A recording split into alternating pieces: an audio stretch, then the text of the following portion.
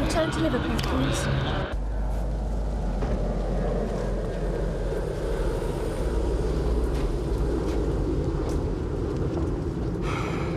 You know, when that factory was open, this place would be snowed under at dinner time. Look at it.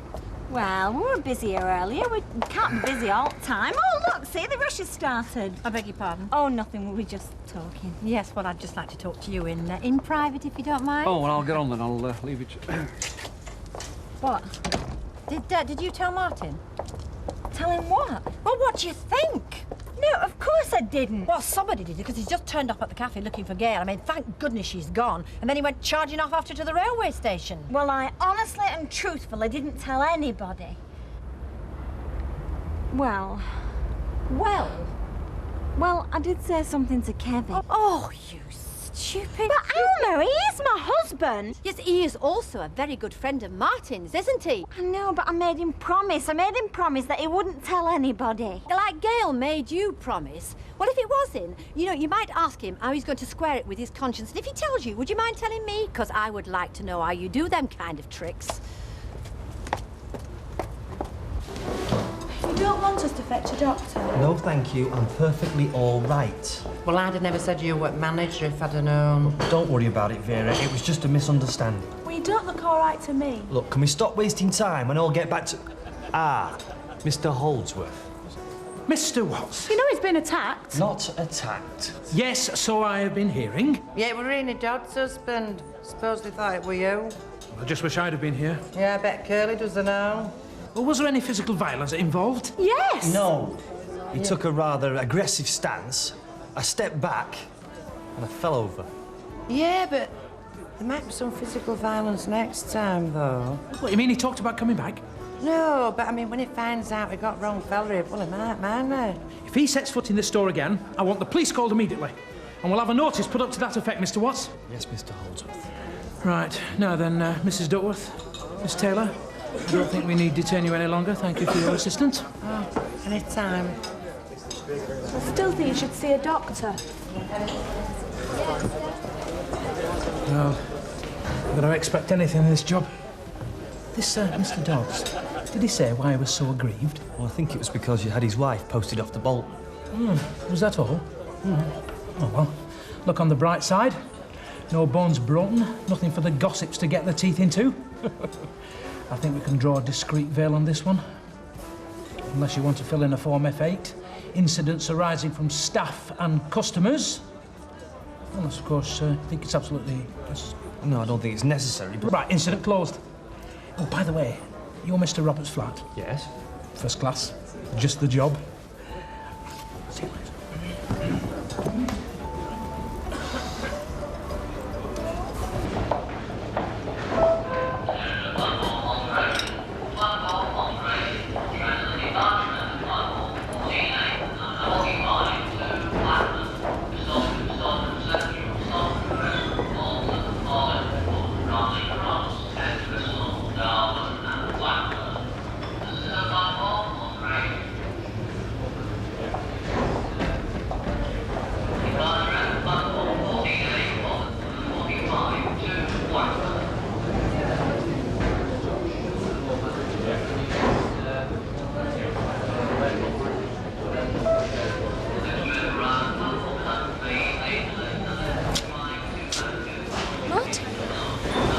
Hello, Gail. There's nothing wrong, is there? Oh, no. Not wrong as far as I'm concerned.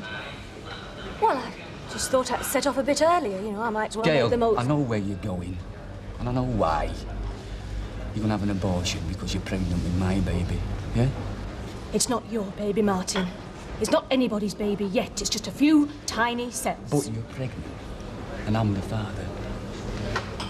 Yes. Gail. That's great.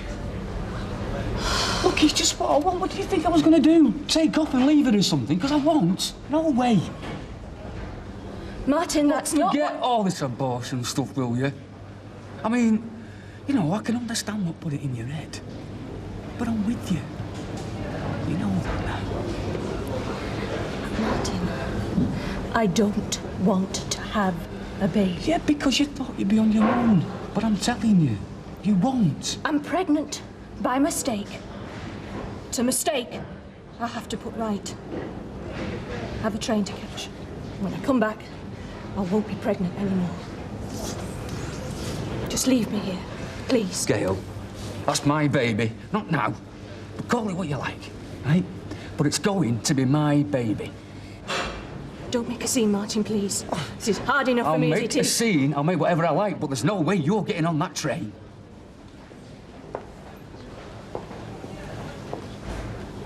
Jacko. What? Tell Deirdre what happened between Ken and I Baldwin. Oh, well, your husband comes in here and... Your separated husband comes in here and he comes to Curly, who's at the bar with our Vera. Now, there are words exchanged about the car. Ken's car. Well, it's Curly's now, isn't it? Worse luck for Curly. So, the position being, who is going to pick up the bill for the repairs? Now, I'm telling you, if it had out to do with me, and I tell him where... Just tell us what happened. Well, your husband, he starts... Your separated husband, he starts getting a bit stroppy with our Vera, doesn't he? Well, it's obvious I've got to do something. So I come round the bar and I said, oh, you said, Erin, all you've got to say is get it said to me. But what did you say to Ken? I went to Ken. Oh, sorry, go on. So I looks him in the eye and he looked me in the eye. Oh, never mind all that. It's what caused the fight with Baldwin. That's what we want to hear about. Well, I don't know about that. No idea, no. Now he tells us. Do you know you're useless, you? Go on, get lost. Oh, I'm sorry. No, it's not your fault. Well, I know what I can do. I think the only way to find out is going to be to ring one of the contestants.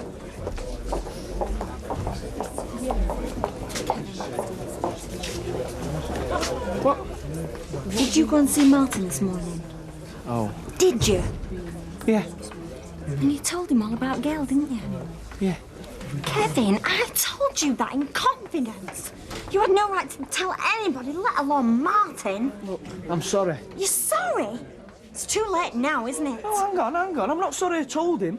I'm sorry you're upset about it, because I happen to think I did the right thing. And I'd do it all over again if I had to. No, you will not, because I'm never going to tell you anything ever again. Suits me. What do you want to drink? I'll get me on. That suits me as well.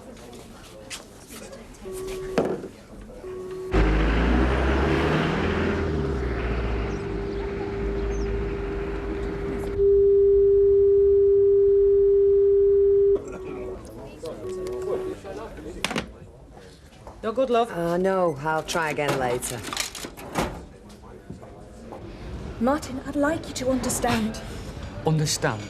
I already have 2 young children, neither of which have their father with them. I don't want it to happen to a third. Now, I know you say you'll stand by me, but you don't know what's going to happen in the future any more than I do. Anyway, I don't want you to have to stand by me. Gail, come here. Look, I'll marry you. Then all 3 kids will have a father. There aren't 3 kids. There are 2. And there's only going to be 2. Look, I've got rights, you know. That's my baby, my whatever you want to call it. No, listen, you're not going. I'm sorry, but you're not. Promise me you won't do this. Promise me you won't. Go! Gail, I can't let you get on that train. Can't you see that? And what are you going to do? Tie me up? Drag me away kicking and screaming? Please, Gail. Please. Listen, you go. Yeah. You go. You'll never see me again. Thank you. You get on that train, you'll never see me again. You got a ticket? Don't tell me get on You can get on that train without a ticket. I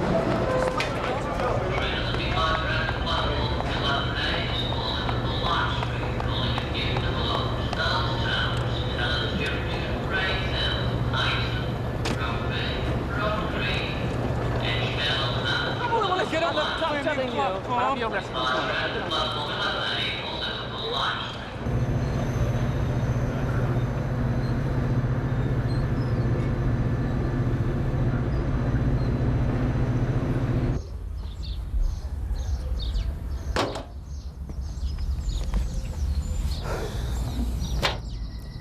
I couldn't get off, not properly.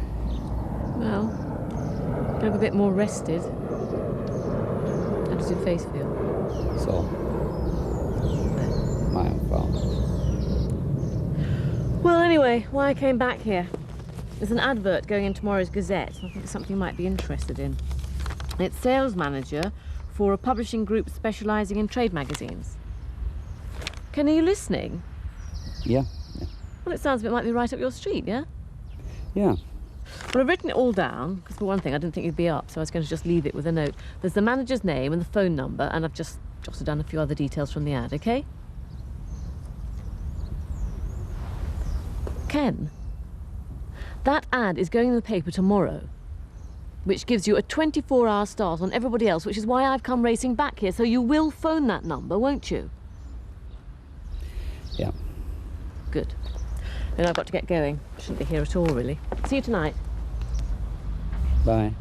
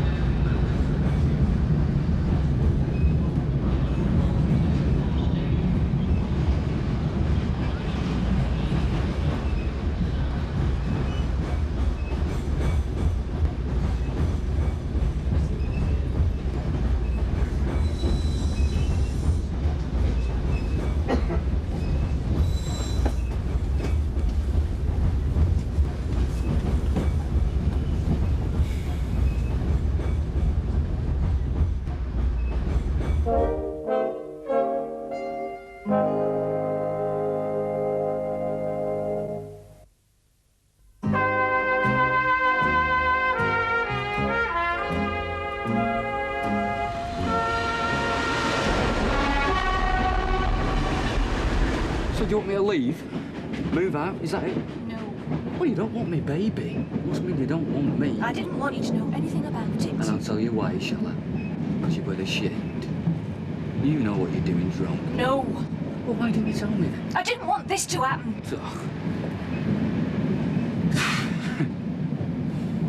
It's funny, isn't it? Hmm? We were going to go away today. I arranged my day off so we could go to Birmingham. I don't think it's funny. But we're going to Liverpool. I'm going to. I'm going as well, Gail. All the way. And when we get to this clinic, you can introduce me, tell them who I am. They'll have a waiting room there, won't they? Well, I can wait to hear the news.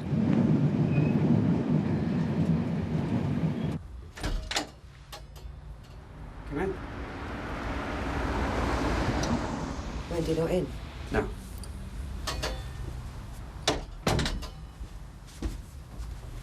I'm sorry I didn't ring earlier, only apparently your phone's been off. Yeah, I know.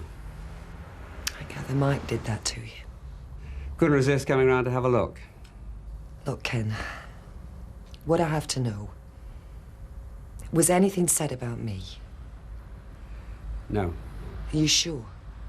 I got caught up in an argument over that blasted car. Suddenly, Baldwin was there, sticking his nose in, and I'd had enough. If it was about you, there were only two of us who knew that. Well then, can I say one other thing? I mean, I still live in that street. Of course you do. Me and Tracy, we still live there. We still have the same neighbours, same everything. Yeah? And there are times I've wished we didn't. Times I've envied you because you got out. You had the easy side of the bargain. You think so? So, what I'm saying is, I think I'm entitled to ask you to stop away. Not go in the Rovers anymore, not be around at all. Not unless you come to pick Tracy up or something. You don't live in that street. I have to. I do. And, well, it's not made any easier for me when I hear stories about you turning up in the Rovers and all sorts going on. I'm sorry. Won't happen again. Right. I'll see myself out.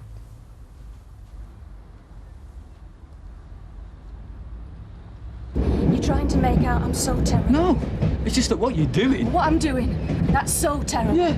Because it hurts you. Because you can't understand how I can do no. it. And what about the way you're behaving towards me, Martin? Go on.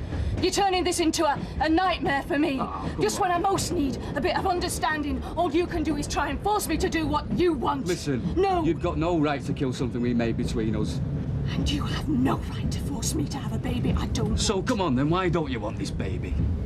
Because of what's happened in the past. And because of what might happen in the future. And can't I say anything to change that? No. Right. Where are you going? I'm getting off. Not because I want to, or I believe in what you're saying, but I can't take much more of this, Gail. You know, you say it's a nightmare for you. At least you've got control. You can choose. I can't.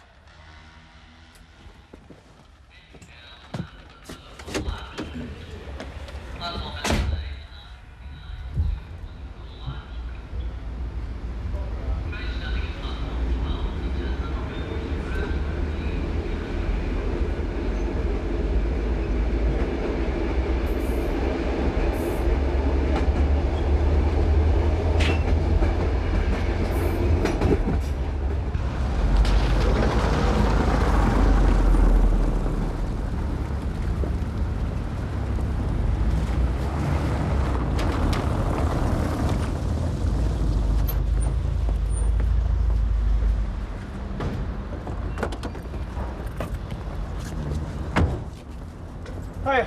You alright, lad? I'm now finished work. Sally's still in? Yeah, just finished. You're just taking a pinafore up. Just nip and see it, okay? Right, you do that, aye.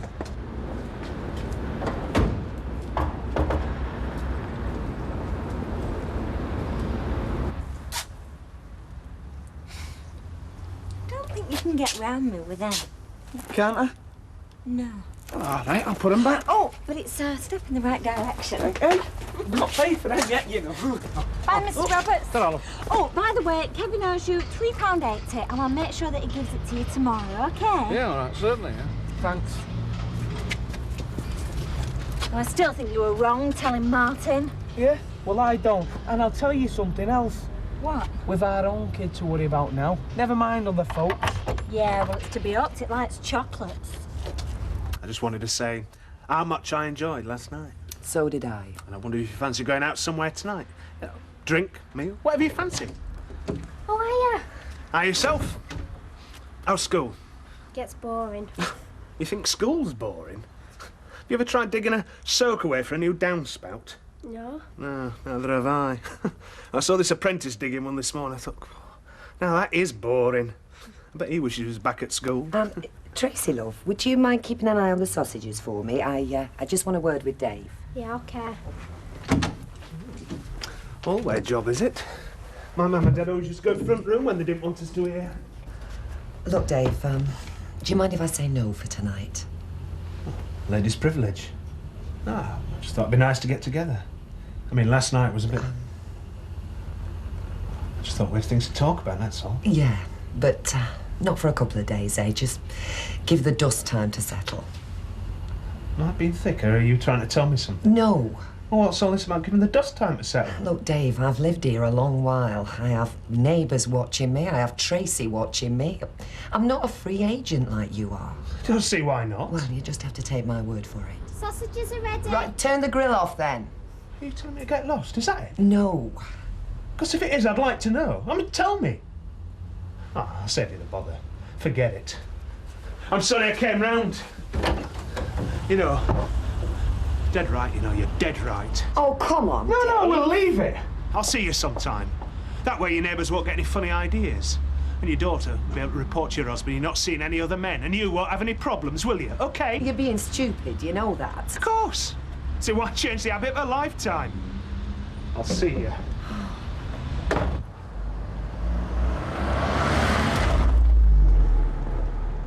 And you didn't even ring. Well, what was the point? The point was that I'd gone to a lot of trouble so that you could have a head start over everybody else. Look, even if I can't had... believe it. I can't believe Even if I had rung, I could hardly have gone for an interview looking like this, could I? Why not?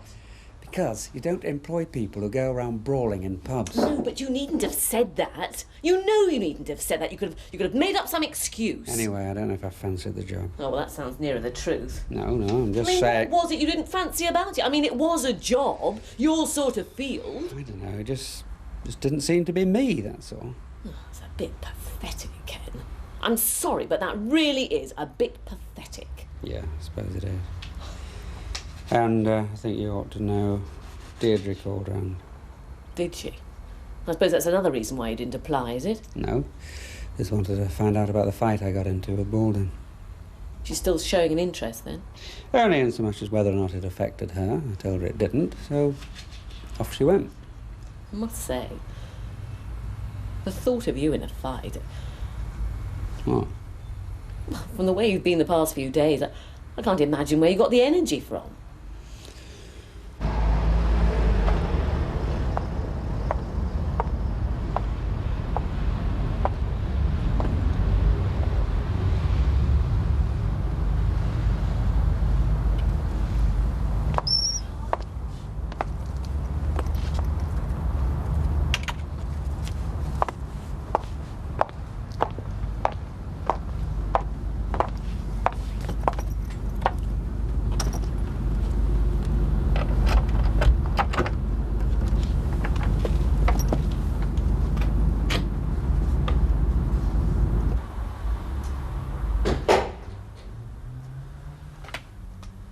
Gail?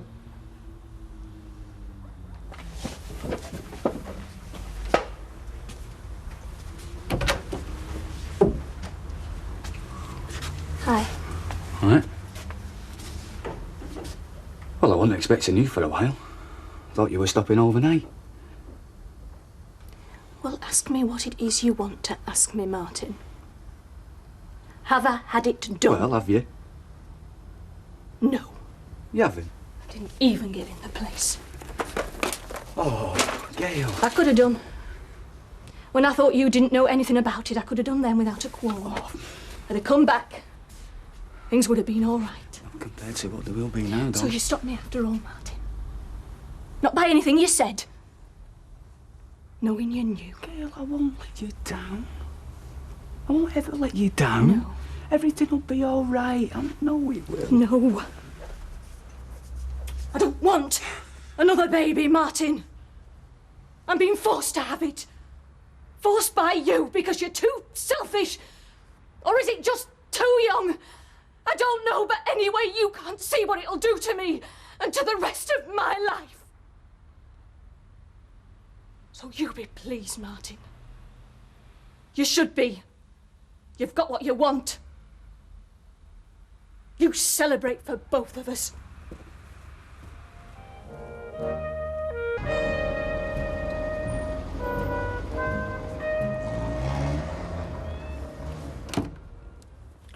Couldn't sleep.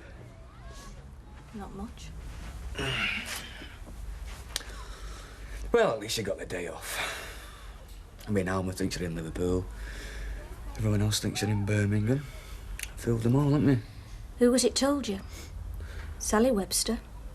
Does it matter? Must have been. It was Kevin, as a matter of fact. But can't we forget all about that? I thought it was all finished with. Martin, I can still ring the clinic. I can still arrange to go in next week. Tomorrow, this afternoon. I thought you said we were... You stopped me going yesterday because I thought I couldn't go through with it with you knowing. Well, maybe I can. Maybe I have to. Anyway, her husband comes round supermarket, mistakes Curly for Holdsworth and sent poor lad flying into a stack of toilet rolls. We should all be that lucky. How do you mean? Well, anybody with his head screwed on right would use a stunt like that for compensation, wouldn't they?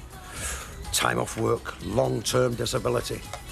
Like a pool's win, Vera. Yeah, but lad's not like that, is he? He's more on management side. Right. Are you ready, Vera? Oh, all right, don't fret, I won't have you late. Hey, what's this I've been hearing about this boss of yours using you as a stand-in for when his fancy feast sends her husband round? It's not quite as simple as that, Jack. Yeah, well, he want to mark his card, lad, because he's having you for a mug by the sound of it. Yeah, well, I'll tell you one thing. I bet he didn't let her do her shopping in our place. The place she over his stomach. Oh, look, I might as well tell you. You'll find out sooner or later. What? Mr. Holdsworth, he's left his wife. Left his wife? Yeah, and he's looking for fresh accommodation. It won't be the only thing fresh you'll be looking for. Well, so I told him about Mr. Roberts' old flat. You know, the one I used to have? Yeah. Well, he's moving in. Today, as a matter of fact. Mr. Roberts' old flat? Yes. I think you might have shot yourself in the foot there, Curly. Why? We're getting the boss to come live practically next door. Could make life tricky for you, son. Yeah, well, I hope you don't come the high and mighty round here. Mrs. Stuck with this, Mrs. Stuck with that. It's only temporary. Yeah, well, it better be. Anyway, come on, let's be off. Right. Right, I'll see you. Right. And if you wash a few pots, you won't hear me complain. Right, I'll see how time goes, aye. Oh, hi, mate. Oh, yeah. Your car's ready when you want it. Ah, thanks. I'll pop round for it later. See you now. Cheers. I hope you're not going to go paying for it. Someone's got to, Vera. Yeah, Ken flipping Barlow, that's so. I don't think there's much chance of that. Well, look, why don't you go around and see him? I tell you what, I'll take you round. No. Thanks, but no, Vera. Well, why? We could go in as dinner hour. Look, I'd rather sort this out myself, if you don't mind. All right. Thanks.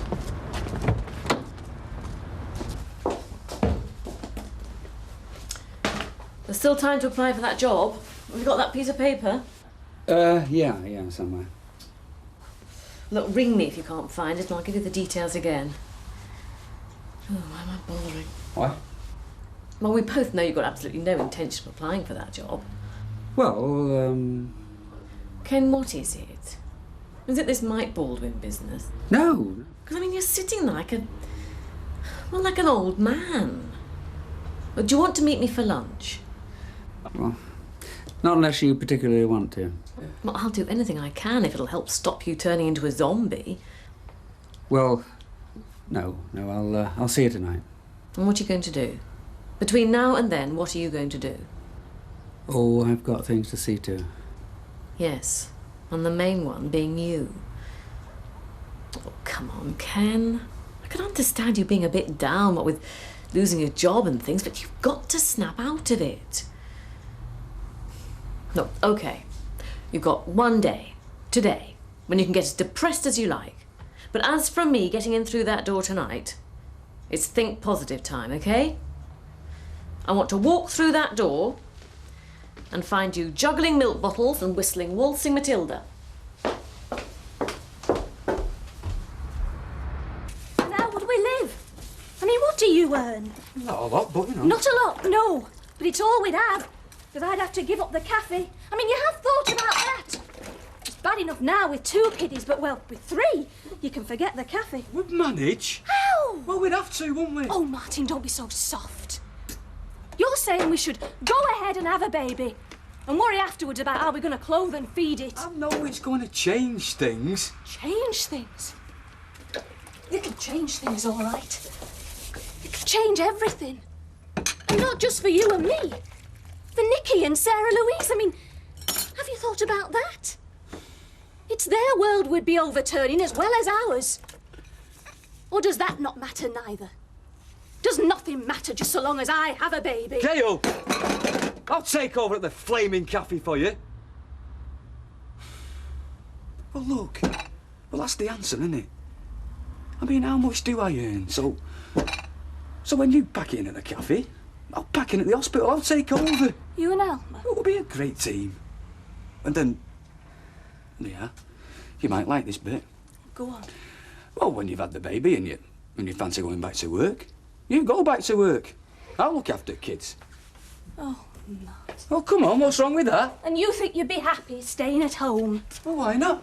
Changing nappies, doing feeds. That don't bother me. You don't know what a baby does to your life. You don't know what it's like. Well, nobody does until they've done it, do they? Yes. Well, I have. I've done it twice. Which is why I'm not looking forward to going through it a 3rd time. Hey, hey, hey. You're not even supposed to be here, are you?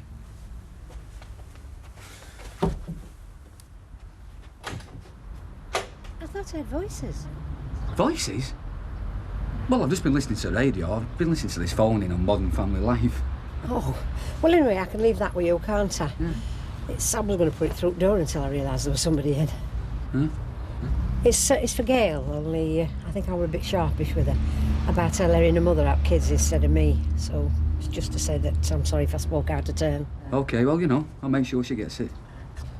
Oh, hey, while I'm here, I think I left a library book when I was babysitting the other night. Well, Yes, it's all right. I know what it is. I bet I can put my hand right on it. Yes, I put it on this dresser because I remember putting it down to give me eyes. Oh, here it is. You found it? Yeah. Great. Oh, hey, it's due back next week. It's a good job you were in. Is it? Yeah, well, I'll see you then. OK. See you setting to it washing. Well, Not completely useless, am I? No. Right, I see you. Sit down.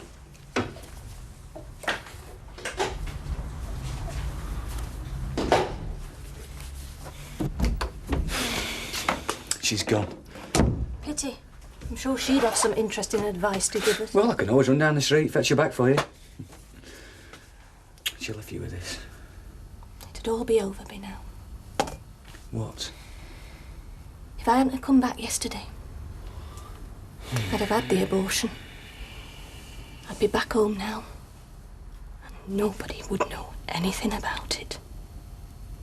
You know what you want? You want to be on a stool behind there, not stood on your feet all day. Oh, I'm used to it. Yes, but in your present condition, love it, that's what I'm talking about. But do you know, Betty, it's funny. I've got more energy now than ever. I know it does take some women like that. I mean, you do hear, you see, women wallpapering their entire houses. Oh, that's the sort I want. I mean, look at me.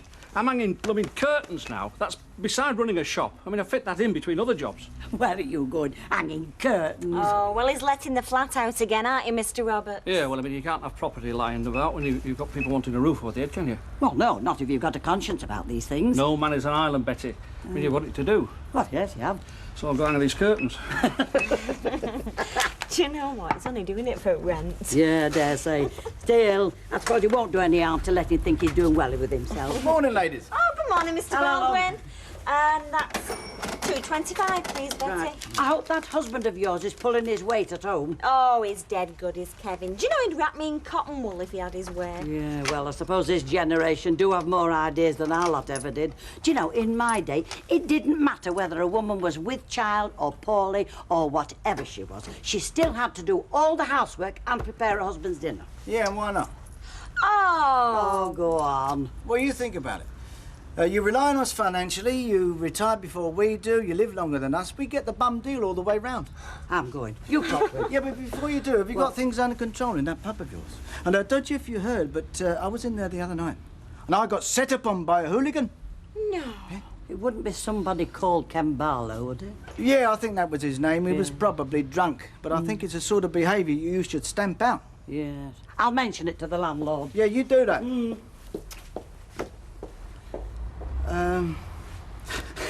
You know, I'm enjoying myself so much, I've forgotten what I came in for. Right, you stay in the car, please, Vera. Yeah, well, I'm here if you want me. I won't.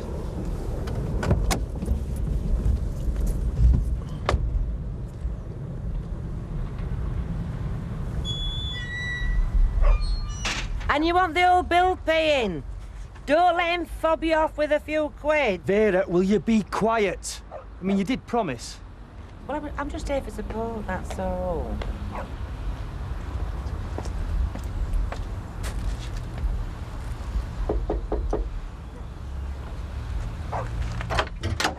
Oh, hello. I'm sorry to disturb you again, Ken. Only we've still got this problem with the car. Yeah, what about it? Well, when I purchased it, I didn't realise that it needed expensive repairs. Yeah, all right. So what do you want? What do you want? You want money? Well, if it had been a modest All right, amount... just a minute, wait a minute. Hey, what's he doing? He'll be slipping out back if you're not careful. There you are. Wallet. There's money in there. Credit cards. Take what you want. Jacket? Jacket any good for you? No. No? All right. Well, you sort out what's in there. Take what you want. Okay?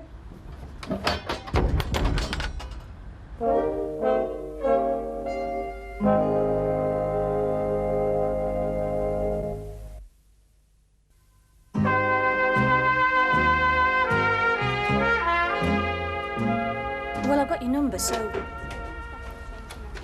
Yes. Thanks very much. Bye.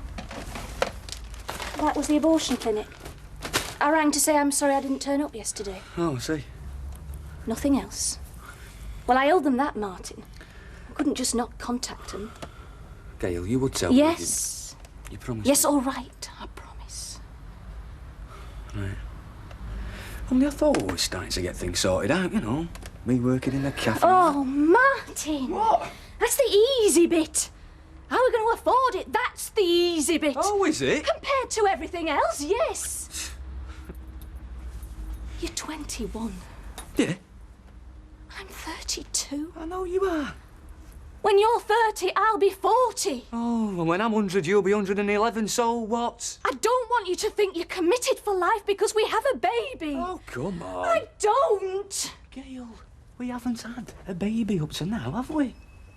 So how do you explain me staying this far? Oh, come on. You know, if everyone started worrying about where they'd be in years to come, nobody'd ever do anything, would they? I love you now. And I want us to have a baby. Hey. But if you don't, let's be honest about it. Don't just say it's because of me. Don't hang it around my neck.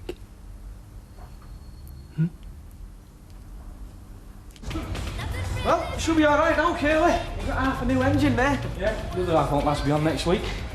Hey, it better add. Yeah, well, there you go anyway. Trimmed it down the best we could, but, well, you can see for yourself how it's added up there. Listen, mate, can I pay you half now and half at the end of the month?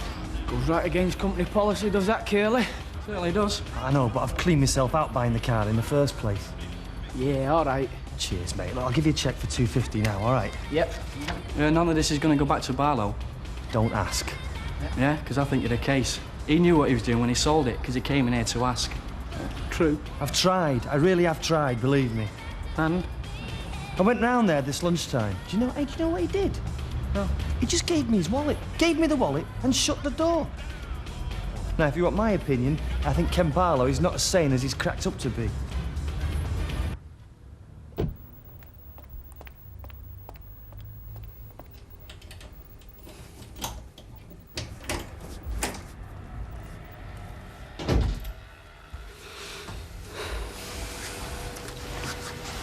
I found this on the doormat. Oh, yeah, thank you. Curly must have posted it through. Posted it? Ken, what's been going on? This is to do with cars. It's not very interesting and not very important. Look, sit down, would you? Why? Please, just sit down. There's something I want to say. Did you apply for that job? No. What did I say? Look, Wendy, please. Sorry. Well? I've realised something today. And, you're going to hate me for saying this, but I have to say it. So go on. Well, I think I've made the biggest mistake of my life. I should never have left Deirdre. I shouldn't have left Tracy. And, I shouldn't have let you believe that we had a future together. So, anyway, I think we should cut our losses.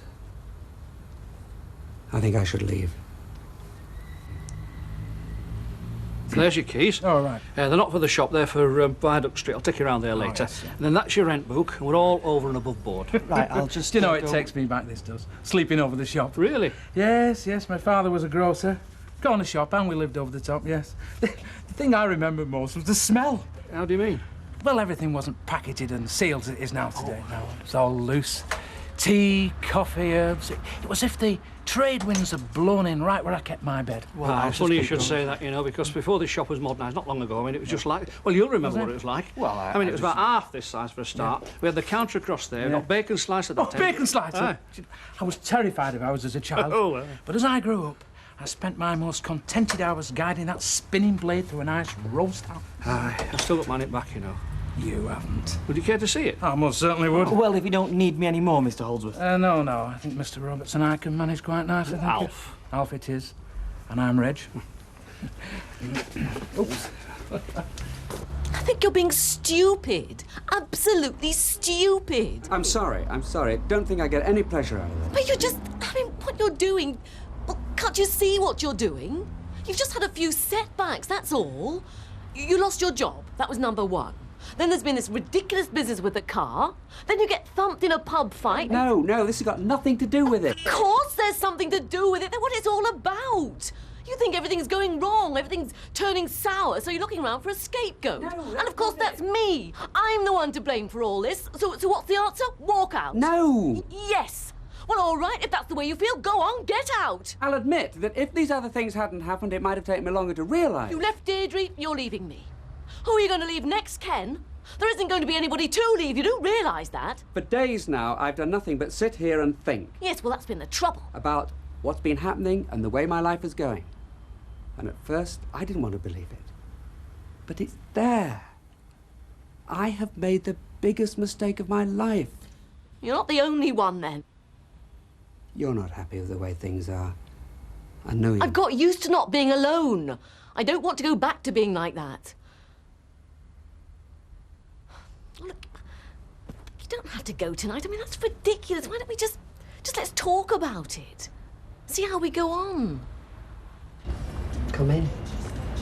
Tom. I'll only come this far. Make it easy for you to throw me out again. I didn't throw you out. No, I know. I've threw myself out. Crazy, but I'm sorry. I'm very sorry. Apology accepted. God for that. Listen, what are you doing Monday? Oh, only it's a bank holiday, and I thought, well, why don't the three of us make a day of it, eh? Is it a bank holiday? I hadn't even realised. Good job I came round. Well, yeah. That's fine, if you're sure. Yeah, positive. Look, you decide where you want to go, and I'll pick you up, what, about 11? 11's fine. Right. Well, I'll be on my way before I overstay my welcome. Hey, stop for a cup of tea, can't you? Oh, no. I don't want to put you in a position where you might not be able to control yourself. I'll see you Monday.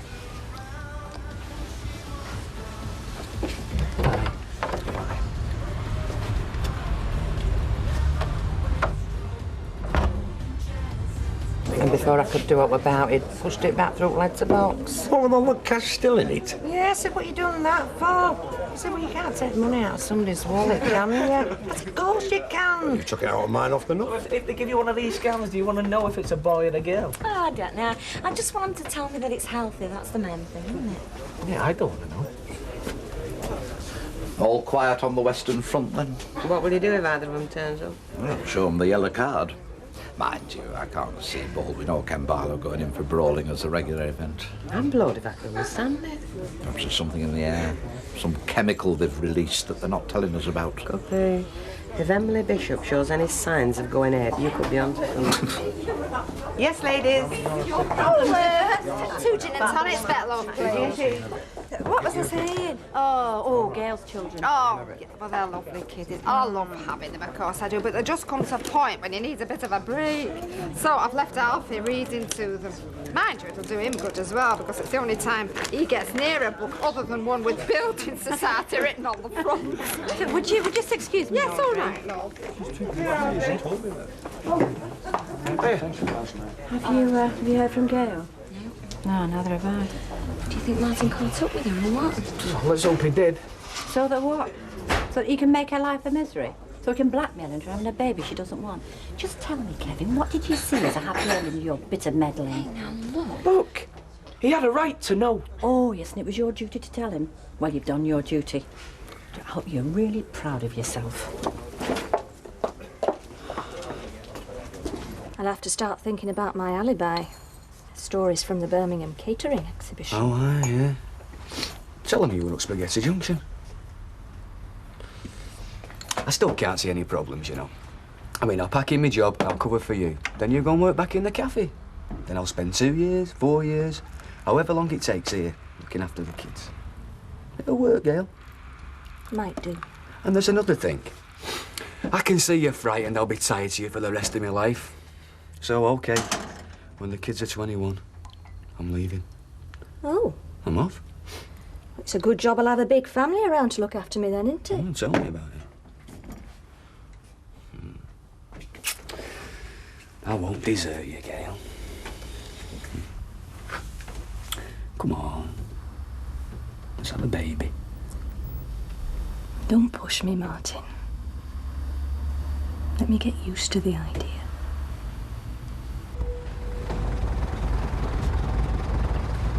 I'll be in touch.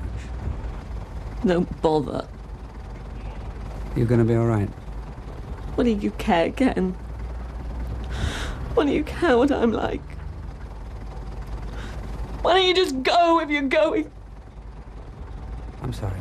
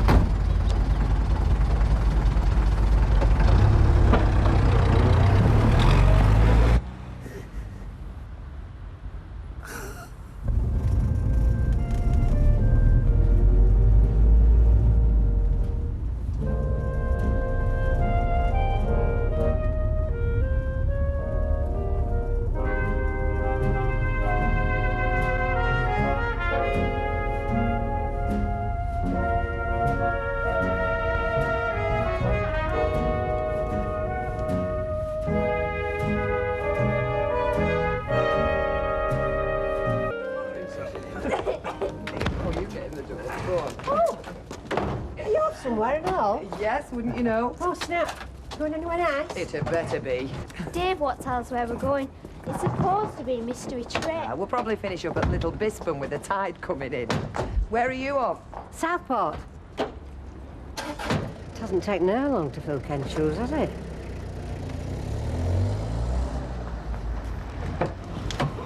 I don't belong to the human race, me. Certainly don't do the same things as other folks do.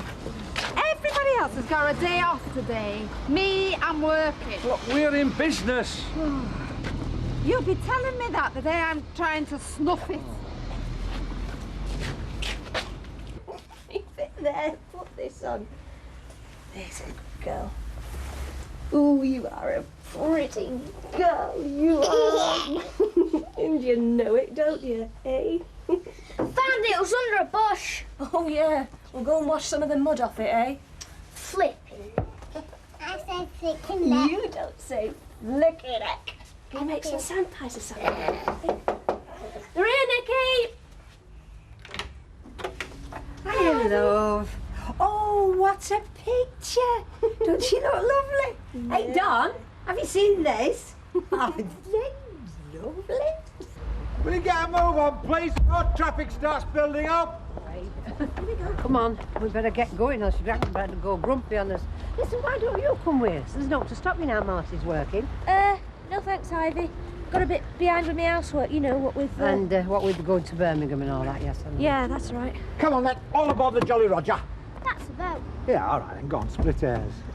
And don't be bothering your granddad. What do you mean bothering me? I used to play twice a day in my prime. That were then.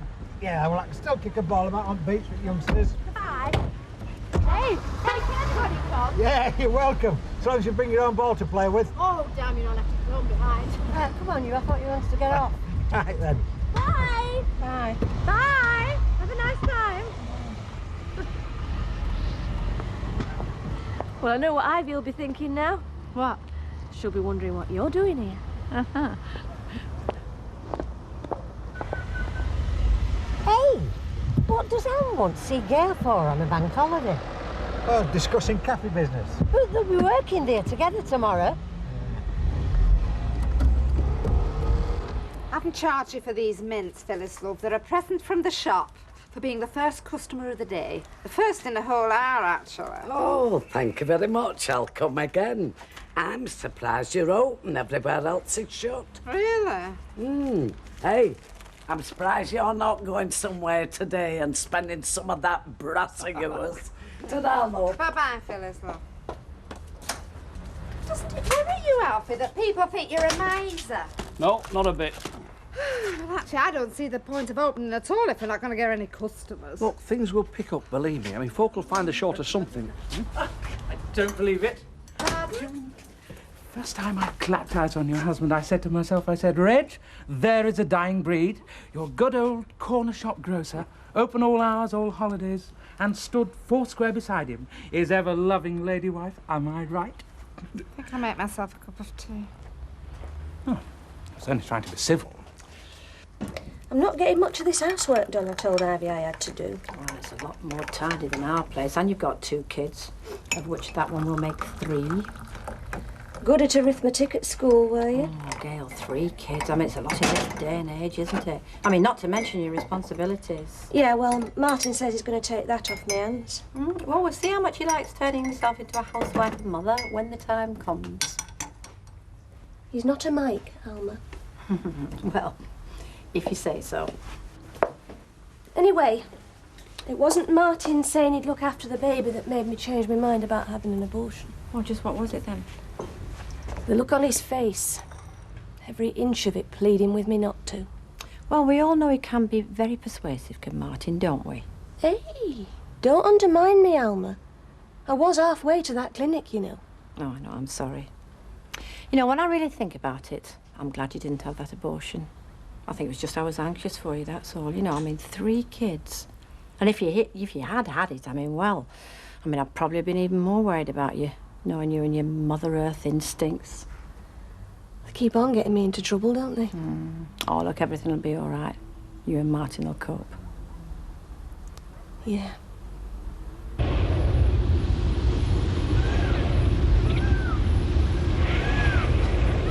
Well, what do you think, Donna? Great. Brilliant. Hey, there's no chance of me finishing up as a lion's dinner, is there? Don't be daft, Bob. I don't think you've got enough meat on you to interest a lion. Hey, watch it. Tell you what, first to see a tiger gets 5p. Oh, I thought you were going to say £5 then. Don't be silly.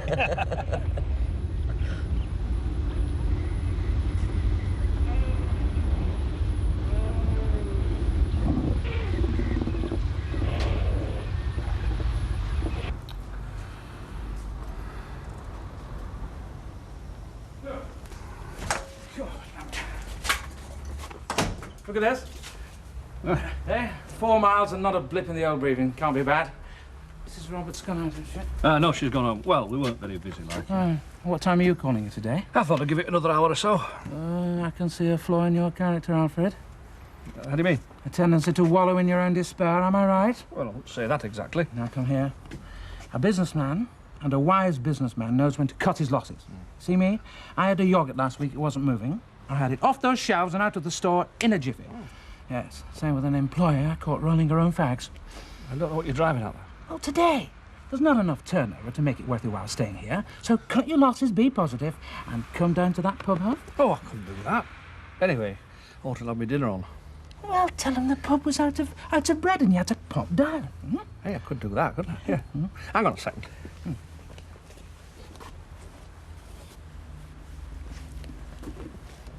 I thought Michael might have wished you off for the day on Concord. Oh, no, he's working for Lamb.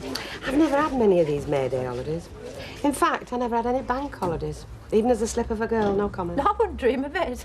I used to work in a factory making PVC Max. Oh.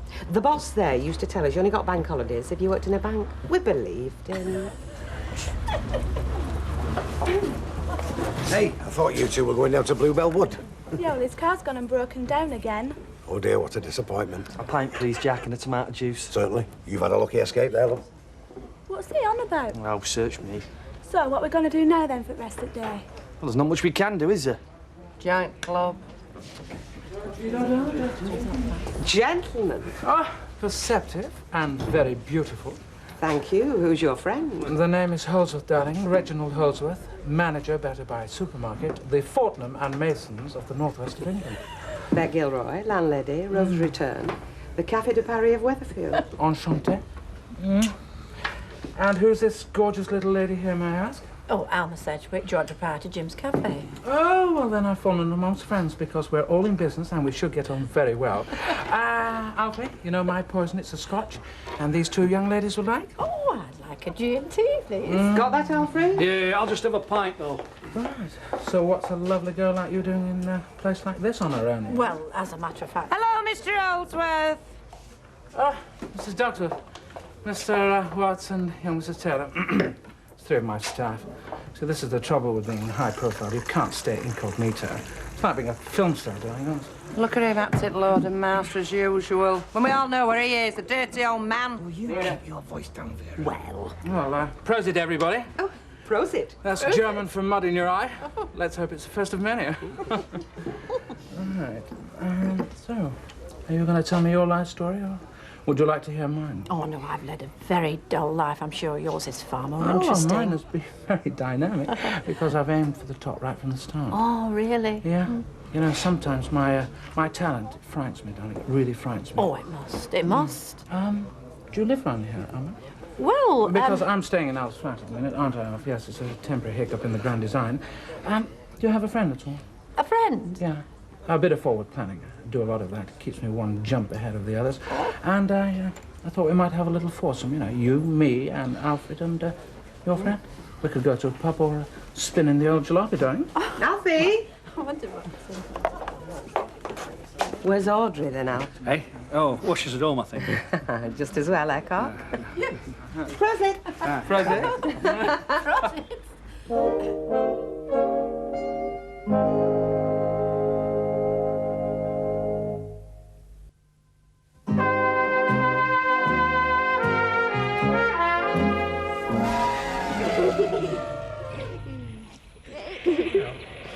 Haven't had my kip yet. Oh dear. Exhausted, are we, with all this sitting around doing I nothing? always have a kip on my day out. Feel free. Crash out. You want a flat cap to tip over your eyes? That's better. Oh, glad you think so. It's been all right, hasn't it? Yeah, fine. You enjoyed it? Yes, I am. It's tricky. Finding somewhere the girls would like and you would as well. You're a big success. How many times do I have to tell you? I'm very insecure. Oh, you could have fooled me.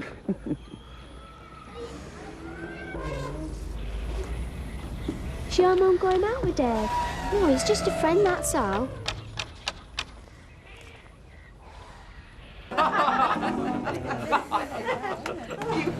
Jack, what's going on over there? Private party, boss. Yeah, your wife's really enjoying herself. Is she?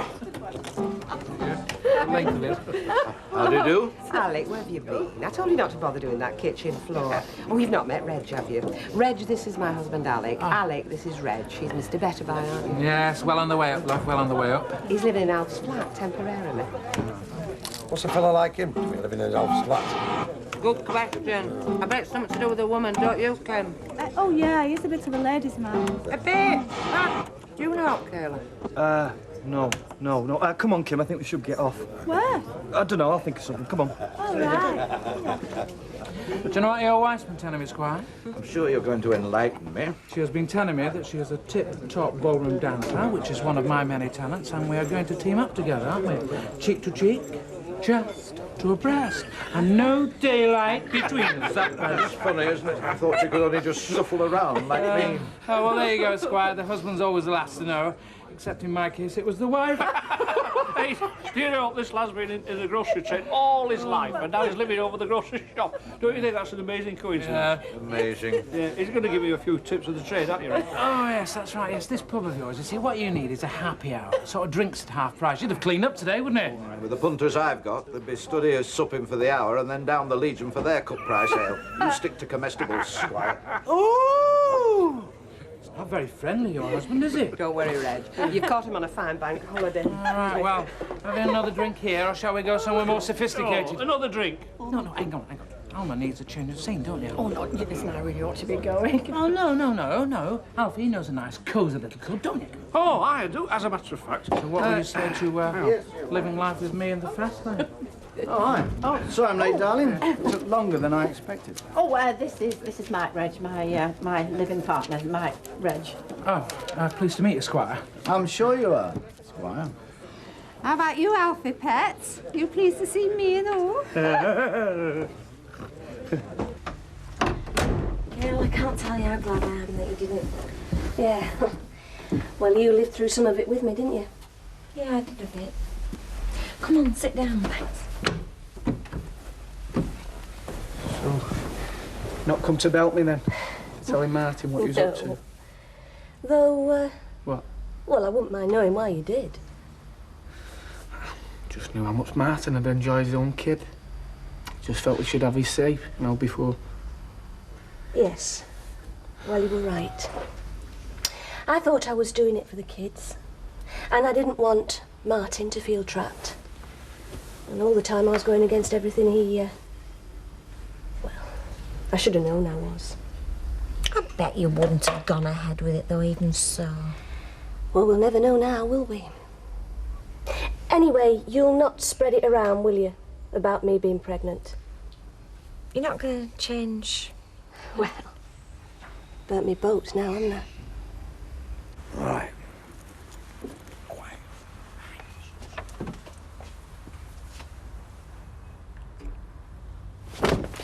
Sorry, Curly.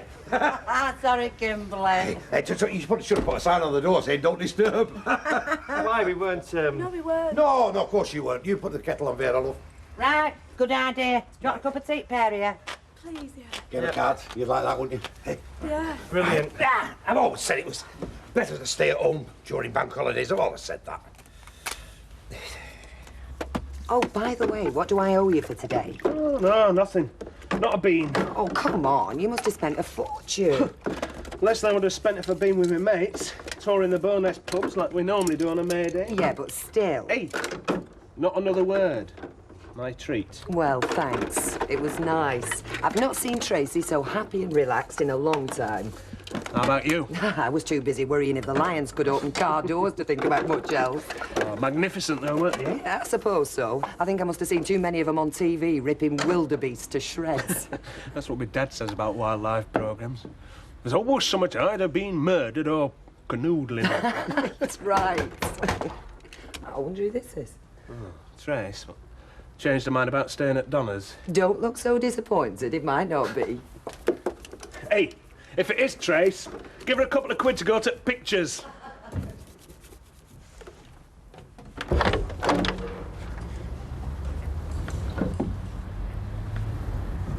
Hello. Hello. I think I've got some news for you. Oh. Well, let's have it then. It's Ken. He's gone. Gone? What do you mean, gone? Left. Packed his bags and cleared out. For good? Yeah. Well, I think... No. Definitely for good. He's not here, is he? No. No. Well, I thought you'd want to know. I'm not laughing, if that's what you... I know you're not. Neither am I. Except bitterly. It just didn't work out. Perhaps in my heart of hearts I knew it never would. Ken isn't love nest material, I'm afraid. Too much moral fibre to be got rid of. Not to mention his recent past with you.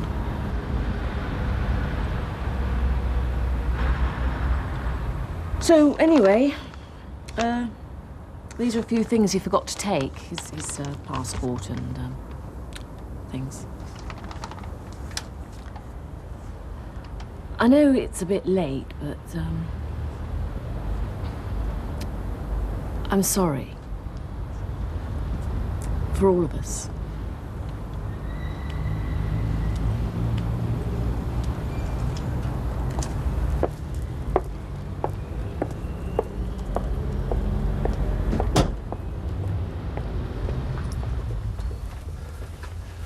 Not Trace. No. What's wrong? It was Wendy Crozier. What did she want? She came to tell me that she and Ken have split up. Why? Just didn't work out. So she says.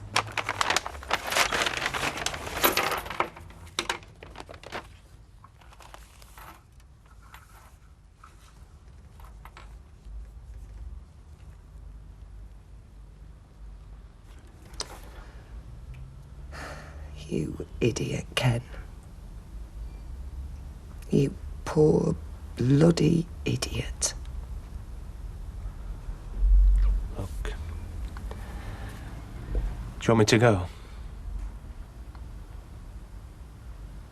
Oh, and that's not all. You lost a fortune at cards as well, didn't you, Curly? Look, I'm trying to forget today, if you don't mind. You get days like today, rogue days, dog days, bad days, depressing days. If you're not careful, they merge into a life. Oh, God, he's in one of his depressions again. Yeah. Well, he should have more sense than to play cards with Jack Duckworth. Well, it wasn't Mr. Duckworth he lost to. No. Yeah, Vera. She skins everybody. Please. Oh. Hey, Jack. Hey, I'll tell you what. I didn't have to put on some good work on that bike today. Right. Uh-huh. I went to a garden centre. Yep. I reckon about another 2 weeks and she'll be dead on.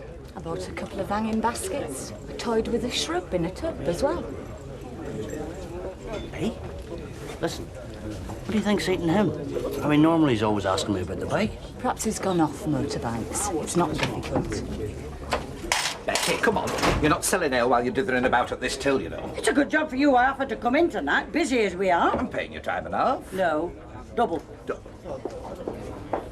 I thought you two had had enough of rough pubs for one day. Not that you're not welcome. Well, it was either coming here or watching him sleep it off in a chair. Hey, where's Reg? She left here at 3:30 with Kay Rothwell and her mother. You know she's a widow. They live in Bright Street. They were right, Perry. He may never surface again. Now I'll have a brandy and dry. Alf is still on mineral water curry. He's got a bit of indigestion. Oh, not much ever goes right for you, does it, Carl? You can say that again. You seen him do it? You can half shift it, you, can't you? Rather straightforward. Wash myself. Good lad. Have you brushed your teeth? Yeah, of course. Nicky, I want to tell you something. And you too, Sarah. Are you listening, Nicky? Yeah. You're going to have a brother. Or a sister. Why? I'm going to have a baby. Oh. When? About Christmas. That's ages off.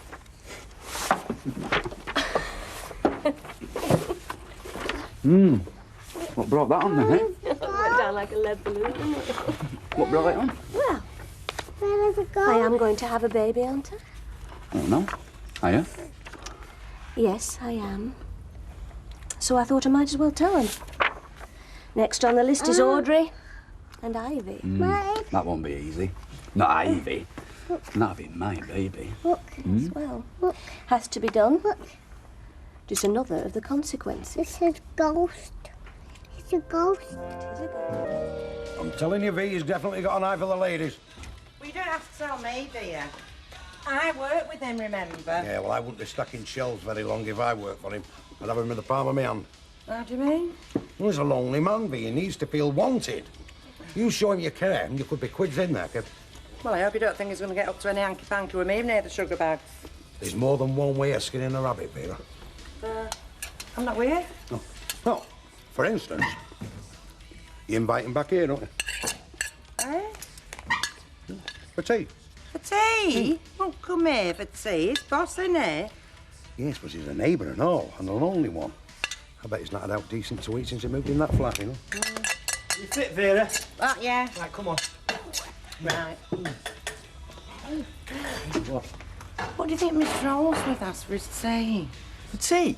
I've no idea, but I know what I'll be having for breakfast. Us, if we don't get a move on. Now, come on.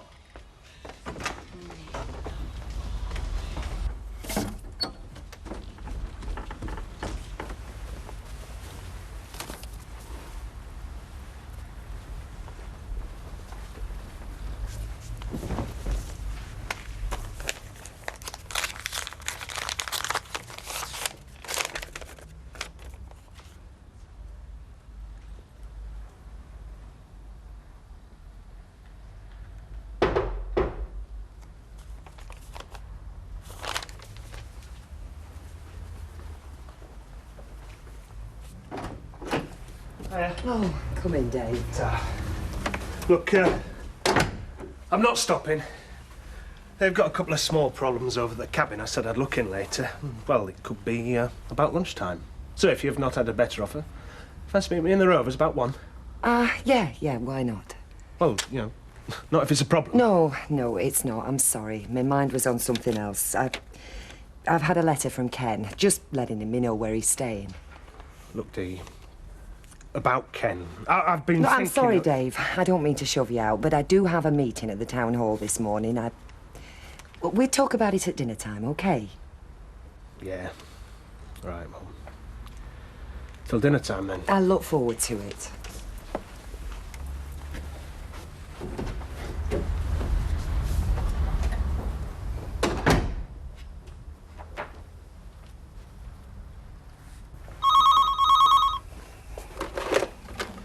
Rover's return. Nigel, how very nice to hear from you. Yes, my lady wife and I were talking about you only the other day. I see. Well, it'll be a pleasure, of course. It's always a pleasure to come and see... This afternoon. Well, actually, I had in mind... No, 2:30 would be fine. Yes. Right. I'll look forward to it. Can you give me any inkling as to what it's about? Give me a chance to prepare my defence. Huh? No, right, I see. Well, in that case, I shall look forward to finding out this afternoon. Yes, and I'll see you later. Goodbye, Nigel.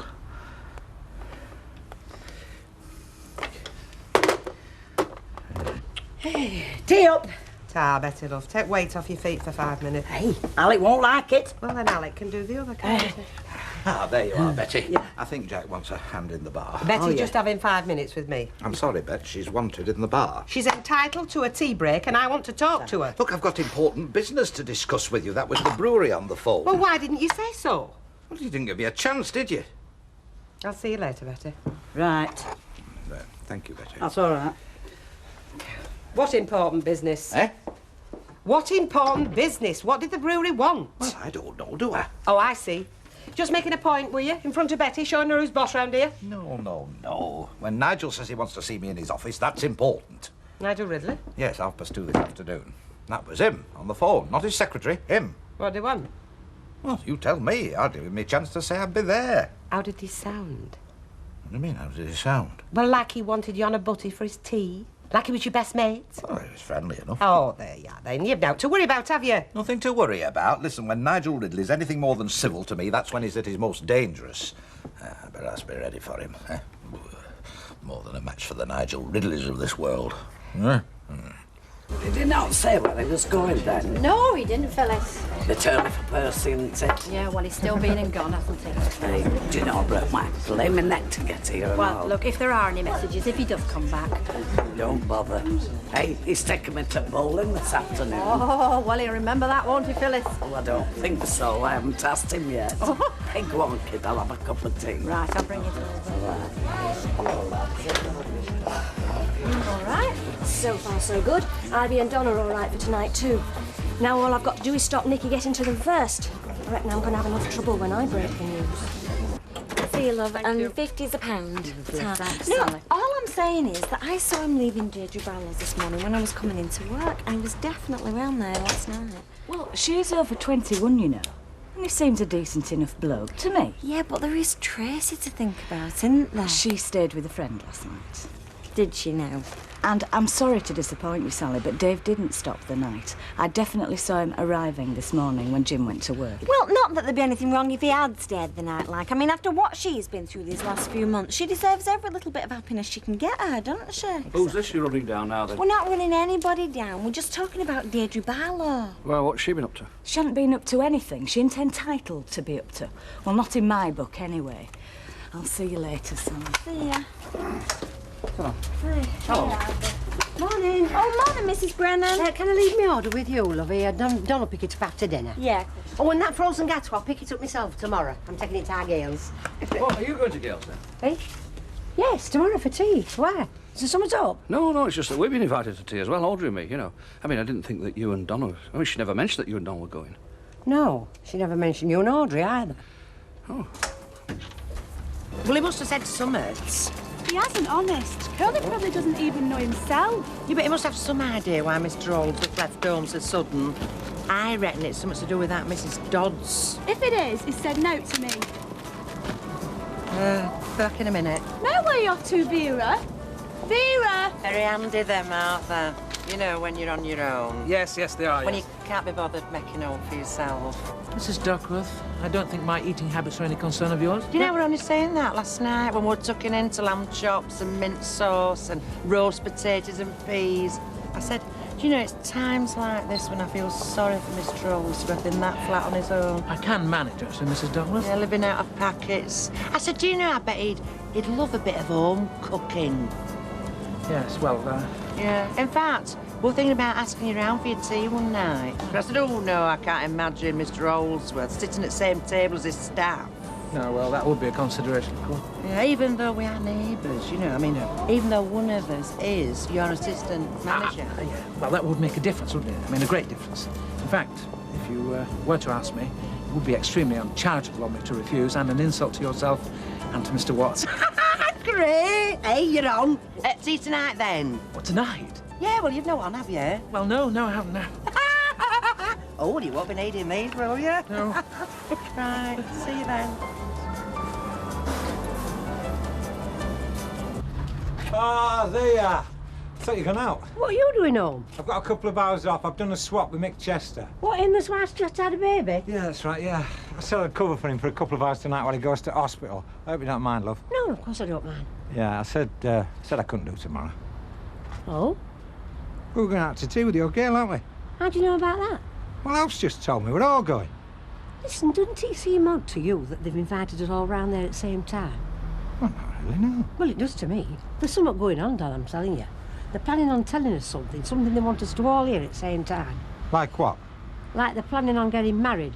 Gail and that Martin Platt, what else? Married? Yes, Don, married. And if that's what they're up to, I don't want no part of it.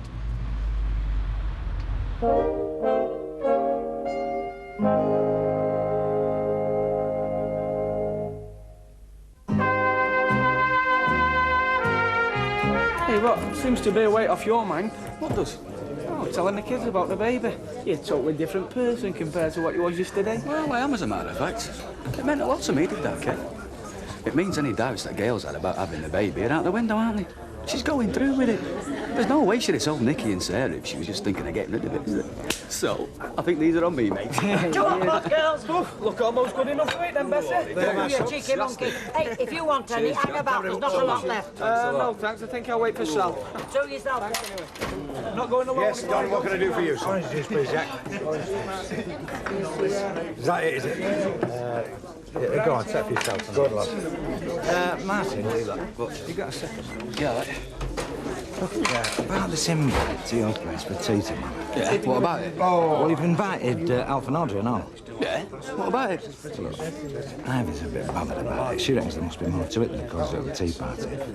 Oh, eh? Like you two might be planning an announcement. Like what? Like marriage. Marriage? She reckons you've invited us downstairs so you can tell us you're going to get wed. No, look, you can tell Ivy she's got nothing to worry about on that score. Look, that's not why you invited us round. No, it's not. Right, I'll see you tomorrow, all right? Still don't understand why you haven't him round for tea. You'd have given me indigestion just sitting at the same table as him. That's just as well you're not coming, then. I've not heard of a better job or something. Honest? You know, if I can't invite a neighbour round for a bit of tea... I'm sorry. So do you think shepherd's pie will be all right, then? Well, yeah. Assume he likes shepherd's pie. Eh? Well, I don't suppose he's a vegetarian. Vegetarian? Oh, I can never thought of that. No, he doesn't look like a vegetarian, does he? Nobody looks like a vegetarian, Vera. They don't have a label tattooed across the forehead saying I'm a vegetarian, do they? 5 minutes, ladies. Oh, yes, Mr. Watts. Hey, we were late coming on this break, you know. I said 5 minutes, Vera. Hang on. Hey, you probably know. Know what? Is Holdsworth a vegetarian? What's that got to do with anything? Well, you don't want to give it wrong thing, do you? I'm sorry, you've totally lost me. When he comes for his tea. Mr. Holdsworth? Yeah, that's right. Vera, you have as much chance of Mr. Holdsworth coming to our house for his tea than I have of buying a Better Buys. Oh, is that right? You better start saving up then, because he's coming tonight, so don't you be late. 162, please, Dave. Cheers. Sorry I was late. Don't worry, I was held up myself. It was only meant to be a quick job at the cabin. I can't even start till tomorrow anyway. And I was reckoning without that Mrs. Wilton. I can imagine. You stop worrying, you look fine. Not too prosperous, I hope, if he's going to talk about rents. Alec, will you calm down? Yes, well, I've never been at home with Nigel Ridley, you know that. He's not like the old school Access, not at all. Well, he's still a human being now, come on. You don't want to be late, that'll be something else for him to stick in his computer. Right, I'll see you later, Jack. Yeah, right, boss. Hey, you'll knock 'em dead. You what? Dressed like that, the brewery, very smart. You see, I have overdone it. Alec, on your way. Right, I'll see you later then. All right, bye-bye. Sorry. There you go. Well, this is a very pleasant surprise. What's that? Having lunch bought for me. Well, I was only working around the corner in Rosamond Street, and I said to myself, now, Jim, where could you find a gorgeous bird to spend an hour with? And you'd no idea, so you came round for me. That's right. So, what time have you got to be there?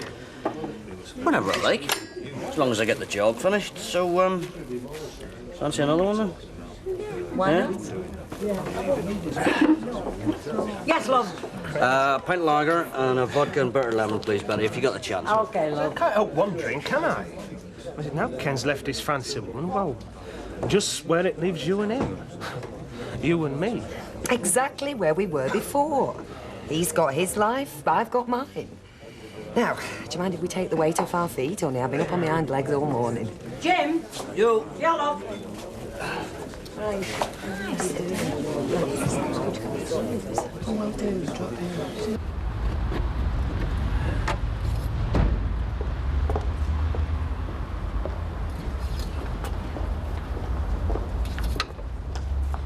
Have you seen him?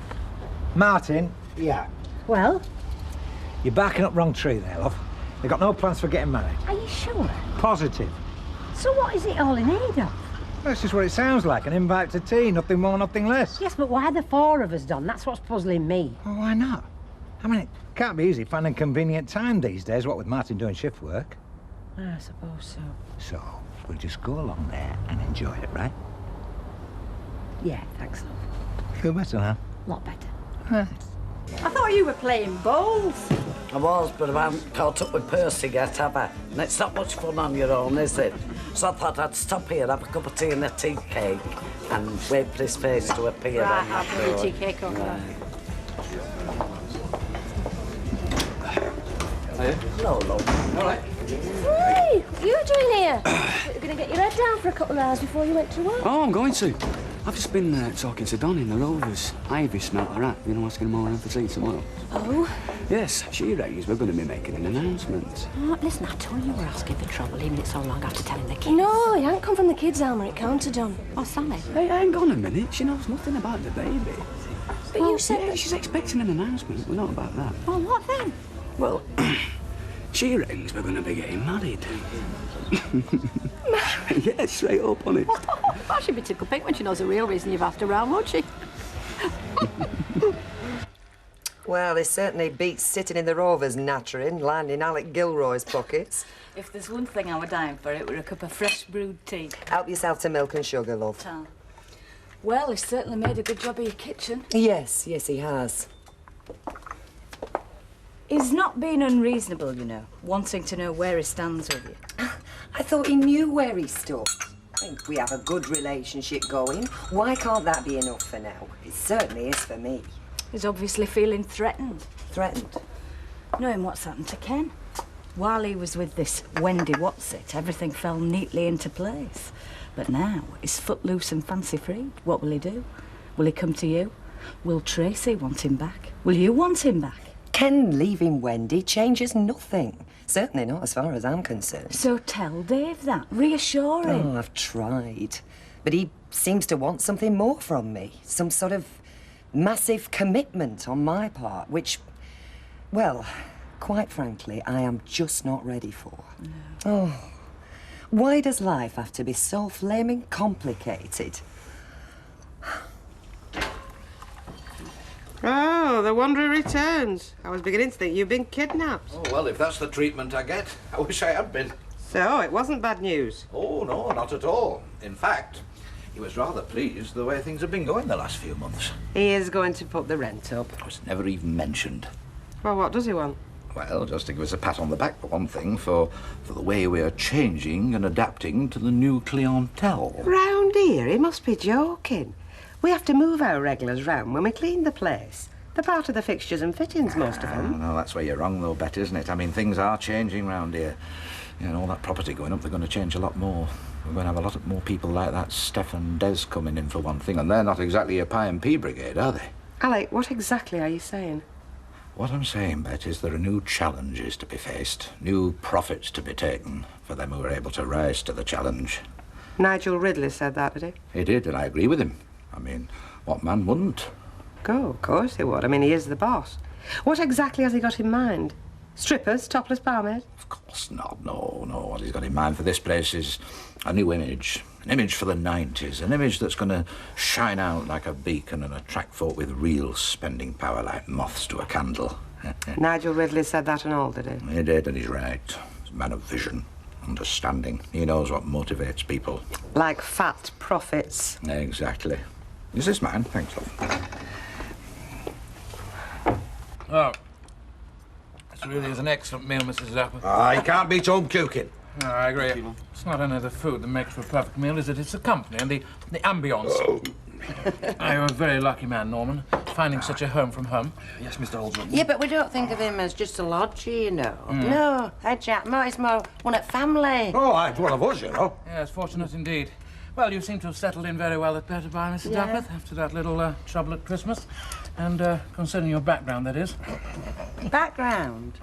Yes, I mean, considering the fact you haven't worked in a supermarket before. Very versatile, our Vera. Give her the chance, that's all she wants. Yes. Yeah, oh, aye.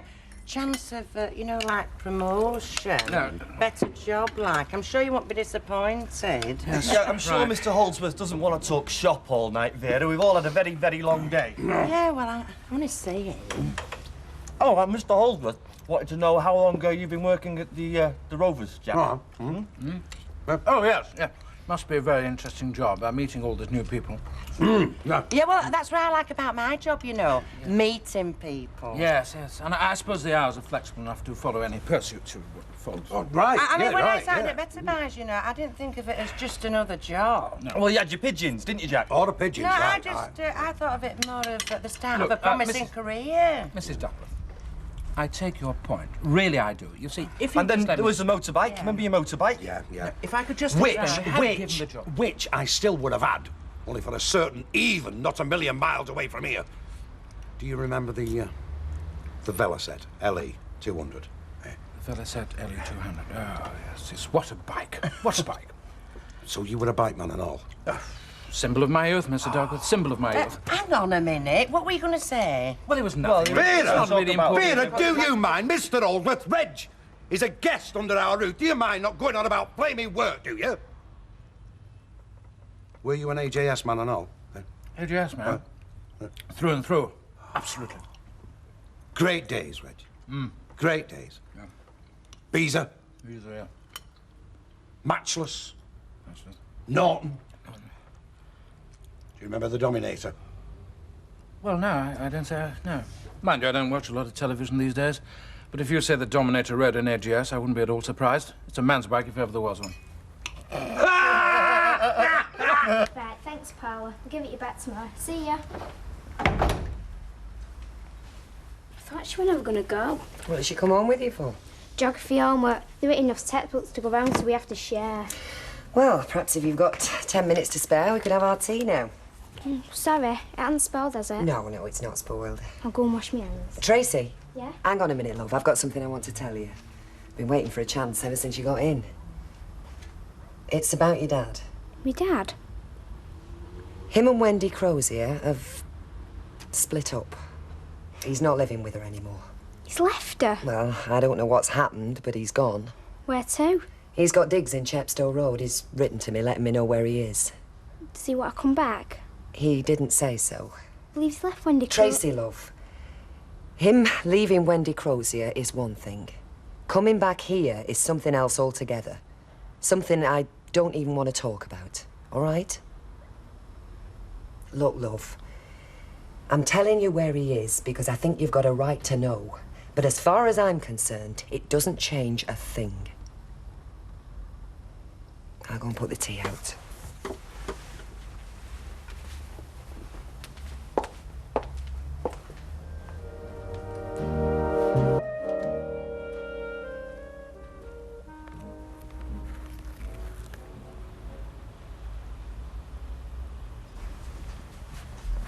Oh, your alarm clock go off early.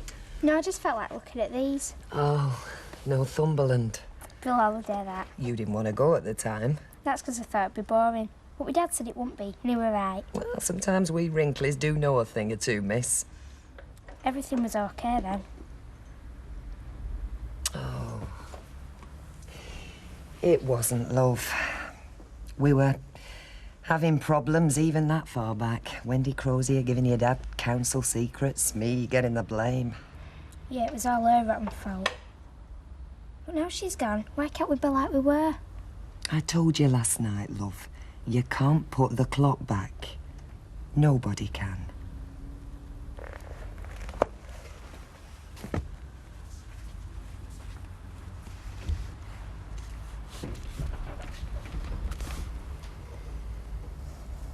And you will remember that my mum doesn't like vinegar in anything, won't you? Oh, that's a pity. I was thinking of doing a vinegar soup with a lovely vinegar surprise. I meant if you were doing a salad dressing or anything. I know you and your fancy stuff, you're right Mavis Ryan. You're dicing with death, you lady. Hey, who's doing this noshel? I'll leave it to the chef. You going to tell him about the baby? Yes, that's right. We won't have to keep secrets anymore. No. Tell her we want a boy, don't another girl. Girls are stupid. They can't play football and are scared of frogs. They go, ugh. Hey, steady on, Tiger. Girls are all right. In the place. Yes, we can't choose what we want in this life, Nicky. We have to like it or lump it.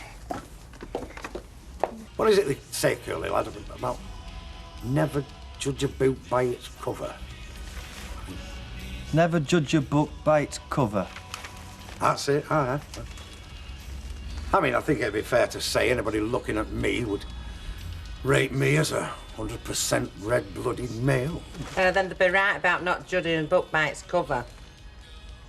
I mean, looking at that boss of yours, you'd think he'd be better off at home with his knitting. Instead of having a bit of nookie round the back of the sugar bags with the lady detective. Women just don't go for looks, you know. They go for charm. Charisma. Had a bypass there and all, didn't you, Chuck? Vera, are you needling me for any particular reason, or is it just habit of a lifetime? A bit of both, where you sandbagged me last night. The fella wanted to relax, V. Yeah, well, I could have done myself a bit of good, couldn't I, job-wise? If you hadn't gone rabbiting on about flaming motorbikes all night. Give off faffing. If they've got any good job prospects in the offing, Curly will tip you the wink, won't you, lad?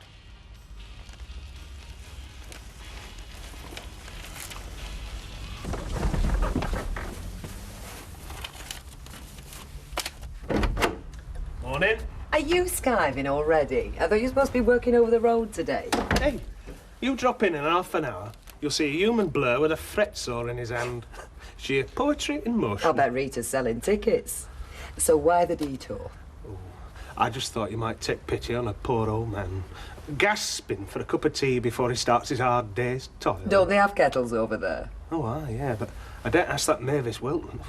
She scares the pants off me. I'll bet she does. Come on in then, Cadger. Look what I found on the doorstep. Where's my pencil case gone? Probably in your room under a pile of junk.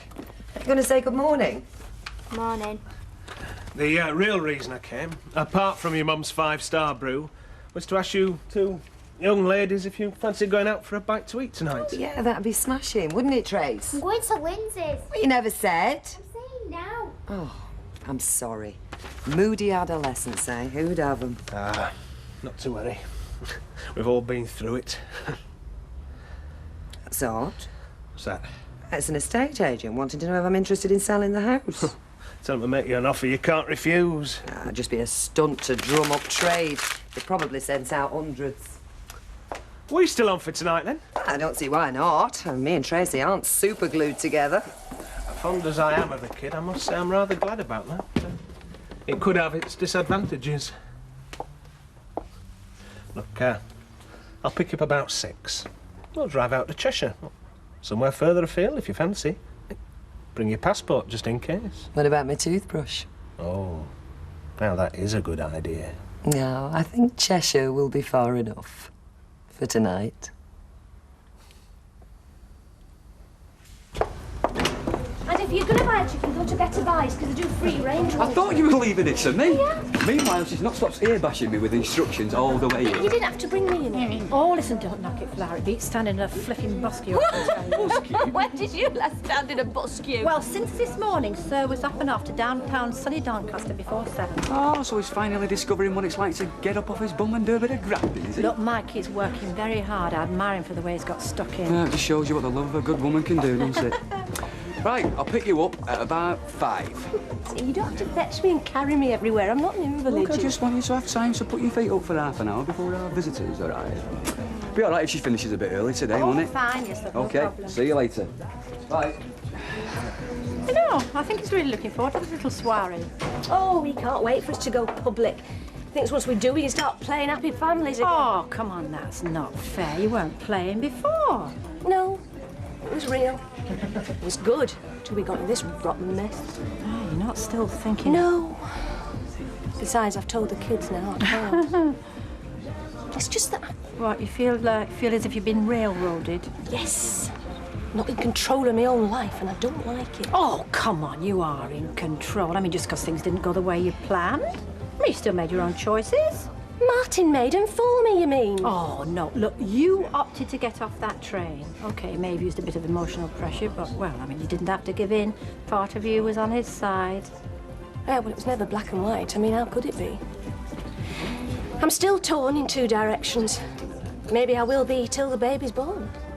I won't mind, but the worst isn't over yet. Oh, rubbish. You've had 2 babies. Having a third would be like shelling peas. I'm not talking about giving birth. That'll be a piece of cake compared to telling Ivy. Oh, them and you in. The dead Moorish, unfortunately. Well, you don't have to worry about that now, love, do you? Oh, you're joking. I'm not doing any of this eating for 2 stuff. I've no intention, Ivy, of waddling around like a flipping whale for 6 months. Hey, you, now listen, don't you be worried about none of those modern fads, because they'll do you more harm than good. Anyway, kids are like this. Hey, it's going to be a right good do by all accounts. Old offered to help, you know, but apparently Martin's doing all cooking.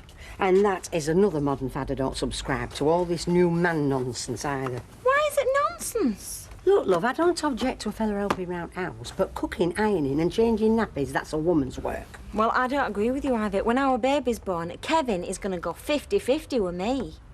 Yeah, but it's different for you, love, ain't it? I mean, you're a proper married couple, you know, just starting a family. Gail and Martin, with all due respect, they're neither the fish nor fowl, are they? He'd be better off training for a proper job than hanging around a kitchen sink. Oh, I don't think you're being very fair there, Ivy, but let's do him best he can, you know. And he has got a proper job, Ivy. He is still a silly snip of a lad with no prospects.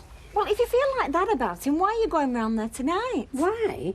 Look, the last family get-together we had was at Christmas. If it means me seeing them kids, I can put up with him for a couple of hours. Besides, he'll not be around forever, will he? She'll wake up to her senses one of these days and find herself a proper man. So how's about it, Betty, then?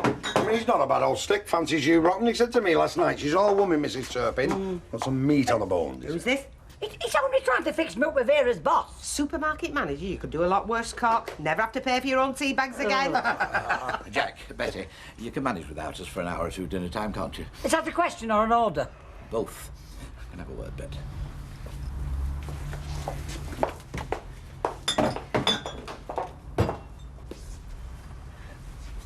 That was Nigel Ridley on the phone. He wants us to go and have a look at the riverboat in Pendlebury. Never heard of it. Used to be Dog and Bottle. Oh, that place. You were a right old dump. Yeah, well, not anymore, not according to Nigel. It's a real showcase now.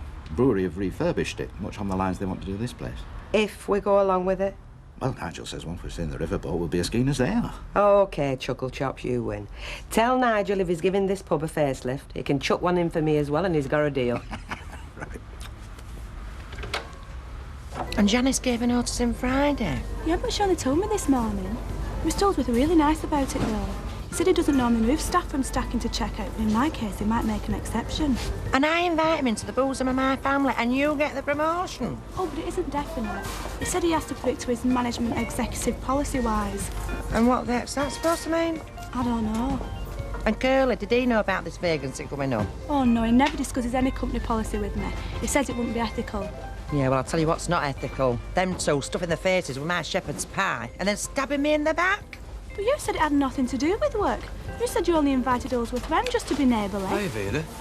Can you tell us where the free-range eggs are? Oh, go lame yourself.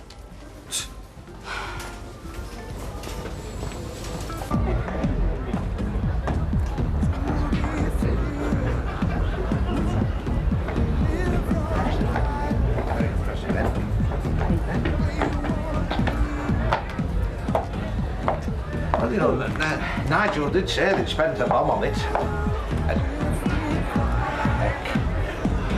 he's right and all. You're looking at our future, Bet. 6 months' time, this could be us.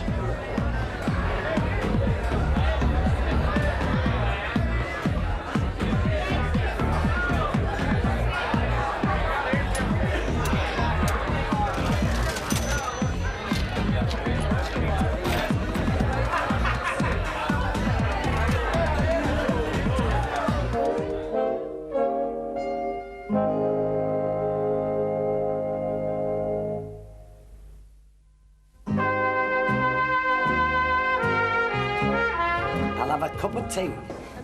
No milk and sugar, and a packet of crisp breads, please. Not like you, Phil. I know, but I thought I'd be more appealing to Percy if I got my silk-like figure back. Do you know, kid, I used to be 34, 24, 34. That was in my prime, of course. Oh, Phyllis, you're still in your prime, just like me. Anyway, once a woman is over 40, it doesn't suit her being scraggy. It shows up all her wrinkles. Do you know, I think she's right. Go on, kid, I'll have a proper cup of tea and 2 rounds of toast dripping in best butter. Gail, is she all right? She looks a bit peaky to me. No, it's just something she disagreed with, that's all. All right. Oh, why did we have to come here? Because it's more private than in a school. Why do we have to be private? Because I need to talk. My dad nosy in my class. I don't want them gobbling about everything I do. My dad's been stuck with his girlfriend. Well, isn't that good? Of course it is. And when my mum's been funny about coming back, I don't know what to do. Well, let's just try to make him sweat a bit. Women do that. No, she keeps saying you can't turn the clock back, but I don't see why you can. She was dead upset when he left. You think she'd be glad? Well, she's got a boyfriend of her own now, hasn't she? He's not a boyfriend. Oh, well, come on, what is he then? I bet if it was for him, she'd let me dad come back. Listen, simple then. Get rid of Loverboy, then they're both back to square one. Fall into each other's arms, sob, violence, happy endings. Now can I have that egg and chips, you promise? Yeah. Steve, how do I get rid of him? Hello. I'll have one of your hot pots, Betty. I need something to get the old corpuscles moving again. Champagne Charlie lifestyle getting too much for you then, is it? Listen, sunshine, I was at Doncaster and back before you got out of your pit this morning. You don't know what hard work is. Started the detail about 3 months ago, Betty. Still, it'll do him no harm. Oh, that's good. Hello, sweetheart. Hi. Half a lager, love, please. Half a lager, please, Betty, Okay, love. Hey, I've just seen Deirdre on the way to the hairdresser's. Dave's treating her to somewhere special tonight. Here we go. Is this a bit of a heavy hint, then, is it? No, I'll not object to you taking it as well. No, but... No, it's just that he is exactly what she needs right now. Will you listen to Mrs. Fixit here? Now, how on earth do you know exactly what she needs? Because Dave's a nice, easygoing fella, no hassle. Of course, I hardly know her husband, but he seems like very hard work to me. Oh, yeah, he could be, couldn't he, Mike? Far too intellectual for me. I like a man with a bit of a sense of humour. A sense of humour's not the only thing that Barlow's lacking, I'll tell you. Oh, yeah, I forgot you two never did get on, did you? Cool, that is the understatement of the year. The best thing he ever did was getting out of Deirdre's life. She's such a nice girl. It's funny how she's always got mixed up with the wrong men. Not always. Well, from what she's told me, her first husband wasn't exactly God's gift either. Well, I hope you've learned your lesson then, love. About time you started to admire the great man in your life. I do, love, but I didn't think you knew about it. The initial huffing and puffing, people will come round. They always do, especially where babies are concerned. They go all gooey, especially women. Yeah, well, you didn't hear the way Ivy were going on this morning. Martin is still public enemy number 1 in her. Hiya! Oh, hi. Enjoy a nice lunch out, boss. done mine better than. It's always the same. Anything I suggest that smacks of progress and it's thumbs down. When? When have I ever said no to you before? Oh, Sandra's a case in point. You didn't want me to find her, you didn't want to go and see her, you didn't want to mix with her crowd. And I was right, wasn't I? That's not the point. You've got a closed mind, Bet. Any change you always think is for the worse. Alec, that place was everything we're not. Did you see the clientele? Not one of them over 21. Did you see that manager? He looked like he'd only just started shaving. Yes, and did you hear money dropping into the till? No, because you wouldn't. Because fivers and tenors don't make a noise. You've got enough to do. I could have got the boss. Yeah, well, you didn't, did you? Look, everything's under control. I've 2 handy little minions helping me all afternoon, haven't I, kids? Yeah, we have it. Hey, shh, keep quiet, you. More secrets. I'm sick of keeping flipping secrets. Yes, well, you just keep the one about the baby until I give you the nod, all right? Now go on, upstairs, dirty clothes off and run the bath. I'll be with you in a minute. Oh, what do I have to change for? You two, because I don't want to give your Granny Ivy any more cause for complaint, all right? Look, will you stop worrying about Ivy? She's a little middle-aged woman. She's not a combination of Count Dracula and Attila the Look, Hun. I've had enough aggro. I've got it up to here. I still say we're too early. She said 6:30. So, we'll sit and have a cup of tea and watch telly with kids. Listen, we can't get it wrong. Come on, we're family. Hiya. Hey, change your mind about coming with us tonight? No. My mum's had a letter from my dad. Yeah. She said, with his new address. Did she tell you he wants to come back? No, she didn't mention that. Well, he does. She's dead excited about it. So am I. So it's settled then? Well, yeah. We'll probably be back by the weekend. I see. Is your mum in? No, she's gone getting her hair done. Tell her this is my number. If she wants to get in touch with me.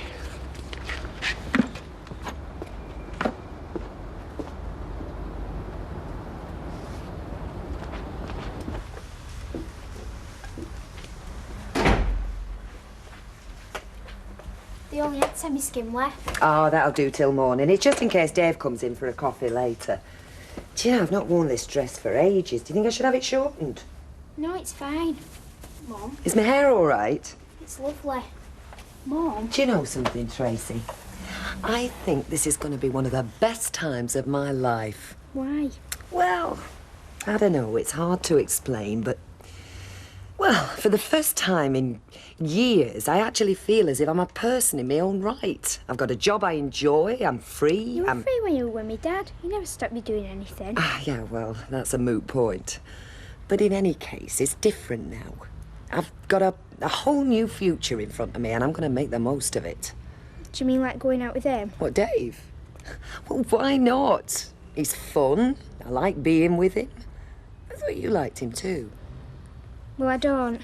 Right, I've got to go to Lindsay's now. Yeah, fine. Tracy? I'll see you tomorrow.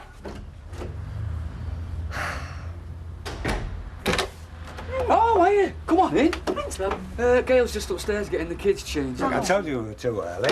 Early? You're not early. Go and sat down in there. I'll go and get a drink. I know a secret, I know a secret. Nicky, you're asking for a hard slap. It's only what I'm having for afters. It's a surprise. Oh, Gail, you shouldn't be so quick to snap at him. He's only a little lad, aren't you, love? You know what young kids are with secrets.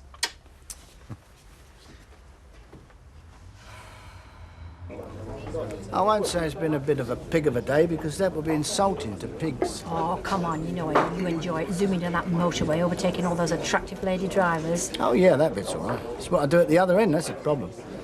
Flogging merchandise to people who think you should pay them for them to take it off your hands. What, and this comes from a man who can sell ice lollies to Eskimos? Oh, I used to be Top Gun, no argument. Oh, I don't know. I think I'm getting too old for it. Do you know the kids are 20 only more in a year than I get? But then they got youth on their side, ambition, motivation. Yes, but they haven't got me. Mr. Baldwin, can I get your good self and your young lady a little drinky poo? Well, that's very kind of you, Squire. Right. I am entitled to an explanation. Sorry, Mrs. Dutton, but I make it a strict policy never to talk shop with employees out of working hours. You don't talk shop in working hours, you. You've been avoiding me all day. Peter, calm down, calm down. This is no way to talk to your boss in. You know what he's going to do, don't you? He's only given young Kimberly the checkout job. Very nice. Girl will be dead chuffed. It's not nice. You taterhead. I wanted that job. It's more in keeping with my image. Instead of stacking shelves, that's more for kids. And I'm really upset at you after accepting my hospitality. Well, actually, Mrs. Duckworth, I thought it was an act of kindness. I hadn't realised it was intended as a bribe. Well, it weren't, were it? It was just that, well, I thought, were you being a friend and a neighbour, you'd give me extra consideration when it were handing out plums. Since you press me, your name was actually brought up during a managerial discussion. Ah, and? Well, it was felt, taking everything on board, that Miss Taylor should be given the opportunity. Actually, I had very little to do with it.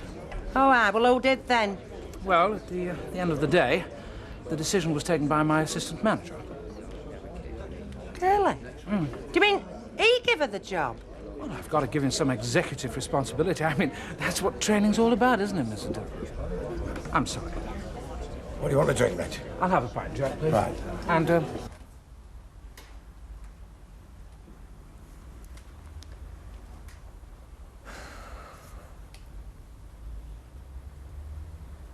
Any more trifle, anybody? Super anglaise, actually. Oh, all right, clever Claude. Super anglaise. Any more for any Oh, more? no, I'd love to, but I mustn't. I shall hate myself in the morning. Once in a while, women. Go on, we don't mind being called really good. Sure, But you don't mind showing it either. Hey, do give you? up, you'll be burping. I can't take him anywhere. Anyway, 4 marks, Martin. That was an absolutely lovely meal. It's okay. Don't you think so, Ivy? Yes, very nice. Well, I'll be passing the hat round later on anyway before you go, so, you know. Come on, we better get this cleared away before we all nod off. No, it's all right, Ma'am. Me and Martin will do it later. It's only right now. You wouldn't let us help with the preparation, so it's only right we help with the washing In a up. minute, Ma'am. There's something I want to tell you all first. See, I knew it. Shut up. They're probably moving house or something. The thing is, Oh, crikey, this is difficult. Oh, no, it's not, Sage. Come on, it's simple. You tell them. Well, I know it'll come as a shock to you all. I mean, it did to us too, but... Tell them, Mum, tell them! It's all right, Nicky, calm down. The thing is, we're going to have a baby. I want a boy! Be quiet, Nicky.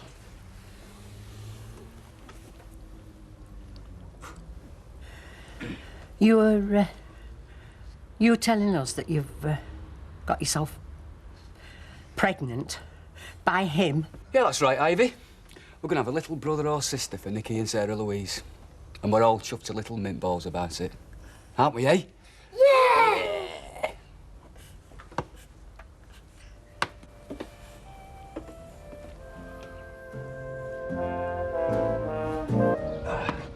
Did she settle down all right? Oh, she was up to her eyes in Play-Doh when I left, yeah. And did you tell Pauline she'd had a disturbed night? I told Pauline we've all had a disturbed night now. Come on, in the car. I don't want you getting in trouble for being late. No, nothing's in trouble already. Yeah, but we've told her now, haven't we? So we're just going to have to get used to it. Them and us. Yeah, Dave Barton. Well, I know it's early. That's why I'm ringing. I wanted to catch him before he went on a job. If you would. Hey, Mum. Hello. I thought you were going straight to school from Lindsay's. I forgot my PE kit, didn't I? Oh, well, it's already in your bag. Tracy? Yeah, it's all right. I've got it. Yes, I'm still here. Oh, he's gone. Yeah, I wonder if I could leave a message for him. Yeah, if you just ask him to ring Mrs. Marlowe. He's got the number. OK, thanks very much. Bye-bye. See you later. Tracy, Yeah? did you have a good time at Lindsay's? Oh, yeah, great. Did you? Not really, no. Dave didn't turn up. Stood me up for some reason. Anyway, you get off. I don't want you getting in trouble. Okay. See you later, my love. Bye. Bye-bye. The riverboat? Complete with Mississippi dining deck and Wyatt Earp gaming saloon. Are we talking about the same place? Dog and bottle. Oh, it's a rough hole. Bottom end of Andover Street, next to Sweeney Todd's. Sweeney Todd? Barbers, he's not there no more. He sold the worst meat pies in Pendlebury. Who did Sweeney Todd? No, Rennie Wilkinson, Dog and Bottle. Mind you, the one or two did wonder. Not anymore, Betty. There's not a meat pie in sight now.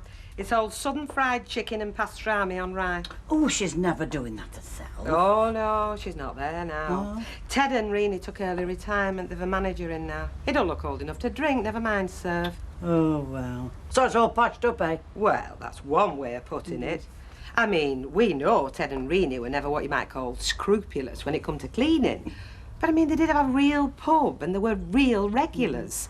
Now it's now for a glorified youth club with noisy machines and blaring music. Well, it's what the kids want these days, isn't it? Well, I'm get to Pendlebury for it. Bet, could I have a word?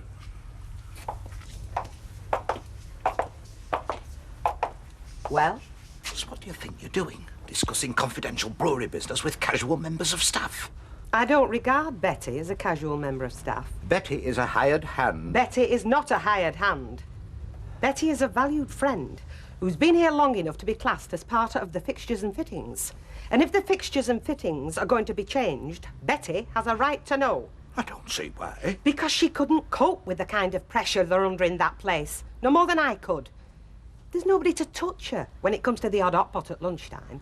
But can you really see her slaving away over 200 portions of corn pone and possum belly soup? Very ridiculous. Nobody's suggesting corn pone and possum belly soup. It doesn't matter what's on the menu. We couldn't cope with as many as that. But we'll just have to get extra staff. Alec, love, before you get carried away with dreams of grandeur, ask yourself, do you really want this place turned into another riverboat?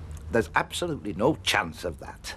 How can you be sure? Well, it's just a bit of refurbishment, a bit of updating, that's all. What sort of updating? Well, Nigel hasn't spelt it out yet. Well, then perhaps you'd better ask him to.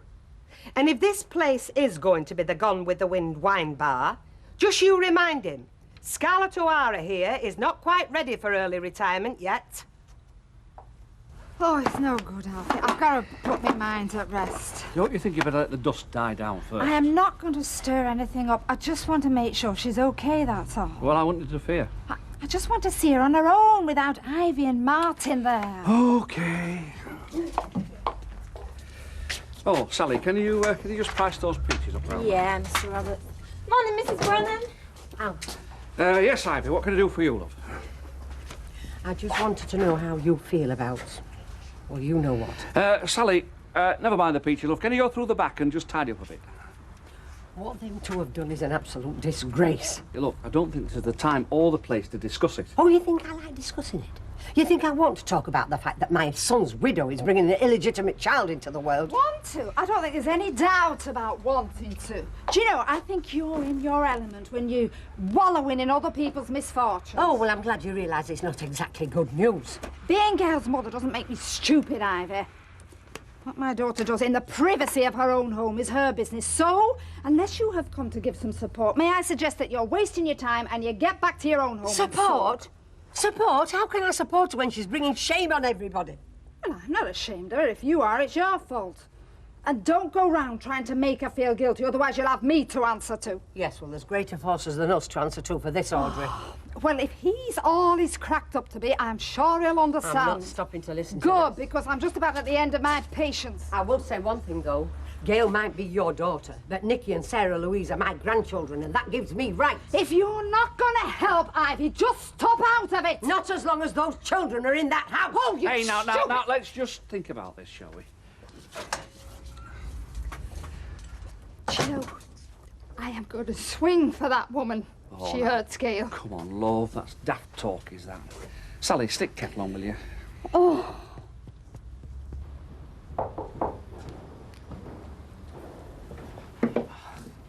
Alec, how nice to see you. Nigel. Sit down, sit down. Irish, isn't it? Yes, but just a small one. So, what can I do for you? Well, we've been to see the riverboat. Oh, isn't it terrific? We've spent a fortune on that place, Alec. Yes, it's very impressive. Make us all a fortune. Oh, I'm sure it will. It's all very nice. I was just wondering, though, if it's the kind of thing that Weatherfield would respond to. Oh, well, we can make a success of it in Pendlebury. Weatherfield's going to be a double. Look, don't get me wrong, Nigel. I mean, I understand the need for progress. It's it's the decor, you know. To be honest, Bet's a bit worried, like. Didn't she like the riverboat? Oh, no, it's not that, of course, no. I mean, how could anyone fail to be impressed? No, it's just she couldn't somehow see the Rovers in that kind of light. Oh, she is worried, isn't she, Alec? Oh, no, not exactly worried. Come on, Alec. We're old mates. You can tell me. Well, you know, Bet. She never was one for sudden change. Listen to me, Alec. You can tell Bet there's no need to worry about the Rovers. It's going to be nothing like the riverboat. Oh, I am relieved. And for one thing, there isn't the room to make such sweeping changes. The riverboat's a big, open, rambly sort of place. Now we see the Rovers being smaller, more intimate. Oh, she'll be very relieved to hear that. And whereas the riverboat's based on a southern theme, well, we're sticking firmly to the north with the Rovers. Oh, good old northern traditions, eh, Nigel? You can't beat them, can you? No, I was a bit worried myself, you know, when I saw all those southern bells and Confederate flags. Well, let's face it, Alec, we don't want two identical houses within spitting distance, do we? Oh, absolutely not. I mean, where's the sense in that? So we thought something very tasteful in yours, based on the New York bar. High stools, chrome, sophistication. New York? New York's in the north, Alec. Ah, North America? Yes. So that's why we thought Yankees. Yankees? That's the Rovers' new name. Yankees. What do you think?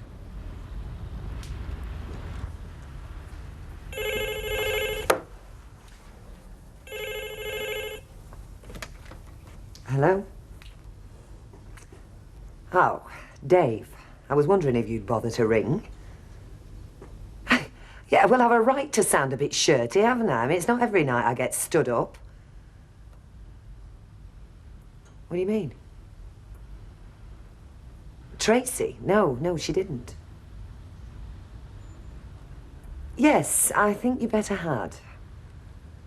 Yeah, I'll be in all afternoon. All right, see you then. Bye-bye.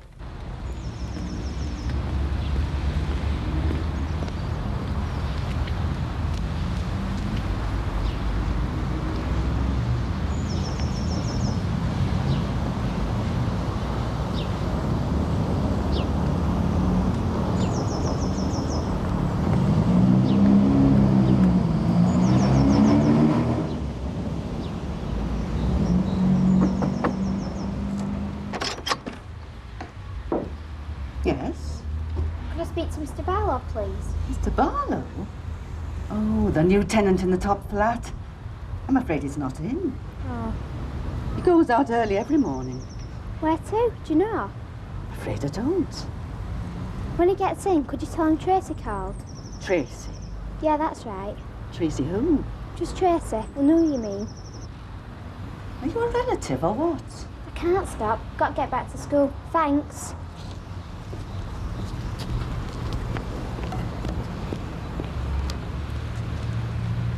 Sorry.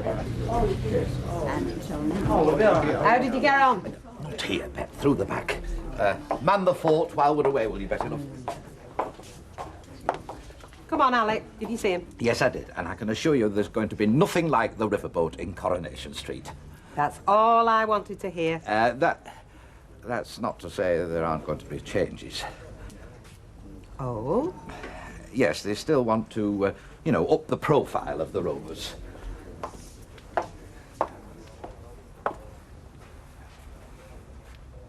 Well, come on, Alec. I'm listening. Well, nothing flashy, understand, more quiet and sophisticated like. Like what? Well, high stools at the bar, glass-top tables, subdued lighting. Come on, Alec. Let's have it all. A New York bar. Eh? He wants to make it like a New York bar. A New York bar in Weatherfield? Call it Yankees. Yankees? Now, don't dismiss it out of hand. Think about it first. I've thought about it. I've dismissed it.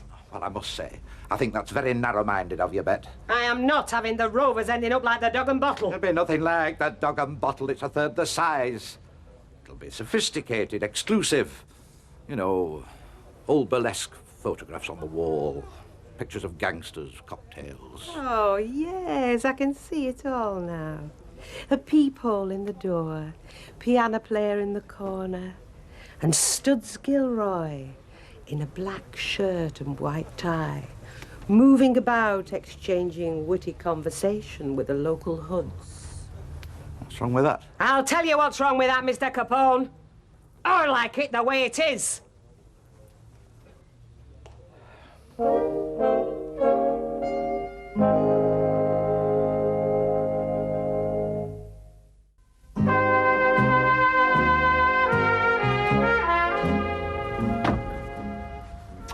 So, she didn't tell you I'd seen her then?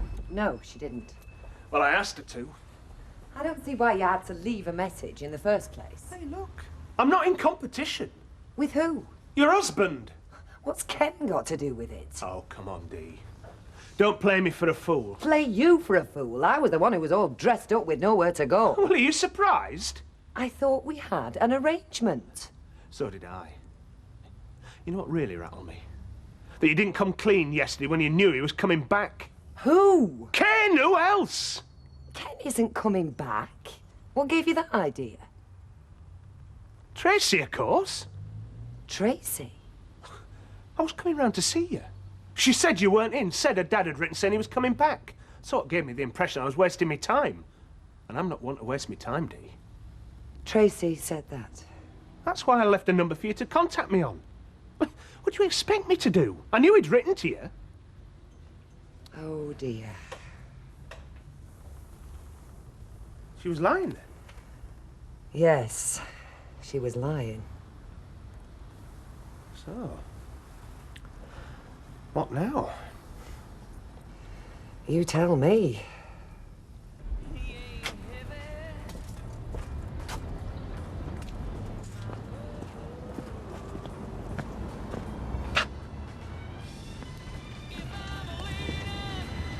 Oh, you damn devil, I could have dropped this sheet. Well, it's just as well you didn't. Otherwise, I might have been tempted to have my wicked, wicked way with you right here in front of the whole street. Oh, you should be working. Well, I worked through dinner time, done my quota, so I'm footloose and fancy free. If you're in the mood. For what? Now, what do you think? Well, maybe I could spare the odd 10 minutes. Great. Well, you just pop into the kitchen, make me a nice cup of tea and bring it out here. Because the vital part has arrived. Oh, you rotten devil, just when you got me going. Well, you know I could get you going any time, Kelly. But this is the old lady I want to get fired up. Yeah, well, maybe that'll cool you down. You should know by now, I'm the jealous type. Liz! Yankees? Yankees. Is this a joke? I wish it was. We had enough of that lot down this street during the war, flashing off their dollars without naming a pub after them. Oh, I don't know, Percy. There were some big strapping lads, as I remember. And they had such nice manners. Do you know, who used to call me Mum? Ah, well, you were old enough to be their mother. Oh, I was old enough, all right. They're not really serious about it, are they? You bet your bobo, Jackie boy. Oh. Well, I hope you won't take this personally, Mrs. Gilroy, but if what you say is true, I'll have to seriously consider taking my custom elsewhere. You and me both, Percy. Oh, Betty, can I have a word? I know Bet's mentioned to you about these proposed changes, and I suppose that's only right, the length of time you've been with us, but I would advise you to keep your own counsel on the subject. Folk round here are very set in their ways. I know, I'm one of them. Don't worry, I've said no. Yeah, Percy, we're not locked up. Thank you. I better enjoy this lot then, because the way things are shaping up, there won't be room for traditional English food in this pub much longer. Somebody told him? I've told him, Betty. I'm telling everybody. They're drinking here. It's as much their concern as it is mine. Well, I don't think Alec will agree with you on that one, lovey. Well, then Alec can do as he likes. If he's going to turn this place into a speakeasy, he's got to expect one or two of us to run off at the mouth. Well, I thought there were going to be a nasty scene at one point. You see, the trouble is, neither of them know when to stop once they've started. I'm sorry, Alf, but you know what Ivy is. She gets us off in such a state if it's out to do with Nicky and Sarah Louise. Yeah, well, I can understand that. But the thing is, I can't have her come into the shop upsetting folk. It's not just Audrey, you see. I'm trying to run a business. Yeah, all right. Well, I'll have a word. Yeah, well, I'm glad if you would. Oh, and can you try and keep her away from Gail and the cafe? Well, it'd be best if they had both stayed clear for a bit. Yeah, it's a bit late for that. Audrey's round there now. Well, you're the fine one to tell me how to run my life, aren't you? Well, she is Gail's mother, you know. Yes, and Ivy's kid's grandma. Look, if we start falling out, it's all up, isn't it? Yeah, you're right. Look, I'm going to break her all and have a pint. Do you fancy it? Aye, why not? I feel like another one, Right then. Finished. Yep, finished. Right. Okay.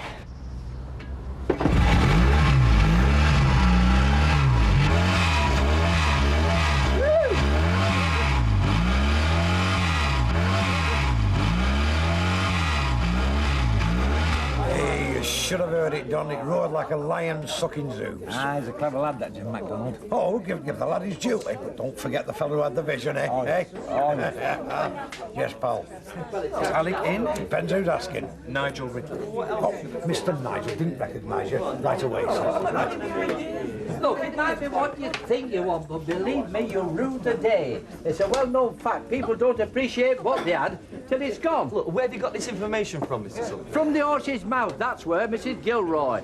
It's a gross error to think you can alter the image of a pub like this and succeed. You really think so? Yes, I do. And I thank you not to interrupt a private conversation. You'll have to excuse Mr. Sutton. He's just a little bit upset. Yeah, he's a bit of a traditionalist. Yes, and I'm proud of it. If I come across this idiot who started this Yankee business, I'll soon give him a bit of my mind. Nigel, what are you doing here? Alec, well, it's what you said this morning about Bet. Just thought I'd pop round, see if I can't reassure her of one or two things. Oh, yes, well, it's a little inopportune at the moment. She's just out of the bath.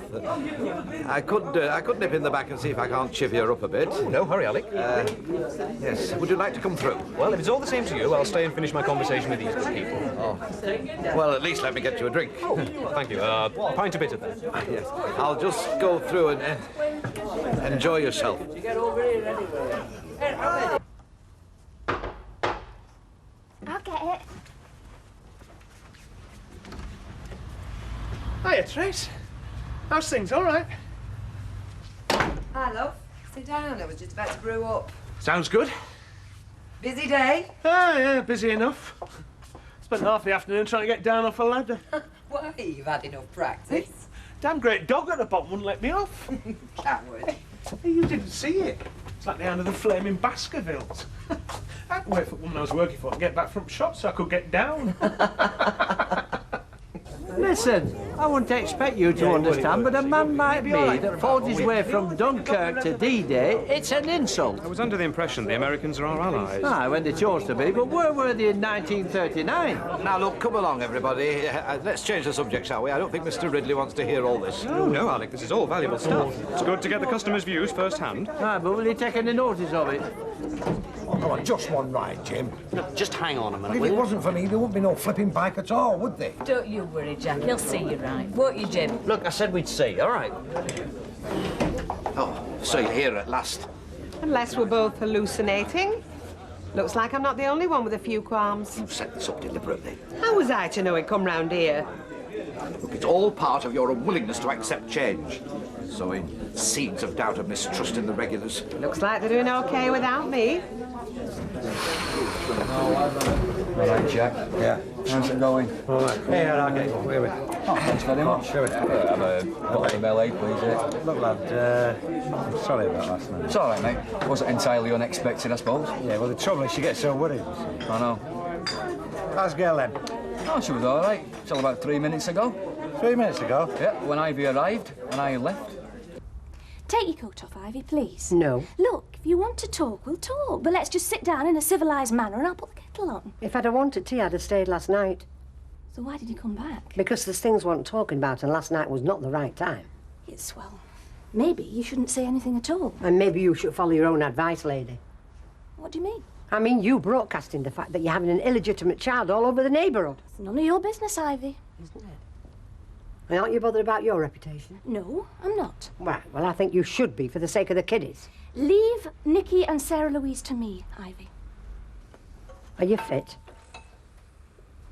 Look, Ivy, do you think I want this child? Do you think I want to saddle myself with a baby at my age? Run the risk of losing Martin if he decides he doesn't want to be a father after all? Oh, you do admit you've done something wrong, It's got then. nothing to do with right or wrong, Ivy. I don't want it. Yes, that's right. And I'll tell you something else. I planned to get rid of it. I arranged to have an abortion. May God forgive you. Don't worry, Ivy. Nothing happened. But not because of me. Because of Martin. He talked me out of it. That's right. Irresponsible Martin. And I'll tell you something else, Ivy. If he hadn't have found out I was pregnant, we wouldn't have this problem, because I'd have gone through with it and nobody would have been any the wiser. Except yourself and God. Yes, well, I could have lived with that. Could you? Could you live with that on your conscience for the rest of eternity? Well, I'll never know, will I, Ivy? But at least you'll be happy. Happy?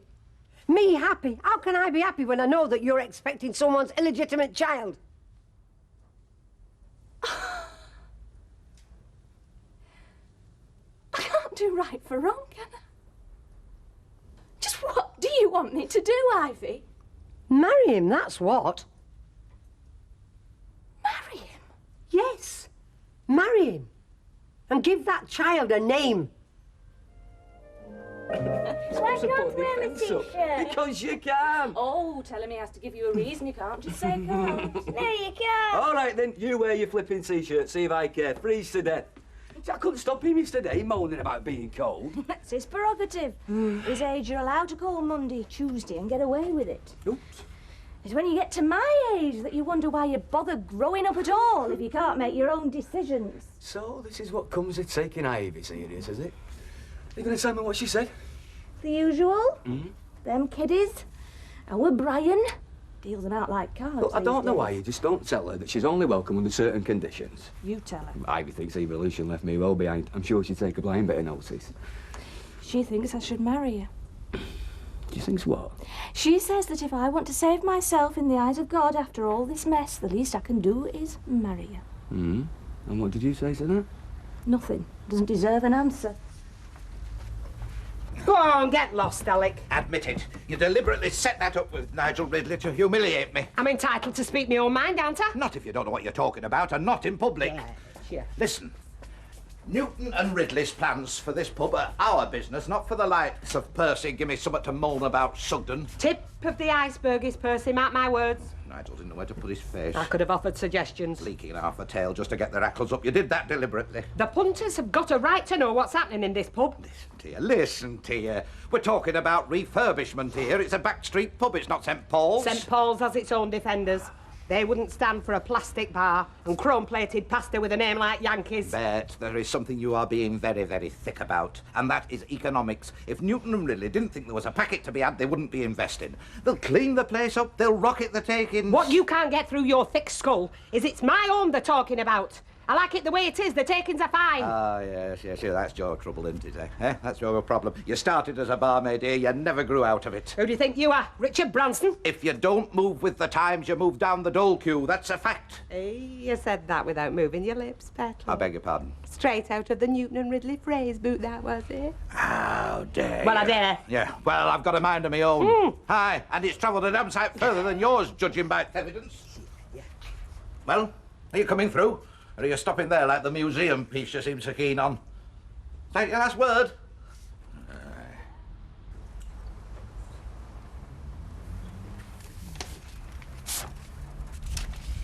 You seemed a bit surprised when Dave came to take me out last night. Why's that, I wonder? Where's the note Dave asked you to give me the other day? I forgot it. You mean you remembered to forget? That sort of behaviour's not on Tracy, neither is telling lies. Didn't. Well, why did Dave think that your dad was coming back here to live then? He might be. I wasn't telling lies. He might come back.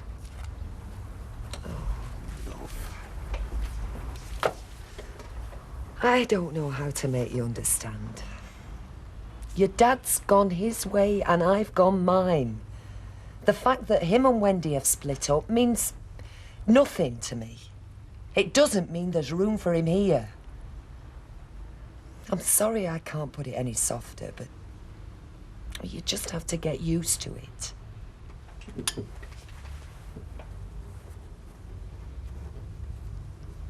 Are you in love with Dave? He's a good friend. I like him a lot. But you don't love him? I don't know.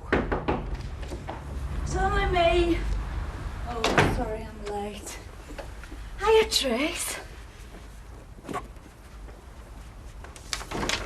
Ooh. Does that mean you've tackled her about Dave? I don't know whether I went in with a boot or let her off lightly. Is something wrong? Estate agents. That's the second one I've had asking me if I want to sell the house. Do they usually do that? No idea, but they must be keen if they're prepared to offer more than market value.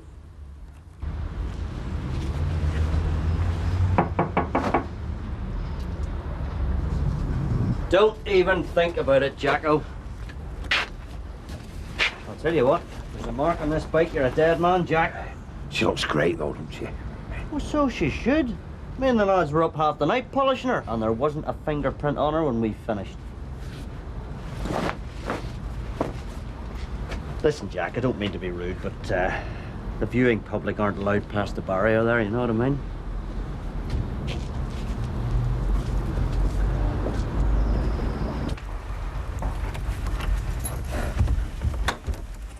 Oh, well, excuse us for starting without you. What? The day. I had no lectures till 2. Me and my bed were very grateful for that fact. Oh, yeah, well, I don't see these pots rejoicing. Some of us were listening to Dr. Gluber's theories on biodegradability while that lot was rotting. I'll do it. I know you will. It's your turn. And while you're at it, you can do something about your bedroom. It's more like a scene from Platoon than anything civilization's got to offer. Oh, very homes and gardens is it suddenly? No. Anyway, I thought bedrooms were private territory. They are, so what? So, who's been putting my dirty washing in the bin bag? Look, I just don't want Rita thinking that she's sublet to a pair of dossers, that's all. If you'd listened to Gluber's theories on environmental science, you might have heard her views on self-regulation. If you force people to work at an unnatural pace, they start to destroy the environment. I'll make the coffee, then I'll get dressed, then I'll do the washing up. How's that? Promising. Oh, and then, hold your breath, I might nip out for a tin of paint. Paint? What for? My bedroom. Well, I need some incentive to keep it tidy, won't I?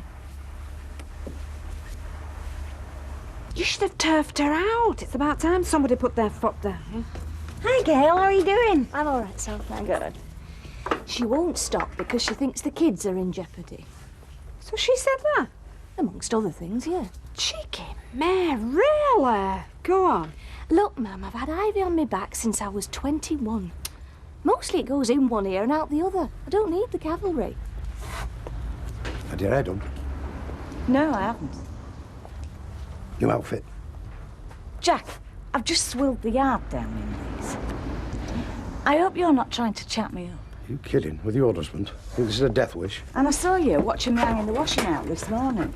I'll say this once, just so you know where you stand. No chance. Yeah, and that goes for me, Jack, if you're working your way down the block. Hey, no, give over it. It's the bike, Liz.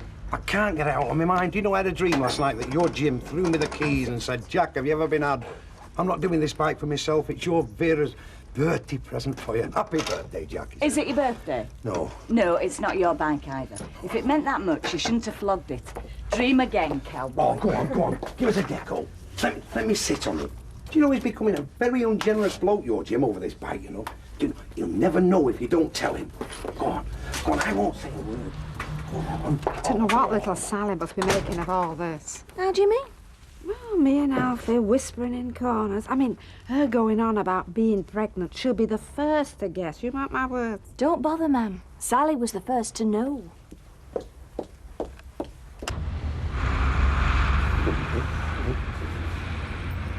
You kidding? Can I?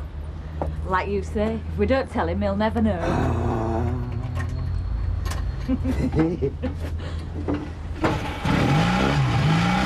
Not so loud, Jack! You'll have the whole street out! Point me to California.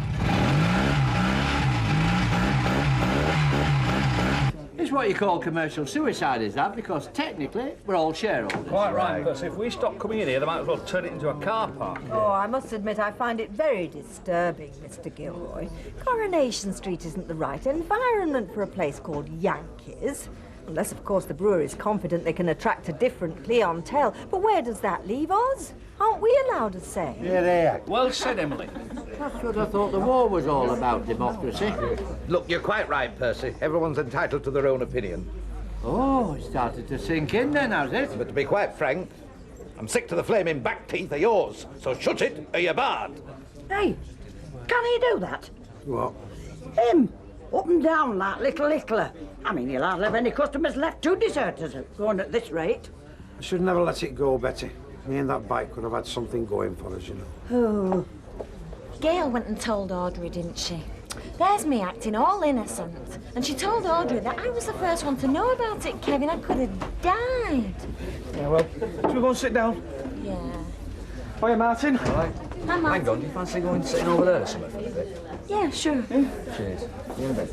What's going off there, then? Oh, I think Ivy's been stirring it. Do you mind if we join you? Hey, please. Look, that place needs brightening up. I know Rita kept the place immaculate, but it looks like she got the paint from a council job lot. Cut it out, Flick. What? I wouldn't have that place if it wasn't for Rita, and you wouldn't be sharing it with me. No, you cut it out. I don't know what sort of deal you're on with Rita, but I'm paying money to stay there, and I wish you'd stop talking to me like I'm shacking up on a freebie and start treating me like a flatmate with a 50% share. Look, Martin, Ivy made that suggestion because she'd nowhere else to go in the conversation. Well, maybe it was one of the better ones. It'd solve a few problems if we got married. Yet marrying for the sake of a child might shut Ivy up. Wouldn't do us much good, would it? You get married because you want to. I want to. If you can get it out of your head that you're not holding Mr. Ransom and his family at yours, then, well, I reckon you want to, and all. It's for you. Beg your pardon? Phone. Why do you do that, Betty? It's for you business. Then I've only got to say what is, who is it, tell them I'm busy. Look, I don't know why I answered the door. It's not what I'm paid for, and nobody thanks me. Well, tell them I'm busy. I can't. Why not? Because it's for you. It's Nigel Ridley's secretary, and she says it's urgent. Urgent? Well, apparently. Phew. Still not talking? Not in the same language, we're not. He's brushing up on Yankees twang. I'm sticking to Weatherfield. It's a shame if they start messing with it. I mean, half of this lot will disappear, you know. Try telling Dick Turpin that. All he wants is brass. He's not bothered who he has to serve it. Just clock this. Imagine, Betty, 12 months' time, it could be wall-to-wall estate agents and baseball caps swinging from light fittings. Oh, it makes me want to weep. Does it now? It does. Well, shall I tell you what makes me want to weep, Bet, shall I? Huh? That was Nigel Ridley's PA on the phone. He wants us down at the brewery at 4 o'clock. And can you imagine why? No. You and your antics with this mob last night, heckling Ridley. Because you know the first card they play when they think a couple of tenants can't handle the change. What? Through that door like a pair of flaming gun dogs. I hope you're satisfied.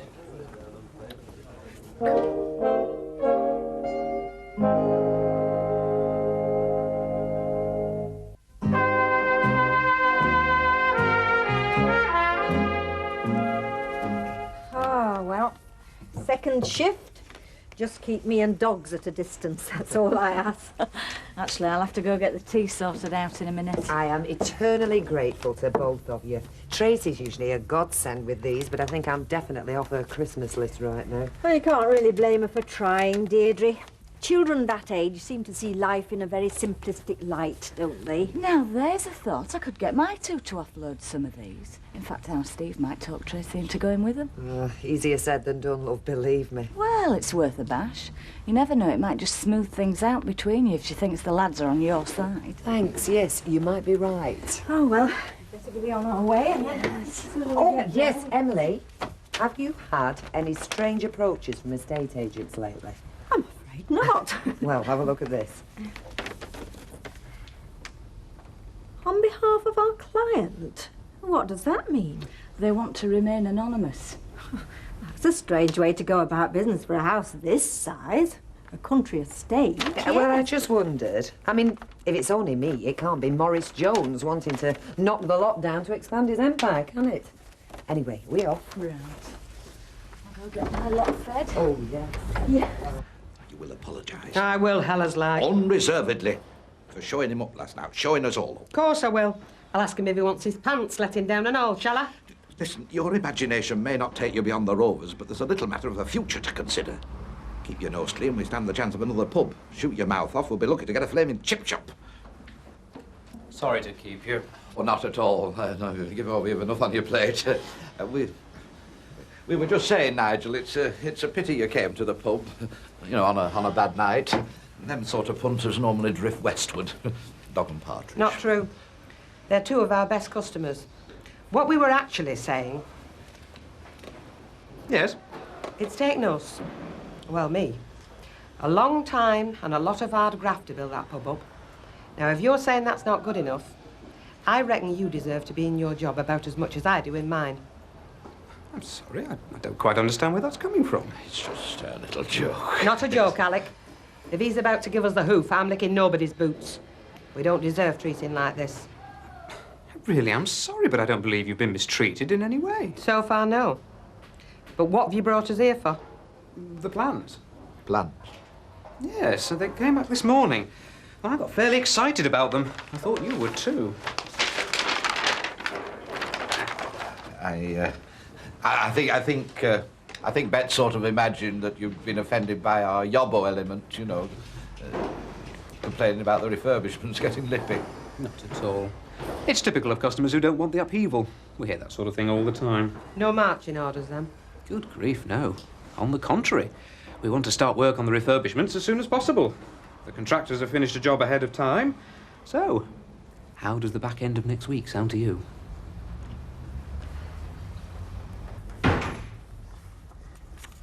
Hiya. All right. Were you at school this morning? Of course. So how come I had wee Sally down the shop saying that she heard the motorbike sparked up this morning then? Hi. Beats me. Alf Roberts said the roof was raised. Now, let me see. I was working, your mum was out. That only leaves you with access to the keys. Now, listen. If either you or your brother have been joyriding, you're in serious bother. I want the truth, Andy. We were both at school today, Dad, honestly. Actually, I think this might have been my fault. Oh, yeah. Were you riding the bike then, were you? Well, no, not me exactly. They're in good nick.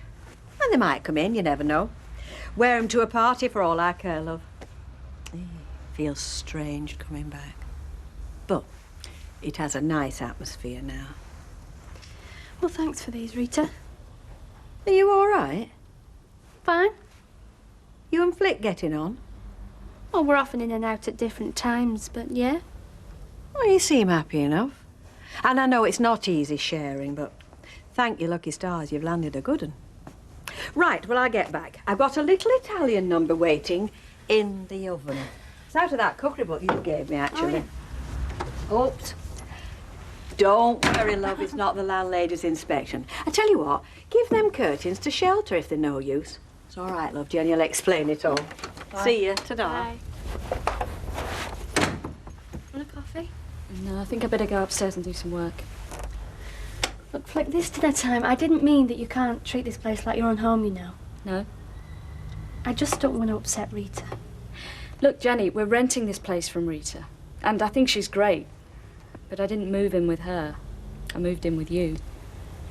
And I think you want to make up your mind whether you're going to be my flatmate or my landlady. Paint your bedroom if you want to. Yeah, well, there you go again. Paint your bedroom if you want to. Why do I feel as if I've just won an argument with my mother? Why do you want me to say it? Well, it doesn't matter anymore. You shouldn't have said no in the first place. Look, what were you trying to do, Jack? I mean, blow a gasket. They could hear you down Rosamond Street. I'm sorry, Jack. This is my fault. No, it's not your fault. I told him to back off, but oh no, he just kept pestering you. You're going on as if it's a BMW. I mean, it did ask permission, which is more than your kids would have done. Hey, you can leave them out of it. Look, do you mind? I'm trying to have me tea. Well, who's a lucky boy then? We haven't had ours because of him. Look, if you ask me, Vera's right. You two treat that bike like it should have candles round it. And as for him, it's the only conversation we've got out of him since he sold it to you. And now it's got all five of us arguing. Have you ever seen any Stephen King movies? All right. Look, I'm sorry. I shouldn't have let it get to me. I'm sorry. I suppose it must be hard for you, Jack, to look over the wall and see it there. Well, only because it was my idea in the first place. Well, if you ask me, all he needs to do is get it out of his system. Here. That's what we need, a nostalgic exorcism. What do you mean? Let him take it out and ride it. How do I know he can handle something that big? You kidding? You just watch me. Watch you, I'm coming with you. God, this will set me back. Get your leathers on, Jack. Hey, wait a minute, wait a minute. Of course we have. Get your gear on, dear. Hang on! Wait a minute.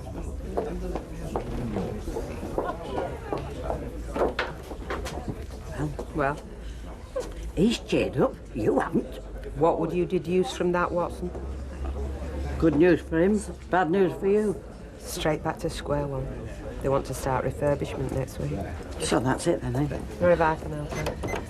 Have a good mind to get licence fixed onto it. Well, Stella Rigby and her cronies, well, you know her. She'd throw you a life belt all right. Not before she'd stuck a brooch in it first. Face it, you've been beaten, Bet, and for a very good reason. I'm beginning to wish they had sacked us. You know, if Alec gets his way, I can see you and me finishing up working as a couple of cheerleaders, Emily. Honestly, that man knows the price of everything and the value of nothing. Oscar Wilde, right?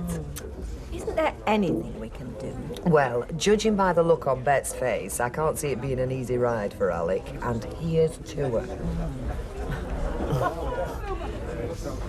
Deirdre, the letters you've had, the offers for your house, has it crossed your mind that it might be Ken? Yes. How or why, I don't know. I mean, he's no money to pay for it, and I can't imagine why he'd want to buy the same house from his estranged wife, but, well, yes, it had crossed my mind that he might be behind it all. What's your next move? Well, nothing. I'm just going to bide my time. They've got to come clean sooner or later. Hey, what I fancy is a run round Cheshire and then calling in at the inn. The inn? They pulled that down years ago. Yes, wrecking me blades, that's a bit of Billy. Right. Jack, now listen to me, all right? Yeah. She's just like a brand new engine, all right? So take it nice and easy. Yeah. Treat the gears nice and sweet, and please don't go over 50 mile an hour, all right? Please. Listen to him, it'll be dark. Come on, get off. Hey, and just once round the block, all right? Once. Oh, right. Here we go, hey, Hold on. Are you all right? Here we go.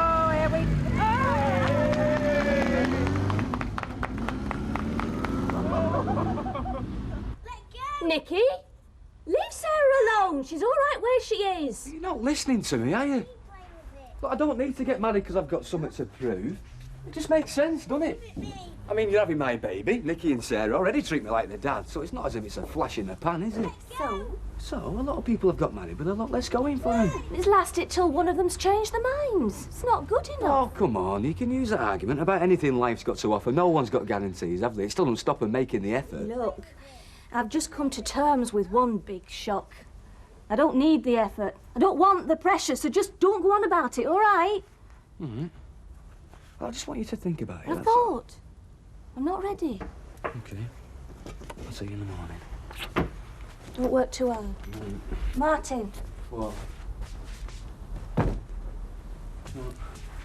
It's not because I don't love you. You know that, don't you? I do.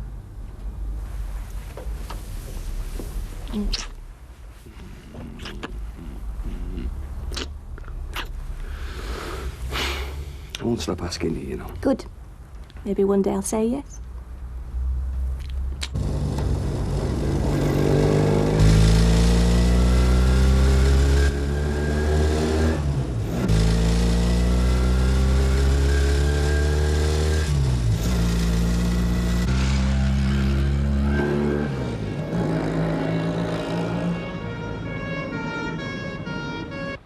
I don't know. I mean, what did I say?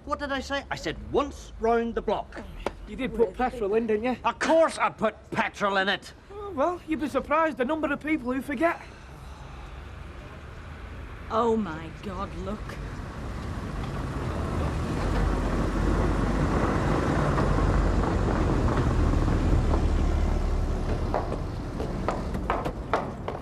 Are they all right? Mr. McDonald? Yes. That your bike? Yes. I found this pair speeding on a bike that's not taxed, not insured, and not MOT'd. Mind if I come in, sir?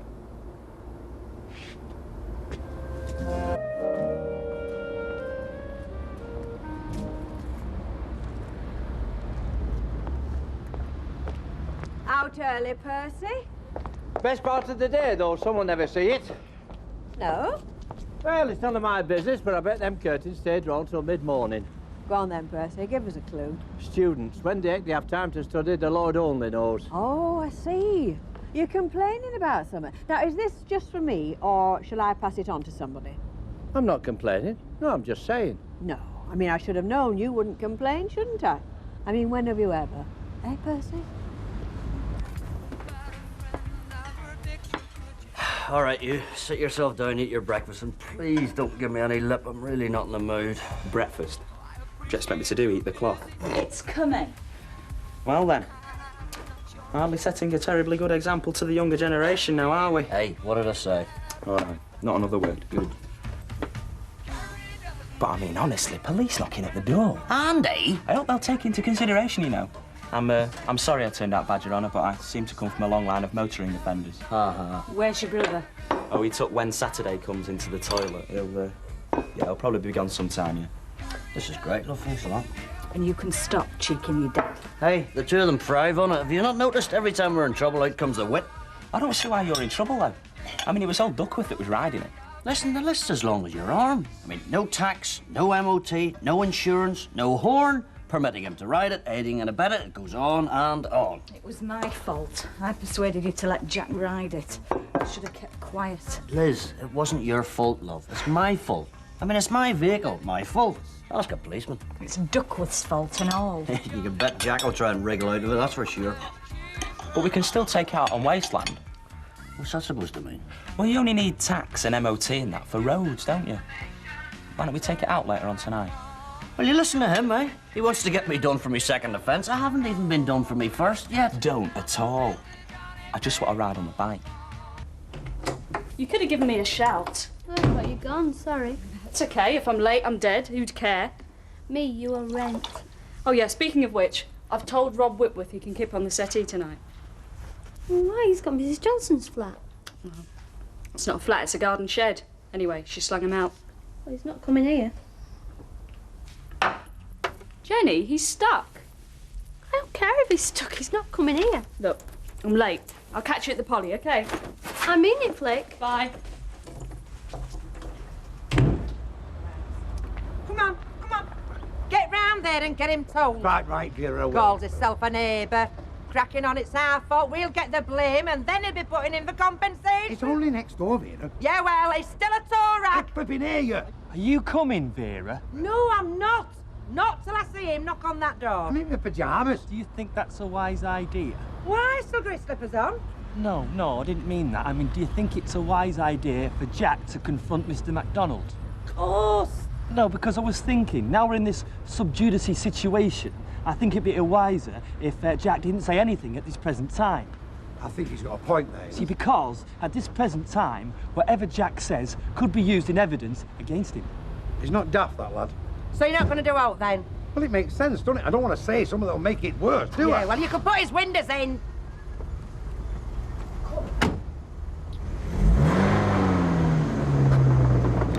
Good morning, Jack. Morning.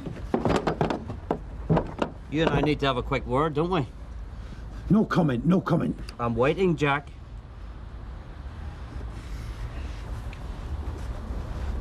Good man. I'm saying nothing. I'm not asking you to say anything, Jack. I'm just giving you fair warning and fair word. You were riding the bike, so you're in on this, and I don't want you trying to slide out of it. Do you hear me? Do you hear me? No comment. I'm not asking you to comment, Jacko. I'm asking you, do you hear me? Yes, I hear you. Good man. You never told me there was no insurance. Oh, come on, Jack. How can it be insured? How the blaming hell was I supposed to know? Well, you've got a brain, haven't you? No comment. Oh, God. Look, what is this no comment business? I am taking advice. You what? I have been given advice. What, professional advice? Very professional. Well, it doesn't take you very long, does it, eh? No comment. Fine. Right, if that's the way you want to play it, Jack, then that's the way we'll play it. You'll be hearing from me.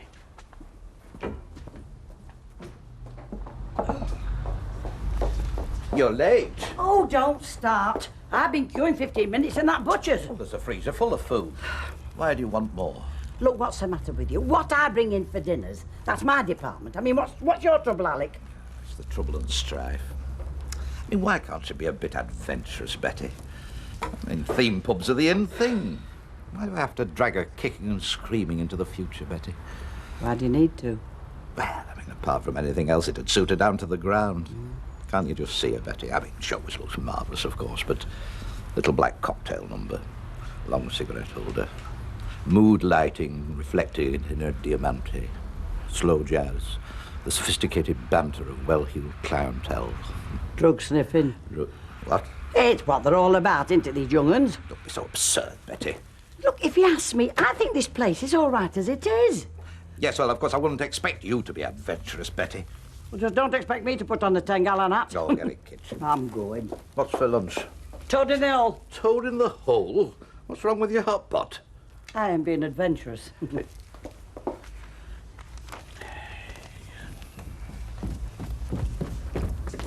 Oh, my God, I thought you'd gone to work. What's this? Guilty conscience, eh? Oh, chance would be a fine thing. What are you doing? Well, you'll never guess what old Wooden Top's done next door. What? Well, he's phoned a solicitor, hasn't he? Why? Why do you think he wants to dump it all on me? Oh, God. Here we go. Yeah, neighbour trouble. So what do we do? Oh, we fight fire with fire. I'm going to phone a solicitor. Look, it's got nothing to do with Rita. I just don't want him there. He's got nowhere else to go. Flick, he'll find somewhere. He's not going to be sleeping on a park bench. So what's wrong with him coming to ours? Because if he comes, the rest will come. And what rest would that be? Flick, as soon as it gets around that he's been keeping with us, we'll be running a doss house before we know it. Rod Whitworth is a bum. He's homeless. He's still a bum. You're so broad. Look, he's stuck for a bed. It's probably just for a couple of nights until he sorts himself out. Probably only one. Look, if Rod Whitworth gets his foot in the door, he'll be there forever. I promise you he won't. Why are you so keen anyway? Do you fancy him or something? Oh, God, think of something else, can't you, Jen? Think of something original. I can't help the way I feel, can I? Well, you come round to it, that's all I'm saying. You know, give it a try. I've no choice, have I? But what when I've tried, Alec? Do I go to Newton and Ridley and say, no thanks, I like it the way it was? Will they come round and rip out the New York speakeasy and turn it back into the Rovers? Well, Will the Eckers like? They convert it, we're stuck with it. that'll be more fitting. For who? Well, for you, I mean, instead of pulling mucky grape pints, you'll be shaking cocktails. Oh, Alec. Will I have to wear star-spangled knickers and all?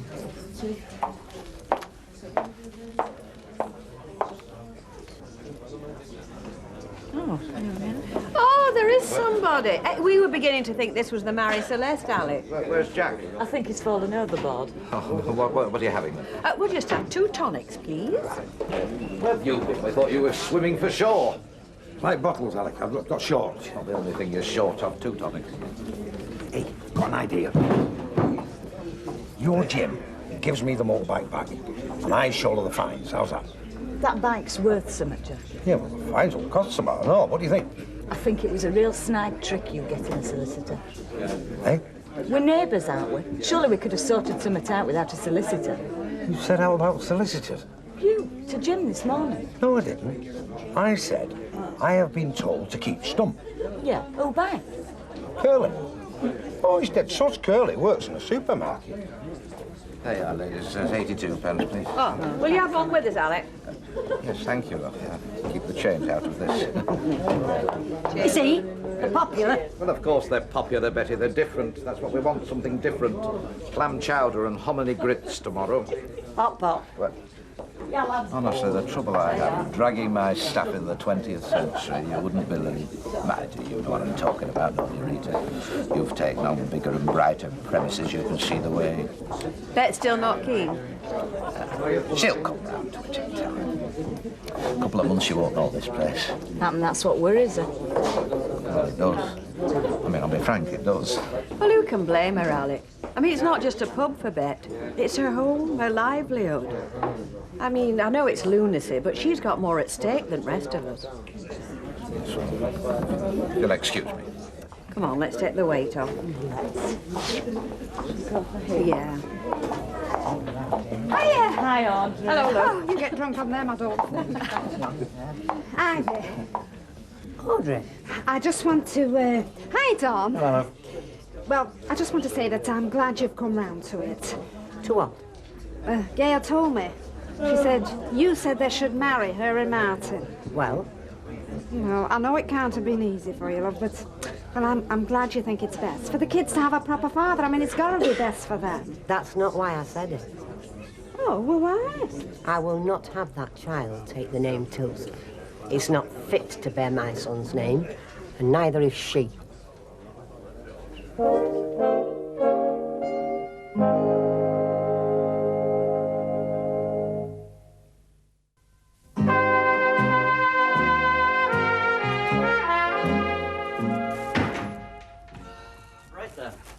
What did he say? Oh, it was a woman. She seemed all right. Yeah, wait till the bill comes in. No, you get half an hour for a fiver. Still, I suppose I lost 3 hours' work this morning, no matter what way you look at it.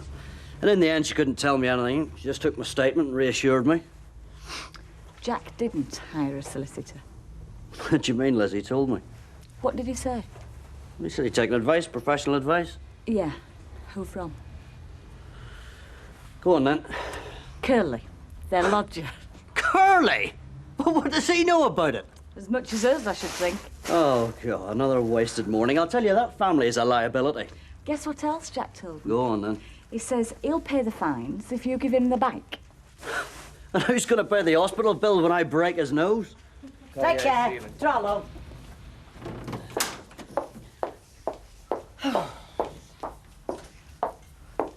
Where's Alec? Out somewhere. I don't know. It's gone at me, you know, Betty. Oh, aye. Yankees. Oh, dear. End of everything. Pub. Home. Living. Friends. Could be the end of my marriage. Who knows? You'll cope, though, won't you, lovey? Oh, hell. I'll cope, Betty. It's one thing I can do, isn't it? Flaming well cope. Yeah. So bearing all that in mind, I've reluctantly to tell you we've had second thoughts. That's not unusual, Alec. No? No, a lot of our, well, I'd say most of our tenants decide at some stage they don't feel they can go ahead with major refurbishments. Really? Most eventually do, but I have to say, we'd never force you into change against your will. You've been very reasonable, Nigel. Work's due to start. Sure. So what happens? Do you cancel? That'd be a great shame. But as I say, we're not going to force things on you. Well, I must say you're being very reasonable, Nigel. I do my best. I mean, strictly between us, it's the wife, you know. I mean, I'd be very happy to go along with any brewery plans. They've been very good to me over the years, Newton and Ridley. But, well, you know what women are like. Yes? Well, yeah, you know, conservative, cautious, you might say. I mean, personally, I could quite see us hosting Yankees Speakeasy. Studs Gilroy and his mole. Yes, it sounds great fun. Yeah, no, it's not to be, I'm afraid. No, she's not keen. She's not keen at all. Well, all I can say, it's a great shame, Alec. Well, it is, isn't it? Yes. But any road up, thank you for being so understanding. So I have your word, do I, that the refurbishments won't go ahead? Oh, you have my word, Alec, that neither I nor the brewery would ever force you into a situation you were unhappy with. Well, thank you very much. I couldn't ask for better than that, Nigel. Thank you. Thanks, Alec.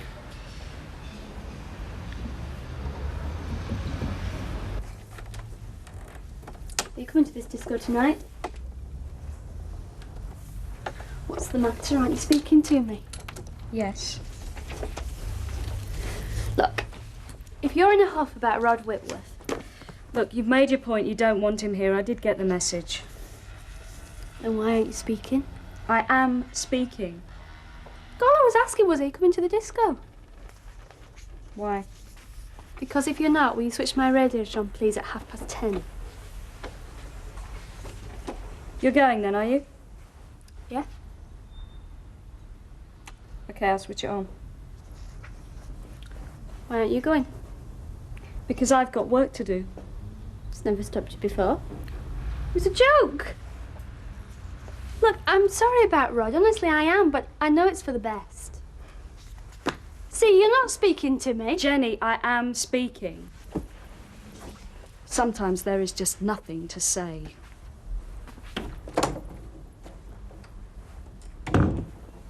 It's not your fault, though, Jack. You weren't to know. I mean, what would it have cost him to tell me if we weren't insured? But he's not bothered if a neighbour gets summons. It's naught to him, is He it? don't know the meaning of the word neighbour, that fella. You're right, Al. Aye, all in all, you deserve one another. Yeah, but it's a mean trick, though, Sally, isn't it? love. I mean, he did say you could ride it, Sally. Jack. It's not as if you just, like, took it, is it? Well, then I never rode it if I'd have known. Never in a million years, Sally. Would you not, Jack? Aye. Aye. Oh. So, this is where you go to slag people off then, is it, eh? Yeah, well, he wasn't saying anything that wasn't true. How do you know, sweetheart? Anyway, I heard you'd taken advice to shut it. I have, yes. Yeah, well, if I was you, I'd act on it, Jack, Look, right let's now. not get heated, eh?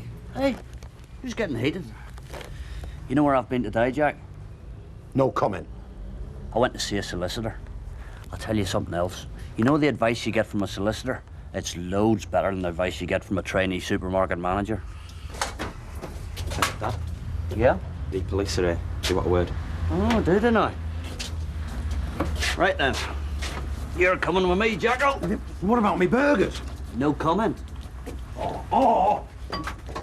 You see, Betty, what Alec can't see and won't see is it's the end. I mean, if by some miracle Yankees is a success, he'd never stand the pace. If it's a failure, it'd be us to blame. The brewery would have us out before we could say night. His head's in sand, no mistake. I mean, he's not right for a young pub, is he? Oh, well, time will tell him, Betty, if we can't. Tragic. Oh, the Wanderer returns. That's what you call timing, is that? Thank you. Have you been? I've been to see Nigel Ridley. Or did you Stetson? No, Bet, I haven't. I've cancelled the refurbishment. You what? Yes, he took it very well, actually, did Nigel. Yeah. I told him exactly how you felt, and he was entirely understanding. He said he'd never force us into anything against our will. Are you being serious?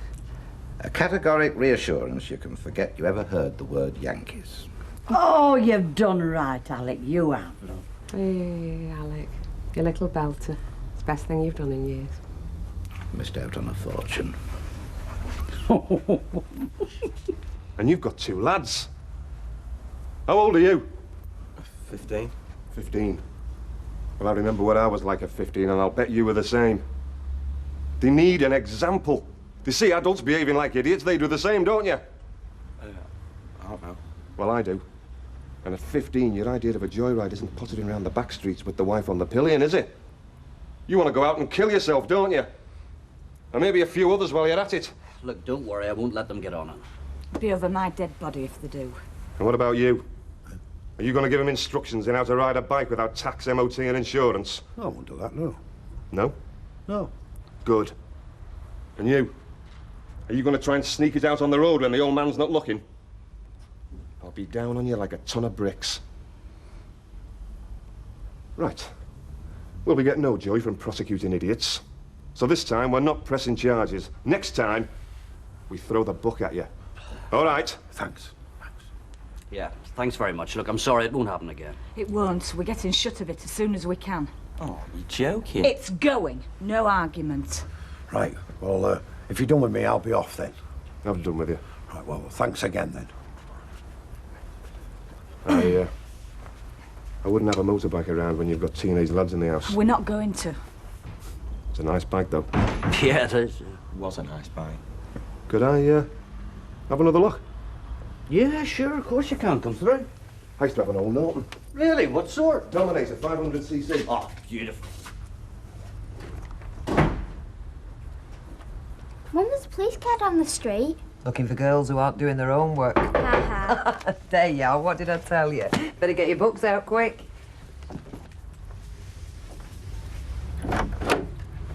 Yeah? I rang this morning. You're the estate agent? Yes. You better come in. Thanks. Come through. Thanks. Hello there. Hiya. Sit down. Thanks. Now, what's all this about? As I said on the phone, We've had an offer for your house. Why? At this stage, I'm not really prepared to say. It doesn't make any sense. No, perhaps not. But I assure you it's a genuine offer. Well, I'm very sorry, but I'm just not interested. I've got no reason to move. We're perfectly happy here. Of course. The offer anticipated that, in fact. We've been instructed to offer £5,000 above the valuation. I'd estimate it to be around 25. So effectively, you're being offered £30,000. Well, you're looking better than you have lately. Alex come up trumps, bless him. He's been to the brewery and told them what they can do with their daft ideas. And have they dropped it? They have, love. Well, hallelujah. Hey, I bet you take it all back now. Hey, Bert, what's all this about Yankees not happening? Oh, why? Yankees is down the sink, Kev, love, where it belongs. Oh, what a shame. I was going to get my tuxedo out as well. Starts your denim jacket, you mean? Yeah, I was getting my suitcase out. I didn't want to live on the same street as that. Thank Alex, you don't have to, love. No, all I'll say is it's a great opportunity missed, you know. Mind you, they took it very well. Mind you, they know it. They've got good tenants, you know. They bend over backwards for us with the brewery. Hey, look who's here. Hey, get him a drink, Jack. You know, show us no hard feelings. Right, Jim, what are you having? That's very kind of you. You'll have a pint of your bitter, please. And you. Half a bitter, please, Jack. Hey, good of that couple, wasn't it, letting us off? It shows that they're not all toe rags, have they? Hey, I'll tell you what, though, Jim. How's about me and you splitting the tax and insurance? Do you know, like a joint ownership? You know, like they would do with racehorses? Yeah, but it's gone, Jack. What's gone? The bike. I got rid of it. Blimey, that was a bit previous, wasn't it? I know the fella ticked us off, but he's only a ticket that serious. Yeah, it's for the best, really. The lads are really cut up about it. Anyway, we don't have to get helmets, do we? I don't have to put an helmet over my crew. I don't think you did the right thing there, kid. I don't think you did the right thing at all. Worth a few bob, that bike. Well, not that much now. I mean, I only got 800 for it. 800? Yeah, 800. See, just shows you the police aren't all bad, are they? It was him that bought it. Turns out he's an enthusiast. Yeah, well, you're paying for them drinks. Sure. Clay! Hi. Did you have a good time? It was all right. Tom was there. Oh, yeah? And? No, look, he went with Susan Rollinson. Yummy. I am shattered. Do you want a drink? Someone been smoking? Oh, yeah. Who? Rod. Rod Whitworth. Yes. Flick, how many times do I have to say it? Jenny, he's got nowhere else to go. I don't care if he hasn't got anywhere else to go. He's not stopping here. Hi, Jenny.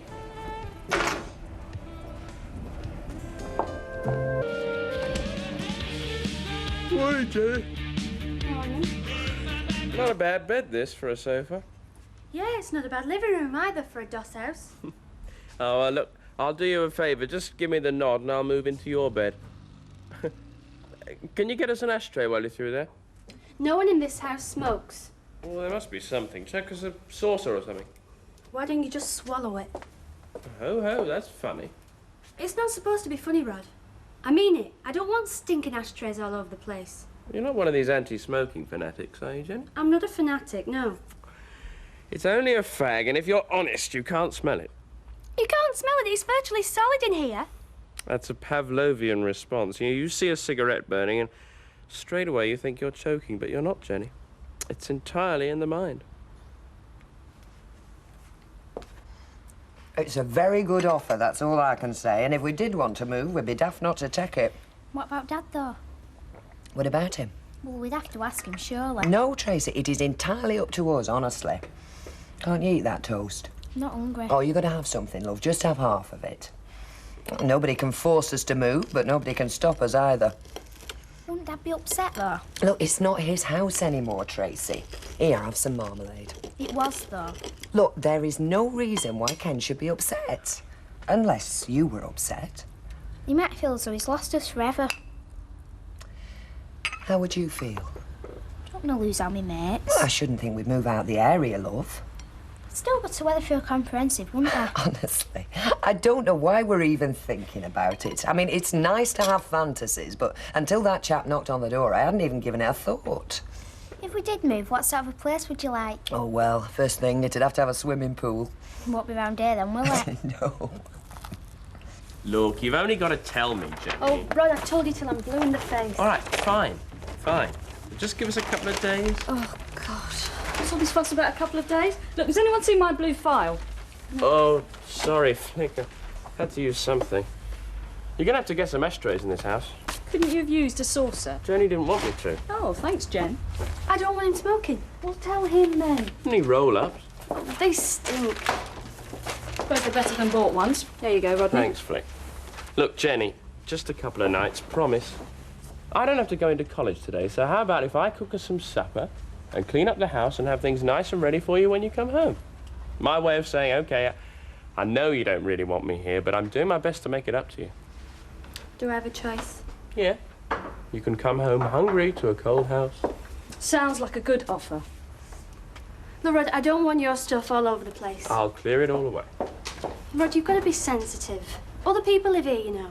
It's going to be unbearable if you're going to spread yourself all over the place. Look, soon as I wake up, I'll clear up. How about that?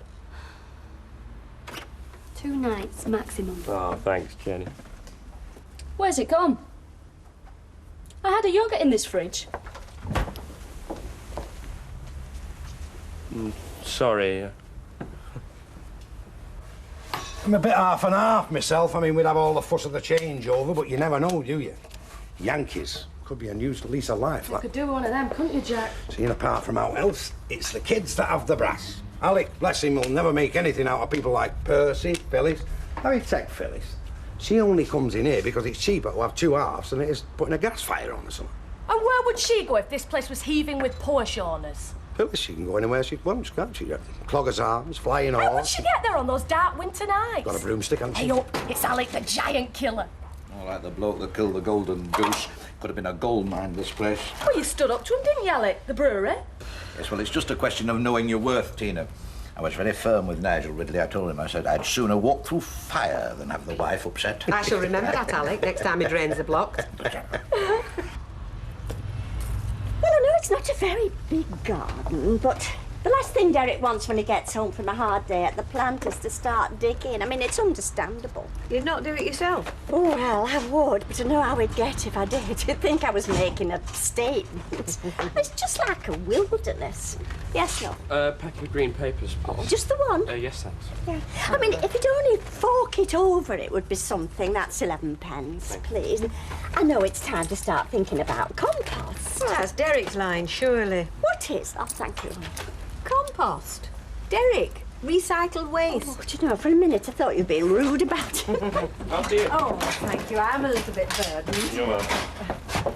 Morning. Hello. Morning, Emily. Well, he seems very polite. That's good to see. Who does? The young man who just went out. Oh, that is good to see. The kindness of strangers gladdens the heart. But he's a friend of Jenny's, isn't he? Is he? Seems to be staying there. Staying? In some capacity, I don't know what. Yes, he is. Look, he's going in. Oh, I say, Rita, don't you think you should say something to Jenny? Like what? I mean, if she hasn't learned to look after herself by now, it's God help her. Do you want serving, Emily? Hiya. Fancy seeing you bang on dinner time. Oh, I'm sorry, but that train saga goes on and on. So it was either Jim's Caff or here. Well, there's no double egg and chips here, you know. No, it's not the only thing in life, you know. Good to see you. Come through. How's Tracy? Oh, she's fine. Studiously avoids any mention of you at the moment, but I think she's fine. And she's just a bit worried I'm about to up sticks and flit with her to the back of beyond. But now I've got cheese and salad. Oh, there's a tin of tuna I can open. Oh, tuna, sir. So, developments on the estate agent front, then? They've offered me 30,000 quid. Who has? Well, they won't say. Seems it's serious, though. They reckon the house is worth 25, so the extra 5 is to twist me arm. Anybody else had any offers? I don't think so. Oh, whoever it is. They got some money to throw around. Of course, I'll have to get some gardening tools. Well, perhaps Stephanie and Desmond might have some. Well, what if they have? I'm not going cap in hand to them. Well, it's getting out of hand, Derek. They'll think we're the sort of people who have knee-high grass in the garden and rusty prams. Mavis, I promise you, if I find a rusty pram in the garden, I'll dig it up before it flowers. Yes, be frivolous, Derek, but it still has to be done. And I'll do it, Mavis. But not in my lunch hour. Now, can we change the subject? There you go, Derek. Thank you, Jack. Right, there you are. Ta-ra. Wonder when they're going to sort the garden out. Who's that, Des? Those rusty pram sort of people next door. Oh, Same again. Yeah, cheers. Orange juice, white wine and soda, and just half, please. OK, how's Sally, Kevin? Is she doing well? Oh, great, yeah. She don't want to have the baby. You what? Well, she's enjoying being pregnant too much, isn't she? Oh, that must be because you're spoiling her, Kevin. Don't I always? Listen, she'll want that baby when time comes, believe me. Yeah, how's your young'un coming down anyway? Cooking well? Who? Who, she says. Your grandchild, Ivy. Don't tell me you forgot.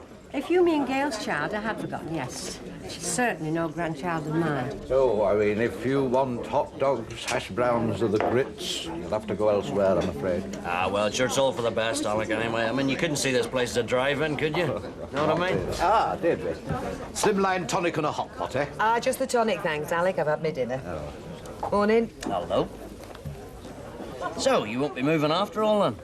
What? Well, moving away from the all-American extravaganza, which incidentally is not going to happen. Oh, I see. I thought you were talking about something else for a minute. Oh, yeah? And what something else could I be talking about? Well, I've had an offer for my house. I didn't know you were selling. I'm not. Came right out of the blue. You've not had one by any chance, have you? No, not me, love, no. Just wondered if it was Morris Jones up to his tricks. What, demolishing the houses on this side as well? Hey, over my dead body, Alec, mate. Oh, I don't know. We sell a lot of ale when there's labourers about. Who told you? You didn't expect to keep it a secret, did you? Not in this street. Honestly, I mean, talk about twitching curtains. Well, you've lived round here long enough to know that a lad staying with 2 girls in the house is going to get talked about. But it's nobody's business, though, is it? Jenny, you've only to blow your nose round here and it's on front page at Gazette by last edition. You know that. It'd be different if I wanted him, though. Don't you? He's a real charmer, you know? He's full of flash smiles and chat. He's just a waster. Hey, in fact, you'd be doing me a favour, actually. You played the hard-hearted landlady and told him to sling his hook. You can count me out, lady. You fight your own battles. You see, the trouble is, Flick's really taken in by him, you see. She makes me feel guilty when I tell him to leave. Why does she do that? Oh, because he's homeless and he's got nowhere to go. So she's reckoning that she's taking pity on him. Is that true? It's true that he's homeless, but I mean, it's not true that he's got nowhere to go. You see, he's the kind of lad that will always land on his feet, especially with mubs like us. But Flick doesn't see it that way. I don't know why. I mean, he smokes, he leaves his things everywhere, he eats our food. He's completely taken over the living room. But she just turns a blind eye to all of this, doesn't she? Well, seems obvious why then, doesn't it? Why? Oh, come on, Jenny, you're not soft. What do you mean? She must fancy him. No, she doesn't, Rita. She told me that. She made it absolutely clear that she does not fancy him. Yeah, well. Well, what? She would, wouldn't she?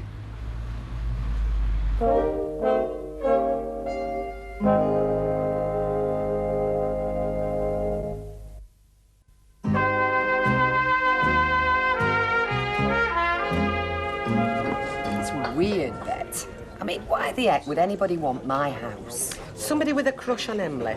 They move into yours and she'll be next door. You'll be on the other side. Next to Emily, I'm a spent force, the sex life scorching. Don't. No, seriously, Bet, I would love to know who it is. Nobody else has had any offers. I've asked everybody bar the Duckworth. Well, if they had, it'd have been on 10 o'clock news. It's a bit creepy, really, isn't it? Somebody out there wants my house. Won't be Ken. Ken bought it once and gave it away. He's not going to buy it again. It's just that when marriages break up, folk can do funny things. Oh, God, Bet, what are you saying? Oh, I'm not saying anything, love. I just opened my big mouth. Ken hasn't got any money anyway. Look, love, forget it. No, don't forget it. Get on to that estate agent and say you're having no more of this anonymous offer nonsense and you're going to flipping well find out who. Classic case of the cuckoo in the nest. He's definitely coming between me and Jenny. Coffee? Yeah, what with sugar, Flick? Could be the end of a beautiful friendship. Still, who needs a beautiful friendship? Listen, you could lose a beautiful house. Convenient, Paula, not beautiful. Now, I misread Whitworth. He was using my file as an ashtray this morning, and he's put all his dirty washing in the washing machine. He's not even bothered to switch it on. Cheers. Yeah, of course Jenny's going to blame me, you know. But why don't you tell her you agree with her? Yeah, well, that would mean saying I was wrong, wouldn't it? Hi. Hi. Look, Flick, I'm sorry I've been a bit off about Rod. It's all right. He can stop if he wants to. Really? Yeah. He's not that bad, really, when you get to know him, is he? Tell him he can stop. Well, I don't believe this. So she finds him a pain, does she? But she does. She's always slagging him off every chance she gets. Well, she would, wouldn't she? Because I'm being messed about. Yes, Mr. Simpson, I am. I want some proper information, and if you won't give it to me, then you can forget about me selling this house. Well, I'm pretty sure I won't, actually, but unless you tell me who it is who wants it, I definitely won't.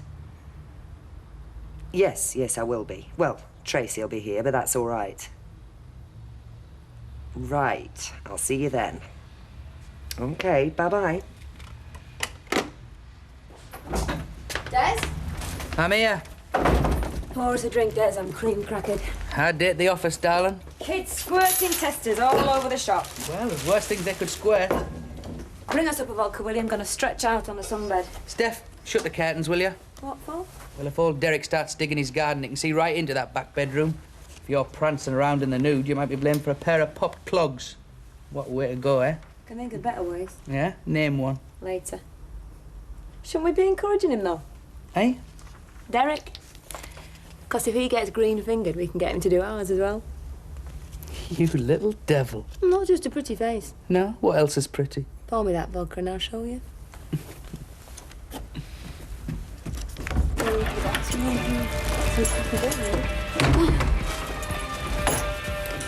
Can't smell cooking. Oh, it'll be salad. 2 tomatoes and a lettuce leaf. But it's the thought that counts. Hi, folks. Right. Busy day? Nah, haven't done a thing. How was yours? All right. Fine, except I think I've lost my locker key. Do you mind if I turn this down a bit? It's your house, Jenny. I can tell you've been in all day, Rodney. I'm not complaining, but we could do with some windows open. Have you found your key? No. You tried visualization? Pardon? You don't know what visualization is? Oh. It's very simple, actually. You've put your key down somewhere, okay? But you've forgotten where, okay? So, you've forgotten in your conscious mind, but it's a question of finding it in your unconscious mind. So you've got to bring your unconscious into your conscious.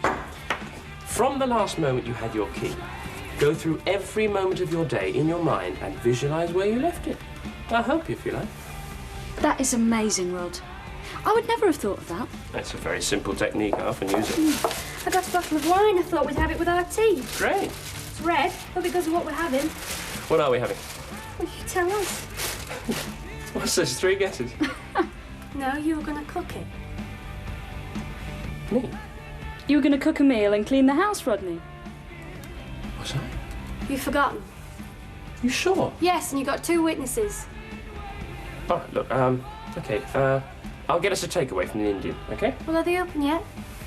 In an hour and a half. It's weird, that. Completely forgot. It's not like me. Oh, it'll be there in your unconscious, Rodney. Try visualization. But I'll need some money. Can you lend me a tenner to the end of the week?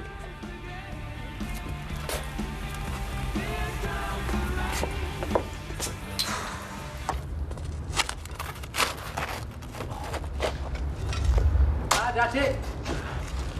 Oh, hello there. Yes. Yes, has to be done, eh?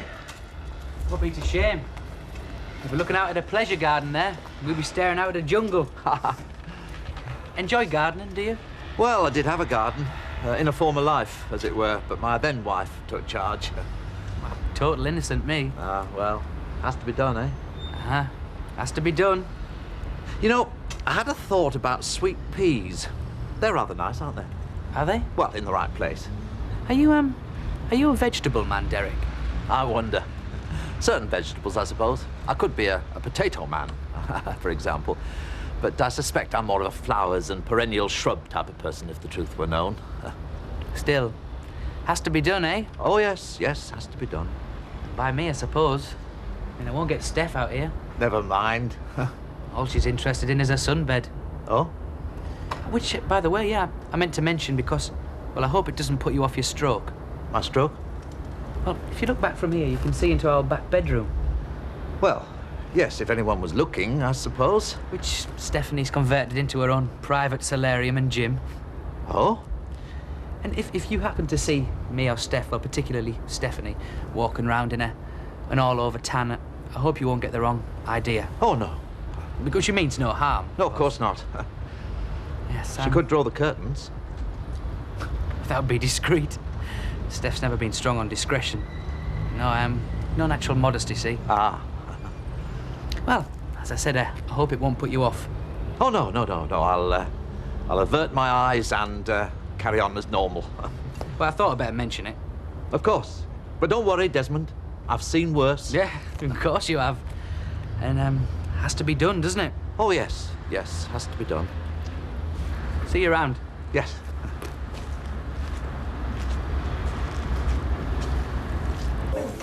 Hey, Maeve, you looking for talent? What? Get down the flying horse. Plenty of single fellas in there. Don't be so ridiculous. I'm not joking, Maeve. You haven't spoke. My husband will be here in 5 minutes, as a matter of fact. But he's really looking forward to that. Oi, what's Mavis been supping? Castor oil? No, just a sour little grapefruit juice. 120? They are, Lord. Thank you. So are you going to complain then? Of course we don't pay his rates. Listen to rock and roll all day. We don't pay rates anymore, really. Well, whatever it flipping is, we still flipping pay it. Yeah, I know. You see, John has to sleep during the day. I mean, it's keeping him away. Thanks, Ivy. Right, and we didn't have to live either side of a flipping hippie commune, did we? Students' DOS house. Well, I suppose you've got to be fair, Vera. I mean, it's only since they've had that young lad in. I mean, they were quiet enough before, weren't they? And what they're doing with him, eh? It's only a 2-bedroom. Don't you ask.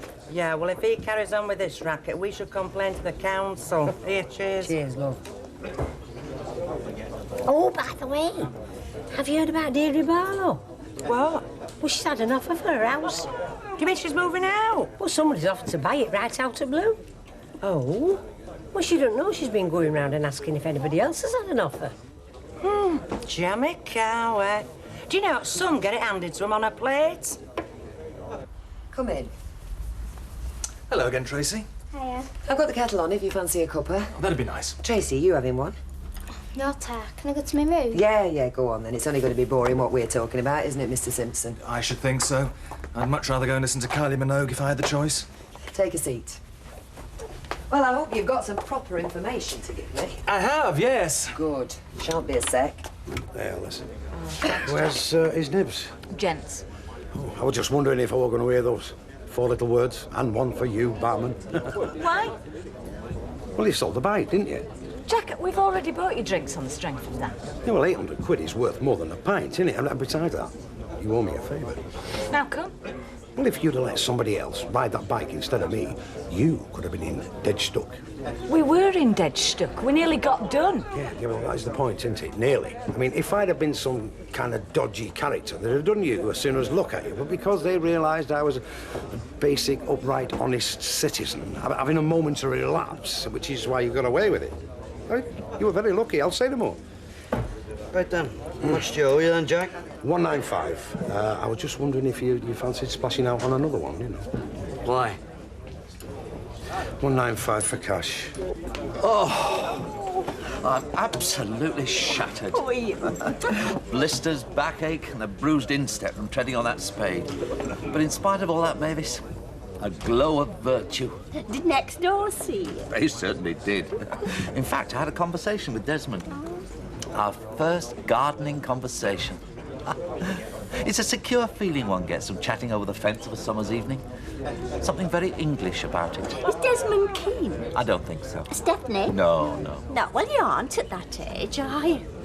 I expect all Stephanie wants from a garden is to lie stretched out in the sun. As I say, I'm not prepared to consider anything until I know exactly what's going on. That's understandable. Is it Ken? Who? My husband. I don't understand. I thought you were on your own. Well, yes, I am, but I just wondered if he was playing some sort of game. No, I promise. Nothing at all like that. Oh, well, that's a relief anyway. Well? The offer's come from the brewery that owns the pub next door, Newton and Ridley. What the heck for? Well, this has to remain confidential. All of it. Yeah, go on. They're planning substantial refurbishments, which involve extending through into this house. But the refurbishment's been called off. They've cancelled it. I believe that's what they've said publicly, yes. You mean they're actually going ahead? Which is why the offer has to remain confidential. So, what do you think? Eric didn't mind me dragging you in early, getting his own breakfast. No, he's very good. And it's not often I don't hear the alarm. In fact, most mornings I'm awake before it has a chance to go off. Do you know what I think? I think that means you've settled. Settled, have I? Settled into your house. Oh, I thought you meant settle like that terrace at t'other end of Rosamond Street. You know, the one that they propped up where it come down in the end. Here we are, you. Now, if it looks as if you're going to be late for school, don't chuck 'em in canal. Bring 'em back, right? No, off you go. What I'm saying is I think it means you've settled into your new home. I mean, when you're in a new place, well, it's like there's something in here that tells you you're not in your own proper little burrow. Oh, I mean, when we first moved in, I couldn't sleep a wink. And when you do get off, bing, suddenly you're wide awake again in no time at all. Pitch dark, and there's that awful moment when you don't know where you are. Oh, if it weren't for Coco, I'd be a zombie. Not have you in zombies, Mavis. I'm worried to death. Do you know, I think I'll have to start getting this for Derek. It seems very good. I think it's one of those that you build up. What is it, gardening? That's the next big thing, is it? Oh, yes. I think once you've started on a garden, well, you've really settled in. Yeah, I feel the same way about me busy Lizzie.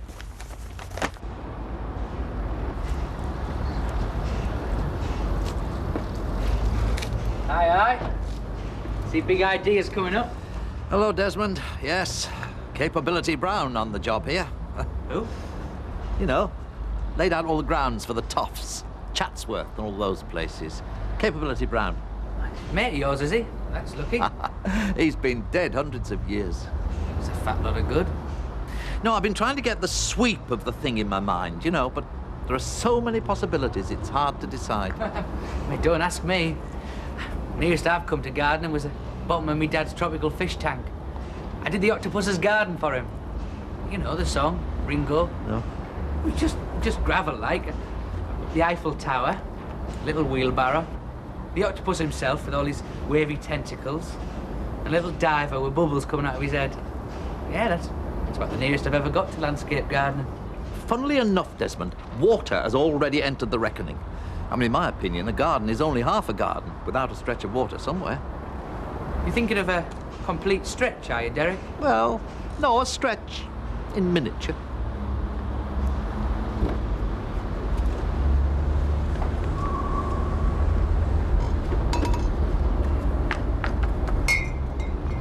Hey, what's that carry on? What's that? Well, I thought better of them two. I thought they were two decent young girls. Oh, you mean... Well, I don't know about Lodger, Vera, but he's certainly stopping for nights. Well, things are different now, Ivy. Well, not so very, are they? It only takes one little mistake to ruin a young girl's life. Yeah, but I think they're more knowing now. Oh, yeah, yes, they're more educated, aren't they? If that is education, Vera. Well, they are, Ivy. I know that.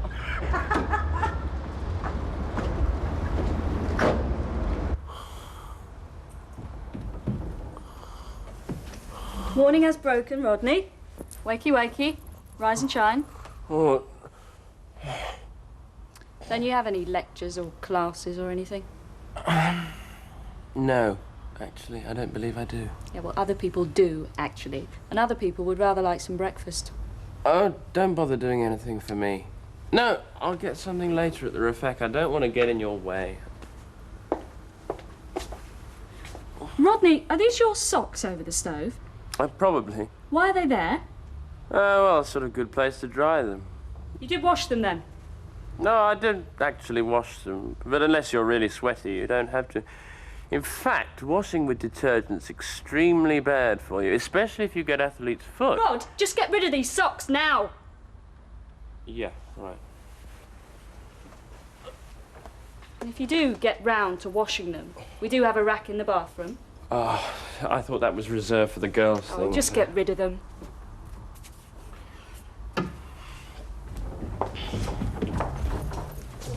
Sorry.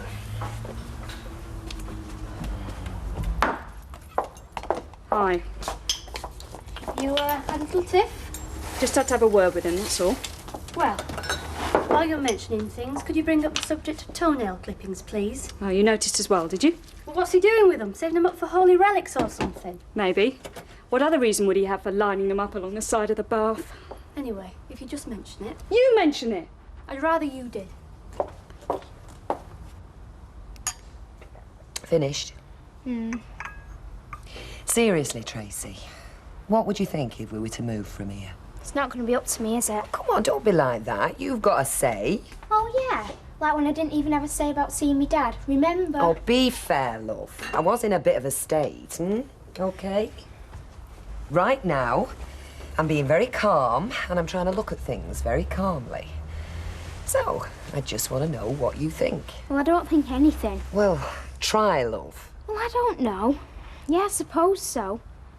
All right, if you want to move, all right. I didn't say I want to move. Well, when you do, ask me then. Yeah, all right, go on. Get off to school, it's getting on. Well, I can't decide, can I? It's up to you. There we are, all paid up. And I must say you don't get behind. Well, it's a family thing. My dad says it's a sin to be in debt.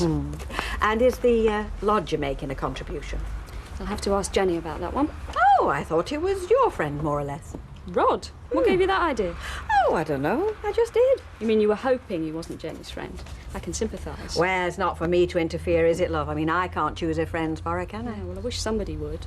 Why are we giving room to an upper-class twit like Is that? he upper class? Private school. Well, he tries to hide it sometimes, you know. But the plum always comes back and chokes him. Now, that's being snobbish the other way around, isn't it? I mean, he can't help talking posh. I mean, if they've money and he went private, he can't help it. There's a lot of things he can't help. But there's one or two that he could, if only someone had given him a good kick up the backside. And you just might be that someone. Well, Jenny seems to be soft on him. Well, don't get me wrong, they're not, you know... Well, maybe she just enjoys collecting strays. Well, perhaps there's something about him that you can't see. I mean, it's a funny thing, personal chemistry. Personal chemistry? Oh, he's got that. I know. I've just had a close encounter with his socks. I've had a shocking morning. I'm sorry I'm late. Late? Late is not the word. Try redundant. Hey? Taking a notice, isn't in a bad mood, isn't it? Can't you find anything to do? Done it. What do you mean, done it? Lined up the mile, bitters ready, best bitters on a new key. Got a new lager to go on there. I've filled the shelves with splits and bottled ales. That's in front of you, behind you. I've done all your little jugs with water. Cleaned out the sink, done the slops, sterilised all the pipes, threw away the bucket with all in it, and I've fed the ferret. What ferret? And you got a ferret? You must have a very friendly rat, but you never mind, kid. If anybody comes in here, you're ready for them. Oh, yes, and you've put your finger on it, haven't you? I mean, where are they? You can't expect it to be throbbing 12 on a Wednesday. It's 20 past, and when Baldwin was going, it was 10 deep in here by now. I don't know about 10 deep, Alec. Have we done the right thing? I mean, maybe we should have gone along with this Yankees thing. I can't see you in a 10-gallon hat. I keep telling you, Yankees do not wear 10-gallon hats. That is cowboys. Cowboys are Yankees. Yankees is the north, cowboys is the west. Out of it altogether. So are you, boss. Well out of it. Now then, look, this is a start. Yes, good morning, dear. What can I get for you? No, Alec, I'm after your money. Only raffle tickets for the PTA. How much? 20 pence or a dozen for £2. Go on, put me down for a dozen. What we're going to win then? Yeah. Right, it's all on the ticket. Should I just write Rovers on the stub? That's us. Have you, heard any more about the plans they've got for you? Well, we were just saying, you know, because we've turned it down, we didn't really fancy it, and so they're not going ahead. But I've been thinking... Don't talk daft, Alec. At our time of life, we couldn't cope with that kind of carry-on. Well... nothing. They can sweet-talk you all you like. We wouldn't last 2 minutes in that kind of pantomime, and they know it. You see, Deirdre, when you're running a pub, you know, you build your whole world round it, the pub. It's you see, and suddenly it's not you. Do you follow? It's right. Somebody somewhere makes a decision, and your fate's sealed. Sealed? Do you know what I mean? Yeah.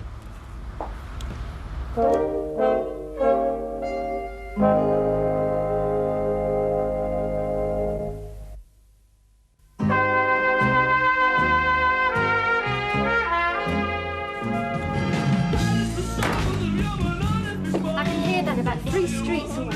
Well, the neighbourhood needs livening up.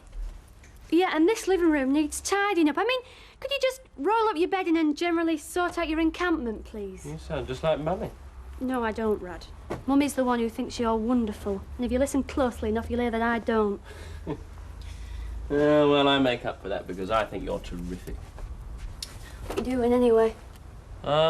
It's a course on drugs in society, actually. This particular module is called Rolling a Fag with One Hand. Nearly got it, actually. Your bid for street credibility, is it, Rod? Well, you still haven't noticed, have you? There's no ashtrays in this house. Oh, that's okay. I'm going to go over and nick one from the pub.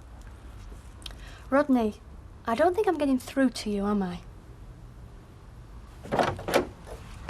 Hello, Mrs. Barlow. Come in. I called to see if you'd had time to consider. I was just going to ring you. Come through.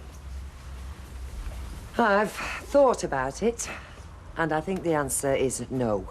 There's a lot of reasons I don't want to go into right now. I have to say, an offer like this is not one you're going to get every day. No, I don't suppose it is. My clients weren't altogether pleased when I told them I'd let you know who they were. Well, it's gone no further. I'm glad about that. What they've said is, seeing you know, they'd appreciate it if you'd be willing to meet their representative. Is there any point? It must be in your own interest.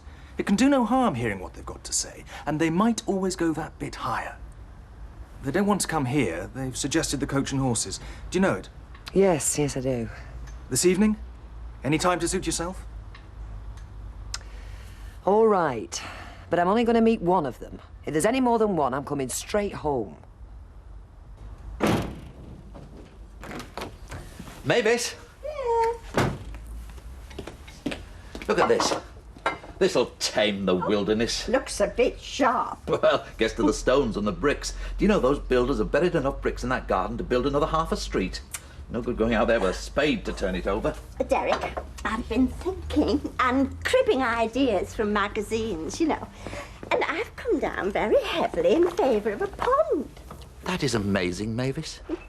I was saying to young Desmond only this morning, a garden's not a garden without a water feature. Oh, water feature? You mean like Chatsworth? We're in psychic communication, Mavis. I mentioned Chatsworth. But not on that scale, necessarily. Oh, no, I agree. I mean, Chatsworth, well, it can be a bit overrated. Yes, you see, when you've got any amount of money and any amount of land, well, you can go mad and sometimes things get a bit overdone. Yes, I'd like to think we'd be a bit more disciplined, Mavis. Much more tasteful. Not so showy and vulgar. Oh. Well, do you want me to come out and help you? No, I don't think so. Well, you've got no wellies. Well, it's not wet. No, but I wouldn't like to think of you in the garden without any wellies. You get on with your macrame. Derek, I haven't done macrame for years. Well, whatever. It's pure brute slog out there at the minute. I'll go and get changed. Well, I don't care, no that. Ain't it, Posh? Who? Rodney? Rodney's there. Rodney. We'll have to have a word with Rodney. Look, the foundation's what stand it, you know. Music's one thing, shaking the house down's another. He has been told. Well, he'd better not need telling again, or else he'll have his higher qualifications a right rollicking from the Vera Duckworth Academy. So let him know, will you? Suppose one of you's soft on him. Yeah, speak to my friend. Yeah, well, you've been told. So, you mentioned it then? Oh, I did. Who's he shacked up with? I don't know. Oh. What do you mean? Well, he's your friend. You're the one who said he could come. Well, you were the one who said, stick around, Rodney, dearest. I only said he could stay because I thought you were keen on him. Keen on him? Well, you didn't think I was. You didn't. Oh. Well, it's coming on. Yes. Beginning to make an impression, Mavis. Do you think it's going to be big enough? Well, not if you want to go polling a punt on it. No, I don't suppose it will be. No, well, we don't want it too big, do we? I mean, you can have a lot of interest in a little pond. We could have newts. Don't you think, Derek? That would be nice, something like that. What? There's no need to shout. It's not the Grand Canyon you're calling across. No, I'm sorry. What? I just said it would be nice to have newts. I mean, I could find out about them. Newts, yes, newts. Derek, you seem a bit... Yes, I am. Look, I'll sort out the ecological details later. Right now, I'm doing the navvy work. Ooh, it's coming a bit cool. You could do with your carding. No, I'll be warm enough if I can get on. Well, anyway, it really is. It's coming on. Don't forget your tea. Tea? Oh, you've not done your back in a hole. No, just a twinge. Oh, well, don't overdo things. Oh.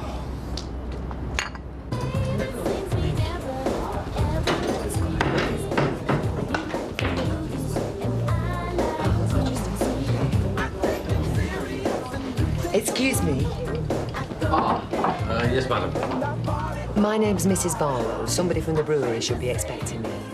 Ah, yes, Mrs. Barlow. Somebody from the brewery. Ah.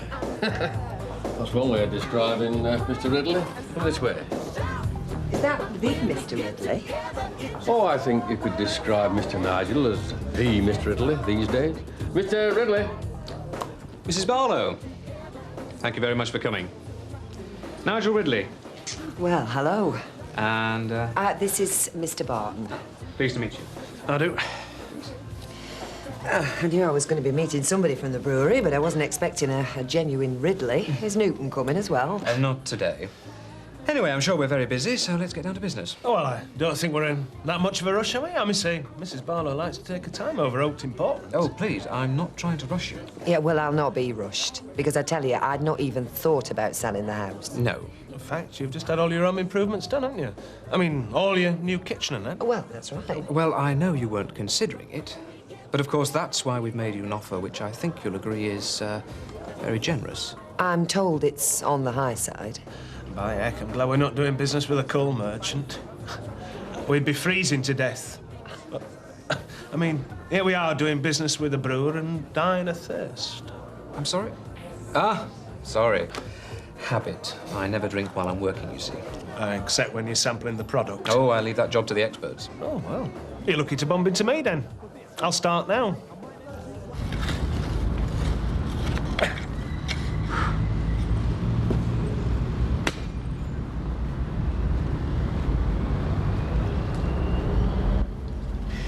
He'll be out there till it's dark.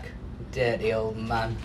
Maybe he's just keen on his garden. Well, all of a sudden, I tell you, you walk across here once again, he'll be digging that garden till summer. Maybe it's you that's a dirty old man. You just think everybody like yourself. What do you mean? I'm not the one hanging around trying to get a glimpse of his missus in the nuddy, am I? I think she's very well preserved, really. Well, so's King Tut. Oh, he's looking. He's looking. Oh, he's pretending he's not. You can't see me from down there anyway, not while I'm lying down. You're not trying hard enough. Of course. When you're the same age as his missus, I won't want to see you in the nuddy either, will I, really? Yeah, well, I won't let you either, will I? Filthy pig.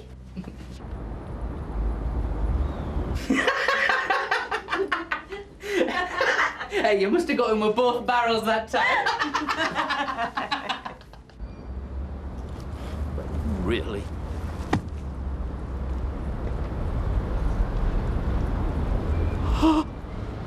Mavis! Mavis! Mavis! I can understand that. I must say I respect you for it. Well, they're friends of mine, Mr. and Mrs. Gilroy. I can understand their doubts, but they have nothing to fear, really. They will always be accommodated within the brewery's plans. There's always a place for them, whatever they decide. I just didn't want to feel I'd be pulling the rug, you know. No question of that. The only result of our plans for the Rover's return will be a better, nicer pub. And a more profitable one, I dare say. No sin in making a profit. I don't think anyone's suggesting there is. Well, otherwise would I be tempting you with a rather nice profit on your house? Well, I've heard what you have to say, and I'm sorry if I'm standing in the way of your plans. Oh, it's not a matter of standing in the way. The brewery's modernisation won't exactly shudder to a standstill. No, I know, but if I don't, well, you know, then the pub will be off the agenda. That's what I'm trying to get at. We might extend round the corner in Rosamond Street. There might or might not be planning problems. Usually are. Yeah, I know. I'm a councillor. Oh, really? I rather wish you hadn't told me that.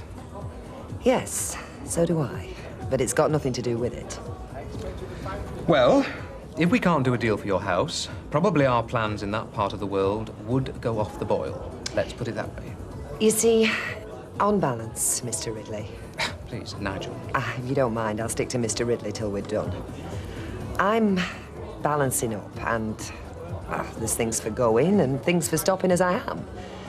You've offered me a few thousand over the odds. About 5,000 clear is my understanding. Yeah, well, I know it's neither here nor there to you, but I am in the middle of a divorce right now, and I have a daughter to consider, and there's been an awful lot of upheaval.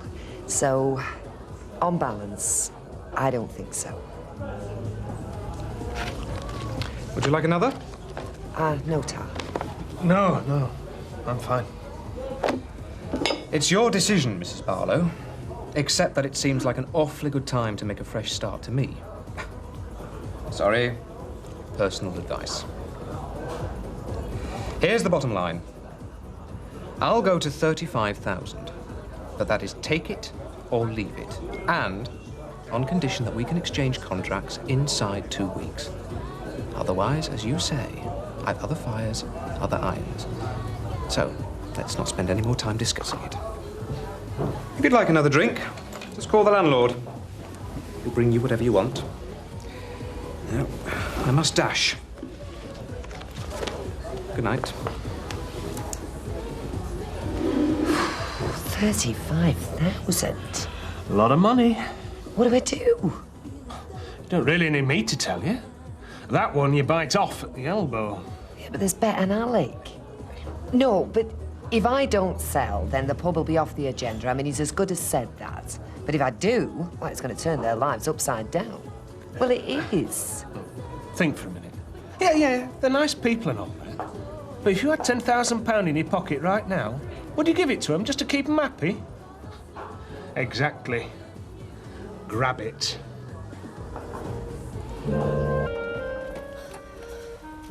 Come on, Rodney, stir yourself. That's a good boy. As if you're not dead.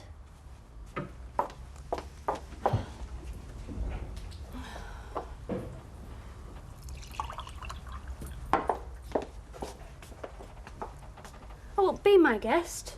Have you told him? Can you see any sign of life in there? No. Well, then how could I have told him? But you are going to tell him. I thought we agreed we were both going to tell him. Yeah, but make it before breakfast, eh? I don't think I could face my brown flakes knowing what we were about to do to him. I don't think you're up to this job. Have you ever seen a mess like it in your life? Fancy waking up with that beside you. I think he's having a mucky dream. Fire, Rodney. Fire! It can be very dangerous wakening somebody abruptly like that. You know, your molecules can jam. Rod. Oh.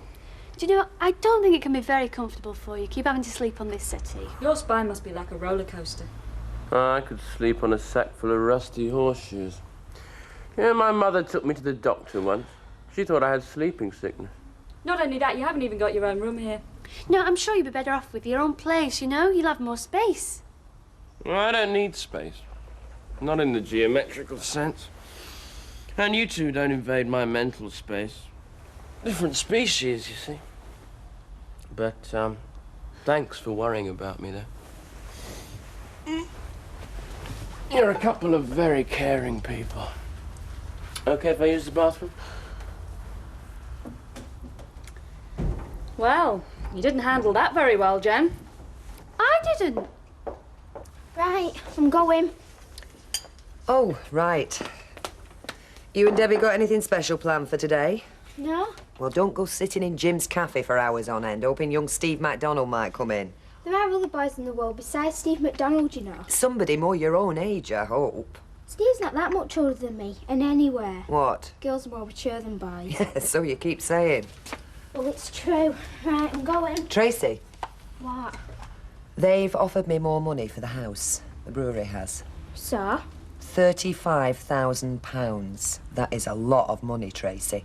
We could do an awful lot with 35,000 quid. I think we should sell to them, don't you? Well, where would we live then? Well, we'd find another house. Probably a better one, somewhere with a bit of a garden, perhaps. I want to live here. All my mates around here. Well, I don't suppose we'd be flitting far, love. I don't care. I like it here. Dave thinks we should sell. Well, what's it got to do with him? I wish he'd mind his own business. Derek, don't you think you should let the doctor have another look at that foot? It'll be all right, Mavis. Lucky the prong of that damn fool garden fork went between my toes. Otherwise I'd be crippled for life. Still looks painful, though. I'll just have to bear it.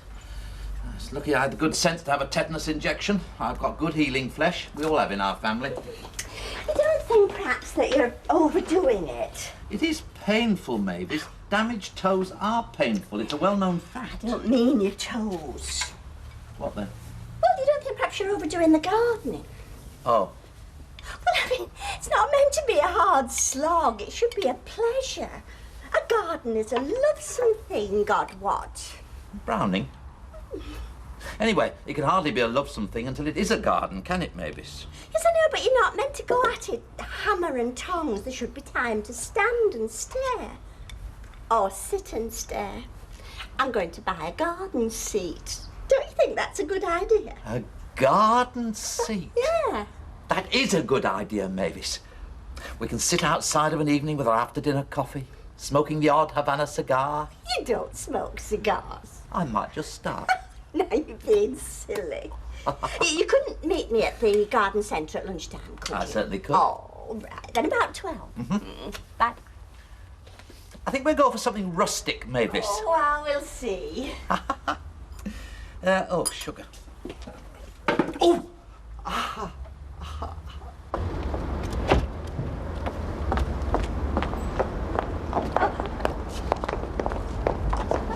Morning. Hiya. How's Derek's foot? How did you know it hurt him? I saw him limping across the Rovers last night. Oh, actually stabbed it with a garden fork. Really? Must have been painful. Well, I think he missed most of the foot, so it's not too bad, but it's just grazed the skin, as a matter of fact. Very lucky. Bye. Bye-bye. Don't laugh. I'm not laughing.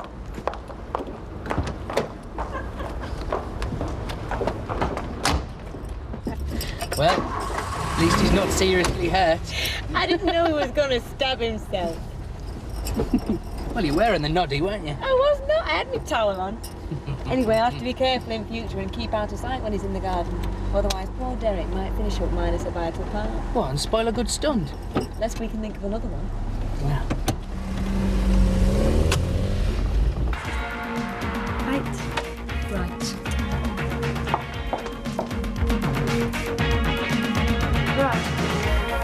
Rod!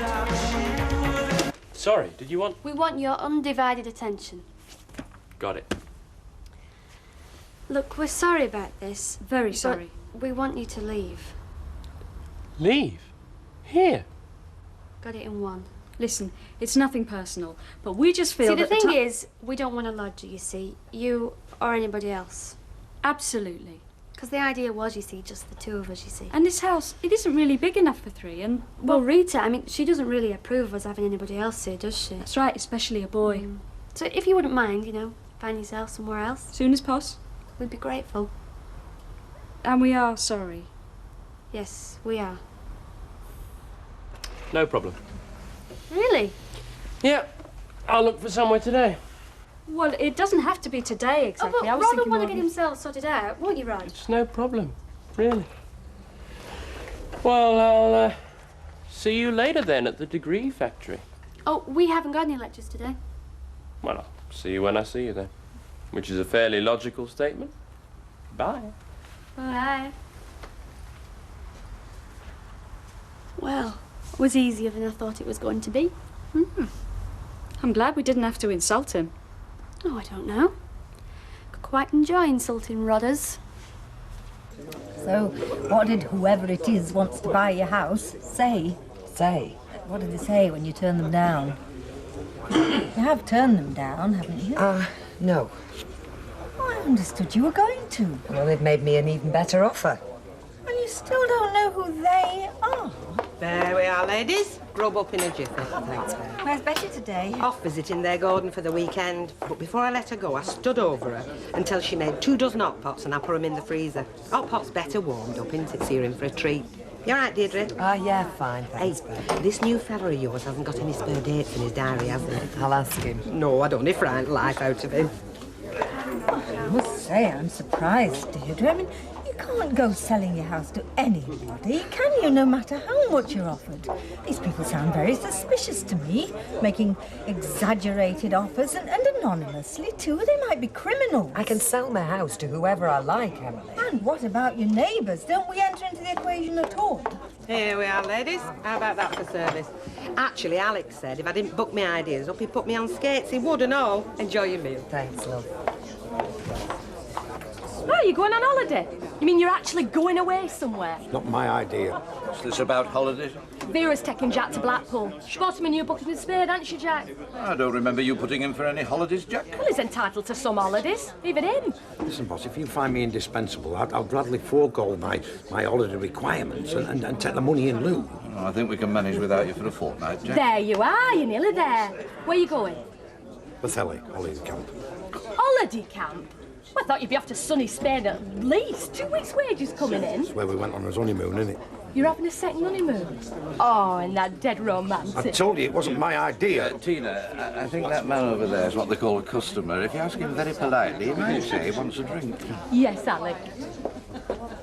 So, second honeymoon, eh, Jack? The first one wasn't bad enough. Oh, could be fraught. Could be very, very fraught. Supposing you're not really up to it. What do you mean? Well, you know, a second honeymoon. Up to it in the physical sense. I mean, it could be very embarrassing.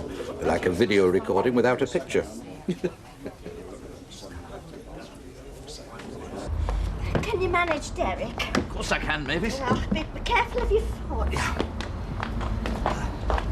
Oh, I say, very rural. You don't think it's a bit incongruous, dear, for a town garden? Oh, no, of course not. I think it's very nice. No, we thought we might get a traditional park bench, didn't we, Mavis? No, it's our garden now, a little bit of countryside. That's right, so we plumped for rustic. Oh, I envy you your garden, I really do. I wish I had one. Right, Jack. Oh, yes, Fred. Left hand down a bit, Jack. Sorry, Fred. That's right. This way.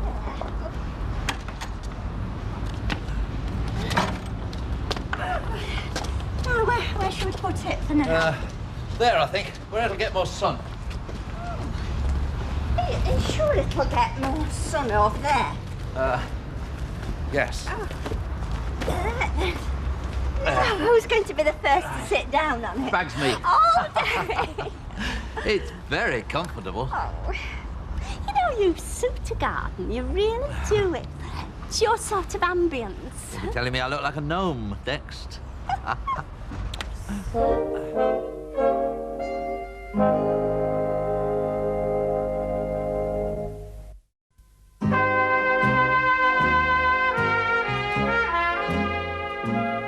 The seat looks really well. Of course, it'll look even better when we get the garden done. Yes, Mavis. But we can still sit out there and have an alfresco lunch or whatever. I'm sure you can.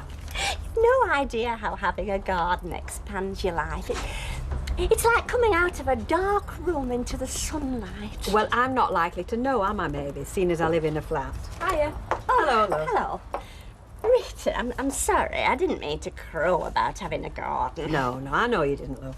Because I'm surprised how Derek's taken to gardening. I mean, it's quite the Alan Titchmarsh. You'll be getting a better tan than me. Pardon? All this sitting out in the garden. And there's me going to the expense of a sunbed. Oh, I didn't know you had a sunbed. Didn't you? No. Well, I'll go on it sometime, you can. Well, I don't know. I've never been on a sunbed, having a fair and delicate skin. Well, why don't you give it a bash? Come round tonight if you like. Oh, thank you. Bye. Ta-ra, love. Bye. Wasn't that kind of? Oh, I'd be very careful if I were you, Mary. Why? Well, what with Derek turning into Adam the gardener and you a little bronze goddess, he might just stick you in the middle of an ornamental pond. Rita. Hi. Well, Fun? have you done it? And what? You said you were going to find somewhere else to stay. Ah! I knew there was something I had to do today. I said to Giles in the pub at lunchtime, I said, there's something I've forgotten to do. I know I have. And could I remember? No way. Actually, I panicked. I thought I owed money to somebody. You owe me a £5. Do I? Well, remind me when I get my next cheque from home. Rod, about finding somewhere. It's no problem, Jenny. Honestly, I'll do it tomorrow. Look, that's not good enough. You said you'd do it today. I know, and I would have if I'd remembered. But you know how it is. A lecture, a dodgy interview with my tutor, and suddenly, oh, well, the whole thing wasn't on my agenda at all. It's the old brain protecting itself by hiding away one problem when another one slips into the old cerebrum. But tomorrow, it gets my undivided attention. On my life. Okay? 10 minutes either side and you're done. And it really doesn't burn. I mean, I've had some terrible experiences with sunburn. A glow blotch. Not if you don't overdo it, does it, Des? No, it's as safe as houses. All right, I'll try it. There's the dial. It's all yours. Come on then, Des. I can always stop and give you a hand if you like, Des, Mavis. out.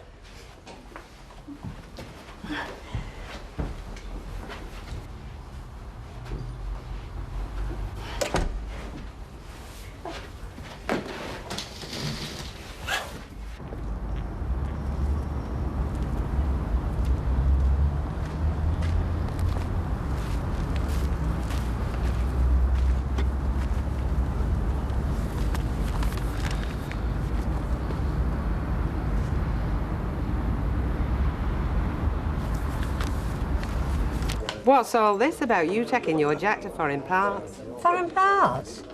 You're going to North Wales, aren't you? I know, but anywhere outside Weatherfield's foreign to Jack. Him belly aching, I say. I don't think it's the holiday that's upsetting him. It's this second honeymoon lark. What do you know it is, Tote? You can't remember where we had this flaming honeymoon. You can't. He thought we were in Blackpool. Vera. It's true. Where did you go on your honeymoon? The Italian links. Where's that? Italy. All right, was it? Well, of course it was all right, Jack. We were on honeymoon. Tell me, did you see much of the wife?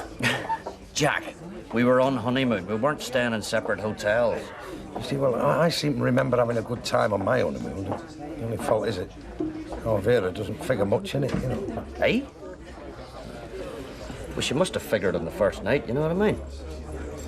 What's up? Hey, listen, I've got some news for you. Oh, yeah? Yeah. I'm thinking of getting a job. Really?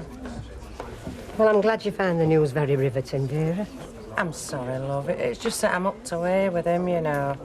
We're going to Wales. Oh, yeah, even if he don't favour it. Don't you think you're taking a bit of a risk, Vera? Well, at least I'll get a holiday, won't I? Yes, but... But what? Well, I don't reckon it's that easy to recapture a second honeymoon, love. Not after all these... I mean, how many years have you been married? 30 odd, God bless us. Well, that's it then. You're taking a risk, aren't you? I mean, even if first time round would have been, well, even easier, I mean, but in your case... Well, what are you trying to say? Well, you've always said your first honeymoon were a big disaster, Vera. I mean, why try and bring memories like that up again? Well, it wasn't all that a disaster, you know. Oh. I mean, all right. We weren't exactly breaking new ground. And all right, he was drunk as much as he was sober, but... Well, he was my husband, weren't he? I married him. I loved him, all right. I did have stars in my eyes. Just, I mean, I thought I could change him, you know. Oh. Well, look, you probably will be able to change him this time round. Look, I know I'm stupid, Ivy, but I'm not balmy, am I? 2 good nights will satisfy me. And no matter what he says, we did have a few first time, definitely. Well, we can't throw him out. I mean, physically throw him out. We can't Rita kick him out. I mean, it's her house. Well, I don't really want to ask Rita. I mean, it's like saying that we're not capable of managing ourselves, isn't it? Do you want me to have a word? Hey, I can Rambo here, yeah. Oh, what? Yeah. Well, if you like. He's a lot bigger than you are, so... Hey, well, maybe if you both had a word, you might get the message. Count me out. I'm not acting as bouncer, no way. Listen, I don't need him. Look, let him try. He can only get killed. What do you think? I don't know. We don't need any trouble. Hey, there'll be no trouble. I'll just say on your bike, mate. He's not got a bike.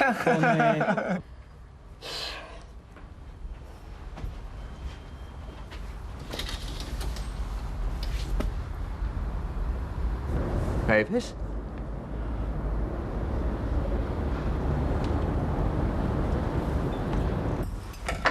Finished? Yes, thank you. Glowing all over, are you? Oozing vitamin D. Derek's home. I've just seen him in the garden. Oh, I hope you don't think we spy on you, Mavis. No, of course not. You can always spy on his back, can't you, Mavis? I keep telling Steph, when she's using the sunbed, pull the curtains across. But she thinks she's Aphrodite, see? Well, if you can't walk about in the nude in your own house, where can you?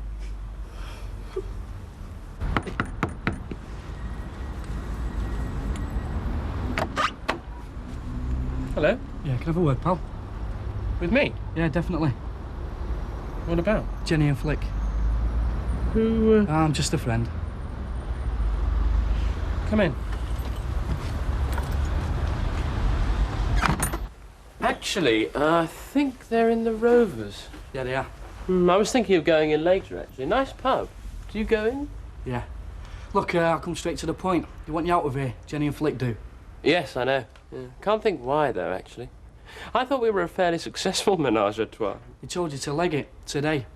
Yes, I was going to, but it completely slipped my mind. I mean, I don't know about you, but my memory is very single track. Can only cope with one thing at a time, you know, and I had other problems. But I told them I'd sort it out tomorrow. What's wrong with today? Well, it is getting a little bit late now to start looking for somewhere else to lay my weary head. I don't think it's late. What are you saying? I'm saying that you should leg it, like Jenny and Flick said. Have they sent you to throw me out? I volunteered. Oh. And do you think you could throw me out? Yeah, I do. Well, actually, I doubt it. But I don't want to prove anything, even if you do. Look, do you want me to go now? Oh, what have I just said? Are you deaf as well as dumb? I'm talking to Jen and Flick. Oh, no, you're not. You're talking to me, pal. And I said I want you out of here now, or you'll get a thumping. I'm surprised you resorted to this. There was no need for it. I would have gone quietly tomorrow.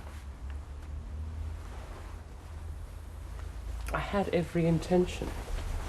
Really.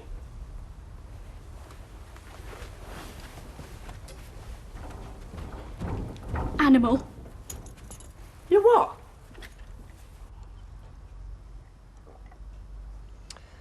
I'm sorry. What for? I'm not a lot of fun at present, am I? Oh, you'd feel better if you made your mind up one way or other. Just went for it. Well, go for selling, you mean? Yeah, definitely. Snap the brewery's hand off and laugh all the way to the bank. I'd be upsetting such a lot of people if I did. Such as? Well, Bet and Alec for two. If the brewery get their hands on this house, then that pub gets turned upside down, and them with it. They wouldn't give a toss what happened to you. Not if there was a profit in it for them. Especially that Alec. Bet would. Oh, I'm not so sure. Money speaks louder than sentiment. Yeah, and what about Tracy? I mean, she's dead against moving. She'll get over it. Oh, maybe. But hasn't she had too much to get over lately? Moving from here might just be kids are resilient. I'm saying, what's the problem today they're forgotten about tomorrow? I was suicidal about having acne until I got dropped from the school footy team. Tracy's been through a lot, Dave. And some kids aren't resilient. They don't get over things. And anyway, there's another snag to sell in. Well, I think you're just trying to find snags, if you ask me. I'm not, honestly. The brewery want a quick sale, right? Well, I don't want to have to rush into finding another house, finishing up with somewhere I don't like. Where are we going to live until I do find somewhere? That's easy. Moving with me. Plenty of room at my place. Now there's a possibility I hadn't even dreamed of. So, dream about it tonight.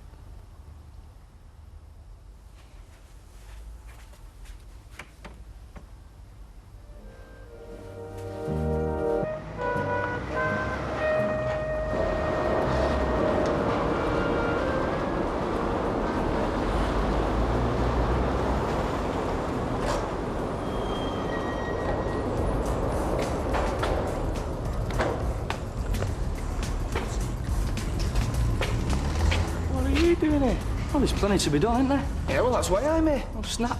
Oh, well, you'd be out cruising the country somewhere, eh? With your new bird. What new bird? Flick, whatever her name is.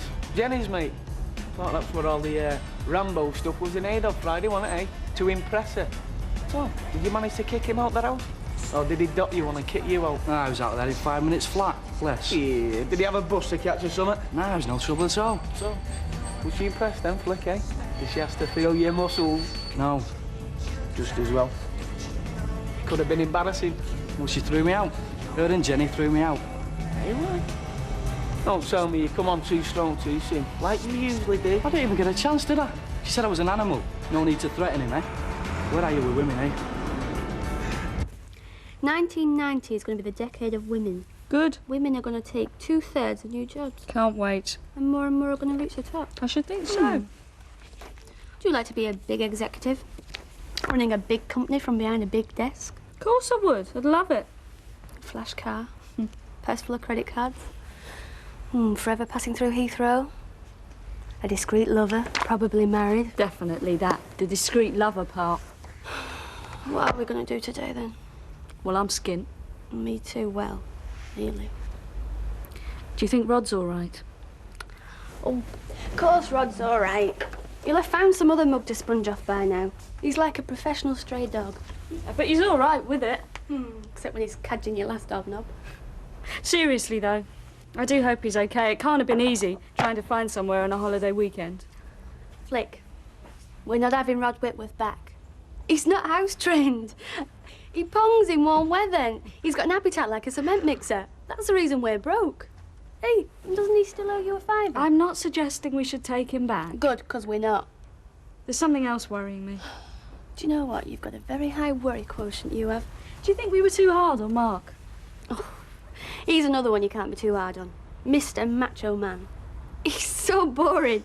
He's well past his sell-by date. He was trying to help us. He did help us. All right, he helped us and we said goodbye. I think that was quite a good result myself. Speaking of hard, you can be quite hard yourself, you know, sometimes, Jen. Oh.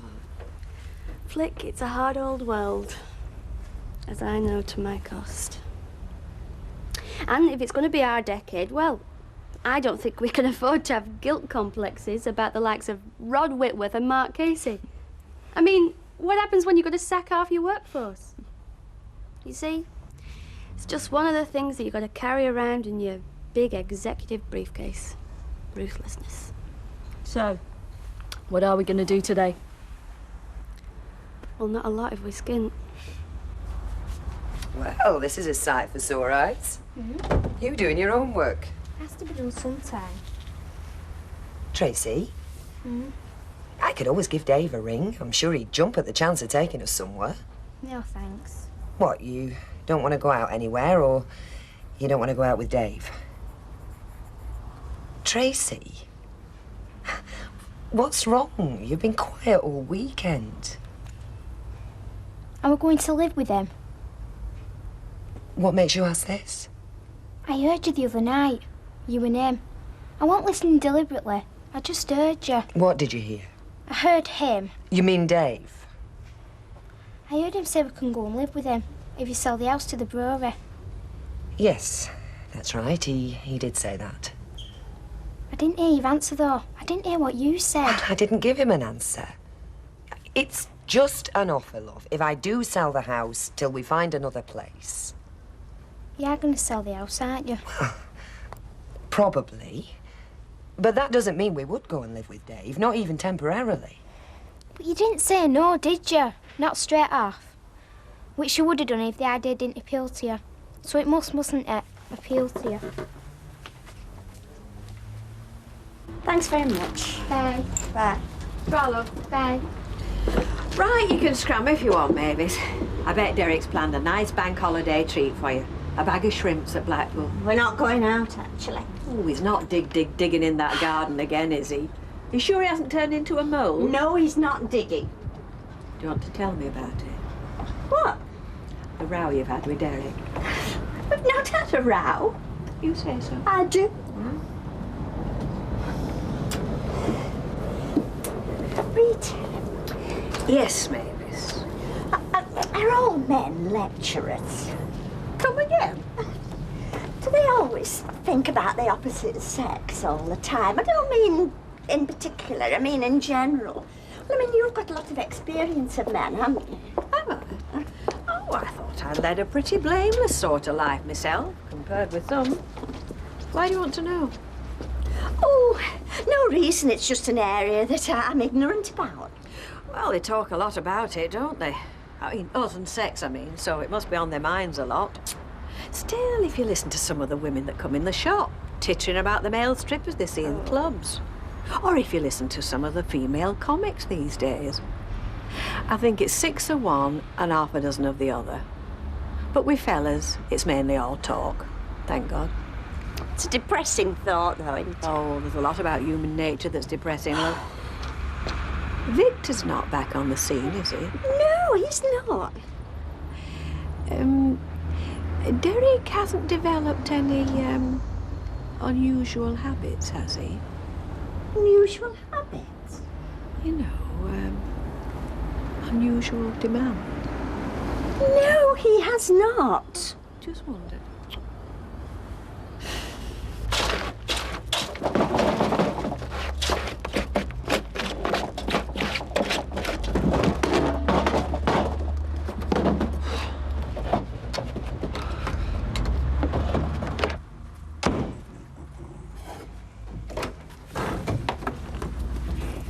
Hey, you! What you been doing with this suitcase, eh? It had straw and feathers in it. Oh, that, yeah. Right. Yeah, yes, the suitcase! Jack's been keeping one of his pigeons in it, haven't you, Jack? Well, what did you want to keep a pigeon in for? Hey, it's the only one we've got. Well, you don't think I'm going to take it on flaming holiday with us, do you? Look, my pigeon was a bit poorly, so I put it in there, stuck it under the flipping coal hole for a couple of days. Peace and quiet. Look, I'm Did it not... the world of the good, you know. I'm not taking this on holiday with me, and that's a fact. We'll have 2 new ones. Yes, 2. One for you and one for me. Can you not borrow one from somewhere, Vic? No, I couldn't. Look, we're having a proper holiday this year. In style. New outfits, new suitcases, the lot. Like we looked on honeymoon. Well, like I looked. Yeah, he turned up with a dim on my coat. Anyway, get your finger out. Come on, get your breakfast. Look, it's nearly gone 11. Flaming day off, isn't it? Exactly. So where are you taking me? I'm taking you on holiday, Aunt. What more do you want? You know what it is with you, Vera? You want too much. You always have done. There's too many flaming people like you in the world. Conspicuous consumption. Do you know what it means? Hey, that's what they call it, you know. Conspicuous consumption. Do you know what you're doing to the planet, eh? He believes that, you know. He really believes it. I've had one cheap suitcase all my married life, and he's saying I've had too much. It's incredible. Look, Vera, you can come with me and Kim if you want. We're only going out for a drive. No, thanks, Curly. No, he can take me out. He can spend some brass on me for a change. What do you think I'm going to be spending it on flaming holiday, eh? Price will have shot up there since last we were there, you know. It's nearly 30 years since. Aye. Doesn't bear thinking about. It's incredible. A severe case of arrested evolution. That and all. 1 orange juice and 2 glasses. Please. You sure you wouldn't like straws as well? No thanks. And God for that, 2 straws, all my profits would have gone. They've not got much lolly, they're only students. Yeah, well, what about these student loans the government keep promising? They can go into debt now and spend some of it in here. Trade'll pick up. Well, there's no sign of it yet, is there? Perhaps you should get in touch with the brewery, tell them to go ahead, turn this place into the last chance saloon. At least it'll discourage impecunious students. I demand the stand. I always do, though, at our gardens. Have you never considered moving down there permanently? Well, I don't know. He's asked me more than once, but I think you're better off living where you're known and where you know other folk. Might be exciting, though. New horizons. You're not thinking of moving, are you? No. Don't think Mr. Sugden would approve, for one thing. But with all this talk about drastic changes here... Look, it's not going to happen now. I know, but it's unsettling for people. It could still happen in the future. Try, love. Bye. 2 pints, please, Bet. Hello, ladies. Would you, like a drink? Well... Oh, well then, go on. I mean, just be sociable. 2 lagers, please. You're a little darling, Kevin. What are you? Me? Why, what have I done? You've just brought a smile to the face of Bubbles over there. Kevin? Yes? Is Mark upset? Upset? He's gutted. Oh, that I'd like to see. Well, he rides to your rescue and then you tell him to leg it. He's very upset. He's not used to being treated by women like that, is our Mark? Well, we're sorry about that. We are actually rather grateful. You speak for yourself. Hey, okay? Cheers, thanks, Bet. There you go, money's there. There you go, girls. Thanks. Cheers. Thanks, Kevin. So, what did Flick have to say then? Oh, you don't really want to know, do you, Mark? Yeah. Well, she specified what sort of animal you was. An ape. Hello. Hey, where's your Jack? Oh, still in his mug. Oh, and by the way, well, remember, if he has to borrow a suitcase, tell him to get lost. Right. I won't ask why, but all right. Ladies, gentlemen. 2 gin and tonics, pint of bitter, please. My pleasure. You're not off out anywhere? Chance to be a fine thing. Well, never mind. You're better off in the warm and friendly ambience of your local hostelry. You know, it gets more like a second-hand car salesman every day, that fella. Hey, by the way, is your Jack still going on this honeymoon with you? Oh, do you know, I don't know why I'm bothering. All morning he does. Hey, you don't fancy going with us instead, do you? Could have a fabulous time. What do you reckon, Don? Well... Oh, mind you, I forgot. You're going for a job, aren't you? What job's this then? Nice one, Vera. I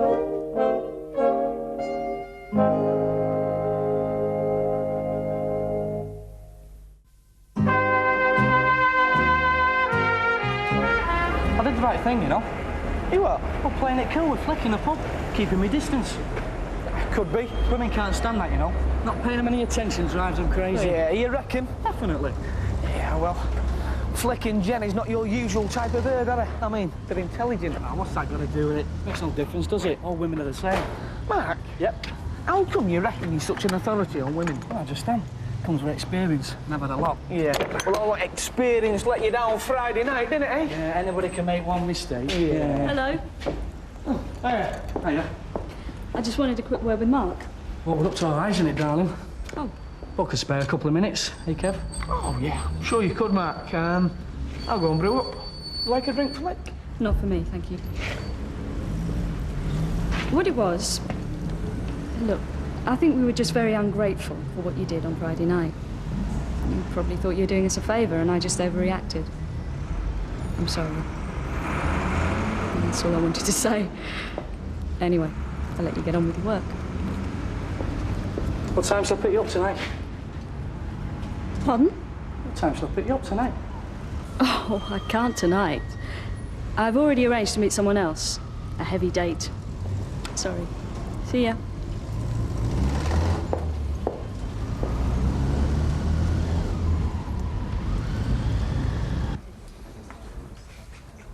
He says it all. Eh? Him, Derek Wilton. Sitting there for the past hour with half a bitter in front of him. He represents our prosperity, our commercial success. Or rather, lack of it. Alec, you can't expect to be pulling pints every second we're open. It's swings and roundabouts. Listen, I can remember after the wedding, they were queuing up to get in the pubs in Manchester. Queuing up they were. Bill Robinson's dad, he lived across from us. He went in there, he made his pile in 2 years. 2 years! All right, who do you want me to declare war on them? We can have a bonanza. Ah, no, listen, it makes you think, though, doesn't it, looking at the lights, if we made the right business decision, turning the brewery down. Alec, for positively the last time, this pub is stopping the way it is, and so are we. Yes, Vera? 2 gin and tonics, please. Vera, where's your Jack? Well, he's either gone back to bed or he's gone down to Legion. Well, tell him I don't pay him good money to spend it down the Legion on his day off. What's up with him? He thinks he should be an eagle, when in reality he's a cock robin. It's not unusual. You might have mentioned it to me first. Look, Don, I just happened to say to Vera I was thinking about going for a job. You sure you didn't mention it because you thought I might object? Well, wouldn't you? Look, why do you want to go back to work? Because I'm bored silly at home all day. That house is not big enough to clean with just you and me in it. Not to do with earning some extra dosh. Well, yeah. Yeah, and that's what annoys me. You're saying that I can't support you. Don, that's a dated view, isn't it? Look, I'm not a dependent. We're partners. And there's nothing for you to be ashamed about in that. Look, that's what my dad believed. He'd never let my mother go back to work. But, yeah, you're right. It is a bit dated. You go back to work if it makes you happy. No happier than I am right now.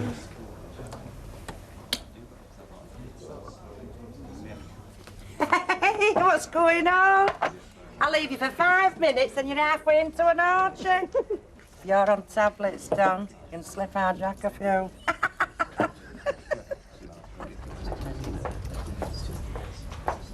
Derek, Yes, well, may I sit down? if you want. What are you drinking, Mavis? I'll have an orange juice, please. How about you, Derek? No, I'm all right, thank you. Well, I'm not going to apologise. Oh, well, I'm not asking you to, Derek. Oh? You're going to apologise to me, then? Perhaps I did make too much of it. Yes, you certainly did. I realise now it's not your fault. You can't help it. Can't help it. Can't help what? You make me sound like some sort of sexual deviant, a sex maniac. Your orange juice, Mavis. Thank you. Thank you, Derek. And you think you've got problems, Sunshine? I don't think you're what you just said. Well, that was the implication. No, it's because you're a man. What is? Oh, Derek, do I have to spell everything out for you? Look, Mavis, actually, you're right.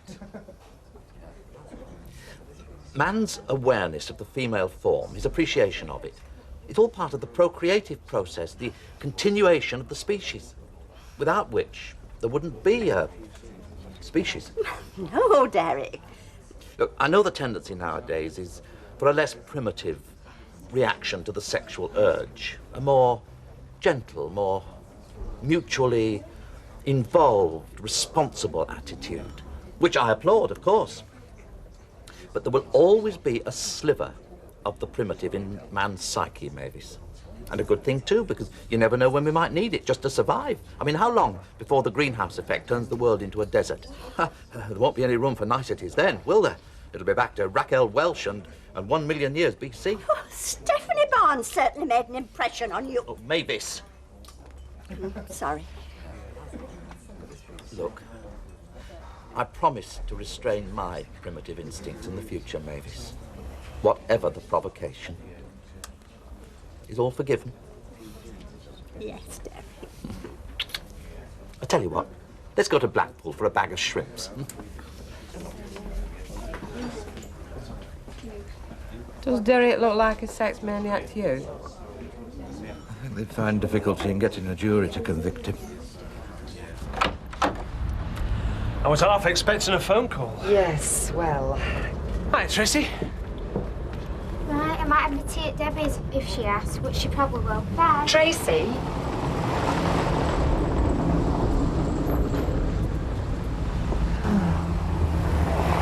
That's why I didn't ring. What's the matter with her? She overheard us talking the other night. You offering to put us up if I sell. She's not keen. She's not keen on much, is she? She's been through a lot, Dave. Yeah, so have you. This is your chance to put it all behind you. I mean, selling up, moving, a new life. I don't know. Well, if you did move in with me, I promise you, you wouldn't regret it. Tracy either.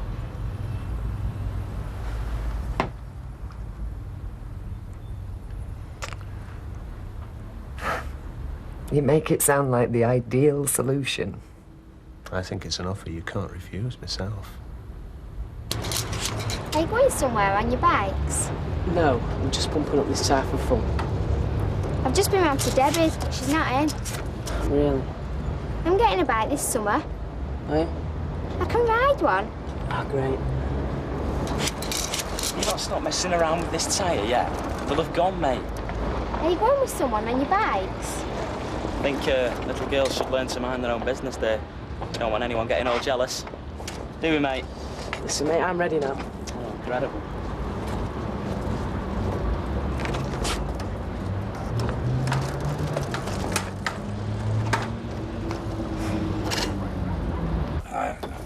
Oh, here comes trouble. All right, Jack. All right, kids. All right, Jack, how are you? You're looking well, man. Clear conscience and a good constitution, Jim. Still not looking half as good as your missus, though. Oh, Jack, I didn't know he cared. Do you know, I was very disappointed when he come out of the army, you know, and I thought I might have been invited to keep the home fires burning for him, you know what I mean? Well, he works late sometimes, you know. Light in the window. Only kidding, Jim. Yeah, I know you are, Jackal. I'm not. So, you finally condescended to pay us a visit. I've just been doing a little tour, boss, you know. Ah, so that's where you've been. Hello, my little swamp duck. What do you want to drink? 2 large gins, and we'll be sitting down. And does your generosity extend to Mr. and Mrs. MacDonald, Jack? What do you want to drink? Oh, vodka, Jack, please. Oh, dear. Well, you nearly got me in right bother at dinner time, didn't you, blabbing about my job? Well, I didn't know you had secrets from your husband. Vera, I am thinking of applying for a supervisor's job at Ingram's. What, where Matt Baldwin works? Dan won't go a bundle on that, I will know. Right then. How's that for fair dues? I'll have that one. They're both exactly the same. I'll still have that one. I think this must have been the most boring day of my entire life. I think you just spoke too soon. Right, I'll You see, it's working like a treat. Yeah, not exactly come bounding over to throw her arms round you, has she? Yeah, but why is she here at all? She's hoping to see me, obviously. You reckon? Yeah, come on, let's go and sit with him. Hey, I'm an happily married man, I am. I've only come out for a quiet pint. Yeah, pints, watch please, me don't then, eat your heart out. You don't mind if I join you? Of course you don't. Stood you up, has he? Pardon? Your date? Oh, it wasn't a date exactly. Yeah, It well, was don't more... worry about it. I won't stand you up tomorrow night. Tomorrow night. Well, you can't have another date tomorrow night, can you? I'll put you up at 8, okay?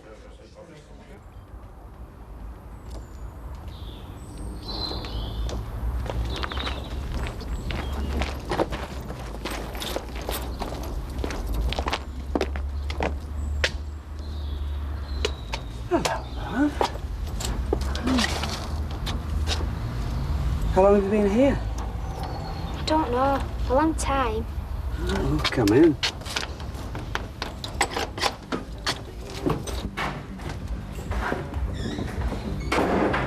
Oh, you must be hungry. No, I'm alright. A cup of tea? Glass of milk? Tea. What's the matter, love? It's my mum. Yeah. She's going to sell the house. Sell it? And when she does, we're going to go and live with Dave Barton. You sure about this, love? It's true, Dad. Honest. I don't want to go and live with Dave Barton, Dad. I want to live with you. Please, Dad, can I live with you? Please.